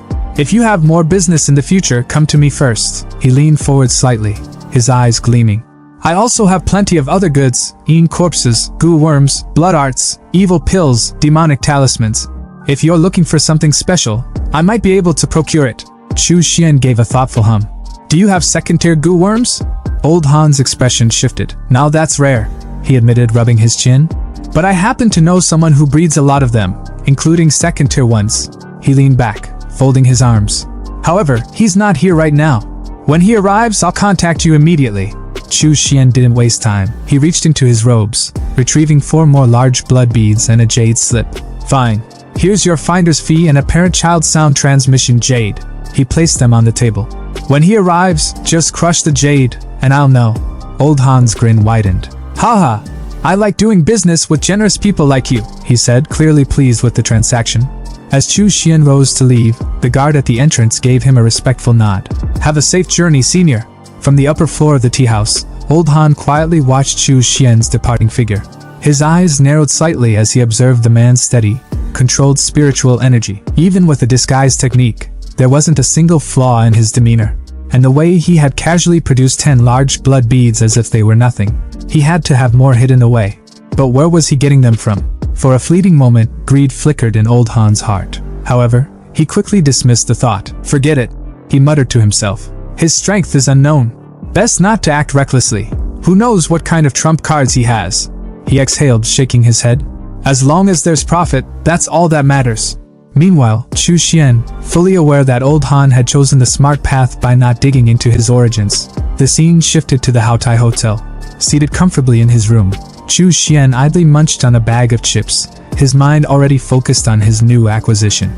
His talent in formations was average, but after killing Hui Kong, he had obtained the Foundation Establishment Formation Essentials. Though filled with righteous path theories, formations ultimately followed universal principles. Now, with the illustrated guide to demonic formations in his possession, he was beginning to see new possibilities. He flipped through the scriptures, his eyes gleaming with understanding. I see now, he murmured. If I combine the Chi Refinement Peak Grade Formation, Soul Capturing Formation, With the fiend nurturing formation, then any living creature caught inside will have its soul extracted, and their death aura and Yin energy will condense into Yin fiend energy. An excited grin spread across his face. This will be far more efficient than the Yin fiend's soul-draining formation. His fingers tapped against the table as he thought further. And those extracted souls, they'll be transformed into ghosts, strengthening my 10,000 soul banner. His smirk deepened. A win-win situation. Then, a new thought struck him. I heard that in the southern region of Twin Dragon City, there's a forbidden zone for humans, a paradise for killer bees. He leaned back, letting his mind paint the scene. Killer bees were numerous, their swarms hunting endlessly under the queen's command. The sheer number of victims they devoured ensured a constant supply of death aura, and the queen herself. She had to be highly reproductive. A sinister glint flashed in his eyes. I'll use her to test the formation. Hopefully, she'll spawn enough killer bees before she dies. He chuckled to himself, fully satisfied with his plan. Perfect. In Swanglong City, things are looking wild as a swarm of bee monsters flies straight for a giant red barrier. Inside the barrier, Chu Xian doesn't even blink. He's totally unbothered. He activates his soul-capturing and fiend-nurturing grand formation with a wave of his hand, and bam! The barrier expands, trapping all the bees in one giant net. These bees, however, don't back down. They use their paralyzed skill to form these massive, venomous bees and send them flying at Chu Xian like a bad sequel to a bee horror movie. But does Chu Xian even flinch? Nope. He lifts his 1,000 souls flag with confidence, and like a boss, he commands all the souls inside to rise up and fight. The red and dark souls charge at the giant bees like they're in a full-on battle. Chu Xian is just standing there watching the chaos unfold with a grin on his face, thinking, yes, the bees and the ghosts are going at it, generating a ton of resentment energy and Yin energy. This is my chance to farm some serious Yin fiend aura. It's like he's grinding in a game, but for real-life power. After the bee and ghost showdown, Chu Xian heads back to the Sichuan continent, where he meets up with his disciple, Melonhead. Melonhead's practically bouncing with excitement, showing Chu Xian a treasure chest full of items he sold. Uncle Chu, I sold everything just like you told me to and made 2,000 small spirit stones, Melonhead says with a big grin. Chu Xian's a little surprised, thinking, dang, these cultivators are really out here dropping money just to get stronger. But he's chill about it, and hands Melonhead 200 small spirit stones like it's pocket change. Melonhead's face lights up, and he thanks Chu Xian, practically jumping with joy at how much he's earned in one day. Just as they're celebrating, Chu Xian's transmission jade rings with an alert, like a phone notification.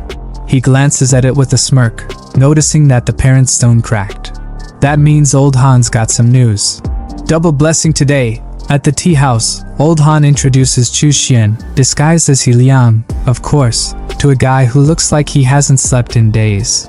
This guy is known as the Insect Taoist, and he starts going on about goo worms, explaining that they need to be implanted inside the body and how most cultivators can't handle the backlash from them. He takes one look at Chu Xian and asks if he's ever raised goo worms, clearly thinking Chu Xian's a newbie. Chu Xian doesn't even bother replying. He just casually releases his steel blood goo worms with a flex, like it's no big deal. The insect Taoist's eyes practically pop out of his head when he sees them. Wait, is that a second-tier blood steel thread? He stammers, clearly shook because it's so rare for a low-tier worm to evolve into something that strong. He immediately starts asking where Chu Xian got this worm, practically begging to buy it. Chu Xian doesn't even flinch. In his mind, he's like, no way, bro, dream on. Old Han, sensing the tension, steps in like a true mediator. Haha, the insect Taoist is a bit of a fanatic about goo worms. Maybe he forgot his manners staring at someone else's worms, he says, trying to calm things down.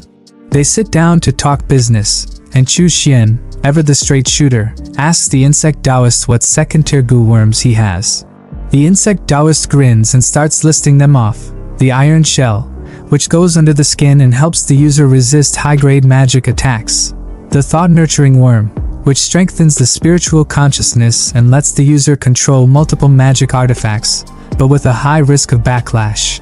And the spirit ocean seed, which absorbs excess spirit energy and stores it for use in battle.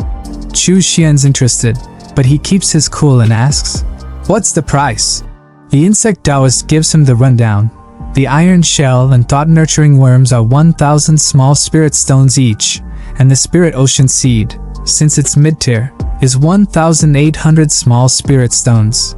Chu Xian is seriously pissed off because he's being straight-up scammed. The insect guy is charging double the normal price for the goo worms, and Chu Xian isn't here for it.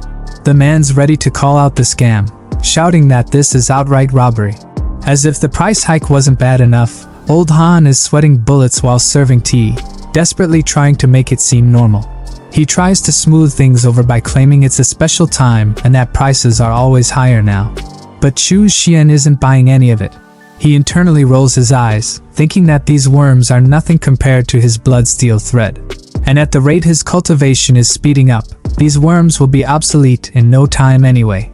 Instead of getting scammed, he figures he might as well gamble and try his luck. He asks the insect guy how much breeding these worms will cost.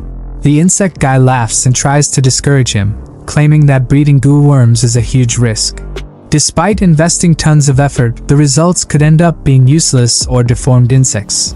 But Chu Xian's not backing down. He's confident, so he just tells the insect guy to name the price and lets him know that whatever happens, he'll handle it himself. The insect guy, still grinning, tells him each breeding attempt will cost 50 small spirit stones. Chu Xian, unfazed, immediately agrees. Old Han can't help but be impressed by Chu Xian's straightforwardness, nervously laughing as he pours the tea.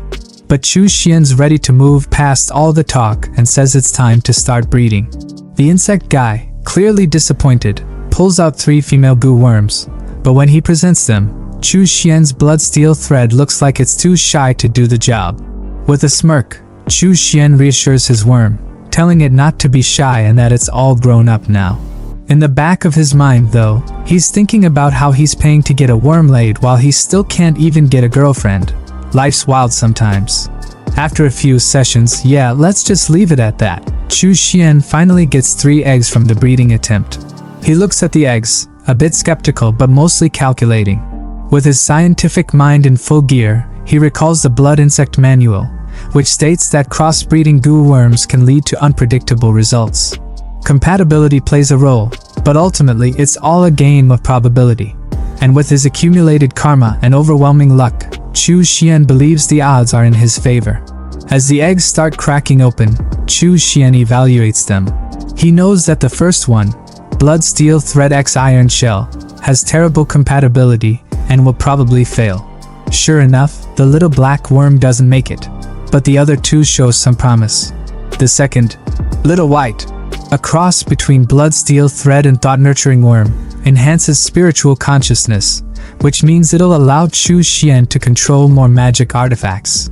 The third, Little Blue, a cross between blood steel thread and spirit ocean seed, acts as a miniature spirit sea, increasing Chu Xian's total spirit energy capacity. Chu Xian's face lights up with a grin as he realizes he's won the gamble. The 2 surviving worms not only inherited traits from their parents but also possess third-tier potential.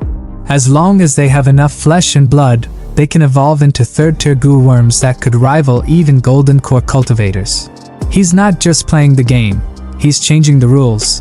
With that, he decides it's time to put them to the test. He absorbs the 2 worms into his body, not in a literal sense, but spiritually. He then pulls out his whip and flag, ready to see the results. As he activates them, he's immediately hit with a surge of power. His spiritual consciousness and energy have both increased significantly. Previously, controlling 2 magic artifacts at the same time would leave him dizzy and exhausted. But now, he's barely even feeling it. He hasn't even reached his limit yet. But it doesn't stop there. Chu Xian remembers the merit bell he found in Hui Kong's storage bag. He's been too weak to use it before, but now, with his newfound strength, he believes he can finally activate it. When he does, a massive golden bell appears around him, trapping him inside. It's a defense mechanism, and though he quickly deactivates it, he's amazed at how much his abilities have improved. He levitates both the bell and the flag above his palm, with the whip now embedded into his wrist. As he stores all of his artifacts, he clenches his fist in pride, realizing that even mid to late Foundation establishment cultivators struggle to control 3 magic artifacts simultaneously. but with the help of his goo worms, he's able to surpass them. Chu Xian can't help but boast to himself, thinking that the path of a demonic cultivator has some serious perks. A knife suddenly came flying through the waterfall, heading straight for Chu Xian. He caught it effortlessly, remaining as calm as ever. Attached to the knife was a note. Upon reading it, he saw that it was from Lu Jinxiong, his senior brother. The message informed him that the second batch of disciples from the main sect had arrived, and among them were 2 disciples of Zhao Wuya, their martial uncle. Lu invited him to his cave if he had time to come by. Chu Xian soon arrived at the extreme inhale. As he approached, he asked Lu what was going on, wondering why everyone had gathered. Lu explained that their master was in seclusion, and 2 disciples from martial uncle Zhao Wuya had arrived to deliver orders from the Heavenly Seal sect. Lu introduced the 2 disciples, Taoist Lu Yin and Taoist Jing Changing. Lu Yin was riding atop a beast spider and had an emo-like appearance, while Jing Changing was accompanied by a pet wolf. Chu Xian greeted them both, but as he did, his thoughts shifted. He remembered seeing Lu Yin before, disguised in the marketplace. Despite the disguise, Chu Xian could immediately recognize him by his aura. Lu Yin took the opportunity to explain the situation. He shared that some time ago, their master, alongside 2 other powerful figures, had infiltrated the Purple Nether Mountain secret realm in the Wu continent and seized a great treasure. As a result, the local sects retaliated, launching a counterattack. The first wave of Heavenly Seal sect cultivators in the Wu continent suffered heavy casualties. Lu Yin then revealed the talisman stone, declaring that the Heavenly Seal sect headquarters had decided to immediately send their Extreme Yin Cave branch to join the war. Chu Xian's thoughts turned tense as he realized that the day he had been dreading had finally arrived. He was only at the Foundation Establishment, Stage 4 level. While he had some powerful trump cards and could overpower cultivators at Stage 5, he didn't feel confident facing late-stage Foundation Establishment experts. As Lu Yin prepared to leave, he urged everyone to act quickly and depart, prompting the juniors to shout in agreement. The scene shifted to a wasteland where everyone was preparing for battle. Lu took a moment to explain the history of Wu continent to Chu Xian, who had recently joined. He told him that Wu continent had once been the territory of southern barbarian tribes, and its native sects were founded by barbarians. Their practices involved goo cultivation, ghost raising, and corpse refinement, all of which were demonic arts. The Wu Ji sect, where Lu and Chu Xian belonged, had adopted many of these techniques, which made them aware of just how terrifying these arts could be. Lu, holding a piece of paper, continued with a grim warning. With war on the horizon, no one knew how many would survive. He also gave Chu Xian a demonic talisman containing a Foundation Establishment tiger soul, explaining that it might save his life in a critical moment. Chu Xian, holding the paper, thought to himself that Lu didn't know about his advancement on Blue Star Planet, but still, Lu was willing to give him a life-saving treasure before the battle. He appreciated this gesture and muttered his thanks aloud. As the group moved forward, Lu Yin informed them that they were approaching the territory of the Thousand Insect Sect. He revealed their mission was to completely conquer the Thousand Insect Sect, one of the 12 most powerful sects in Wu continent. The sect controlled 30 affiliated sects and a vast territory spanning 10,000 miles. With so many Foundation Establishment cultivators on their side, they wouldn't all attack the same place, making their offensive more strategic. Chu Xian received a mission to head to Iron Thread Mountain, one of the larger affiliated sects under the Thousand Insect Sect. The mountain was currently inhabited by only early-stage Foundation Establishment cultivators, with no Golden Core Masters in sight. However, recently, a mysterious fog had appeared in the area, trapping 3 Foundation Establishment cultivators from their Heavenly Seal sect, one of whom was directly related to a Golden Core Elder. Chu Xian's mission was to rescue them, and given his strength, Lu believed it shouldn't be a problem. Upon arriving at Iron Thread Mountain, Chu Xian found himself hovering above a forest littered with the remains of human skeletons. The eerie fog surrounded him, and he struggled to see through it. He recalled his blood mirror ability, which would help him escape if things turned bad. Suddenly, a man appeared, tripping backward, but Chu Xian dodged just in time, watching as the man crashed into a tree. The sight that greeted him was gruesome. The man's chest was infested with iron thread worms, the signature goo insect of Iron Thread Mountain. Not long after, 2 more men appeared. The skinnier one asked if Chu Xian was the reinforcement, suggesting they team up. Chu Xian introduced himself, and the 2 men introduced themselves as Zhou Yu and Zhao Wan, both early-stage Foundation establishment cultivators. Chu Xian thought to himself that if they ran into danger, these 2 could serve as cannon fodder.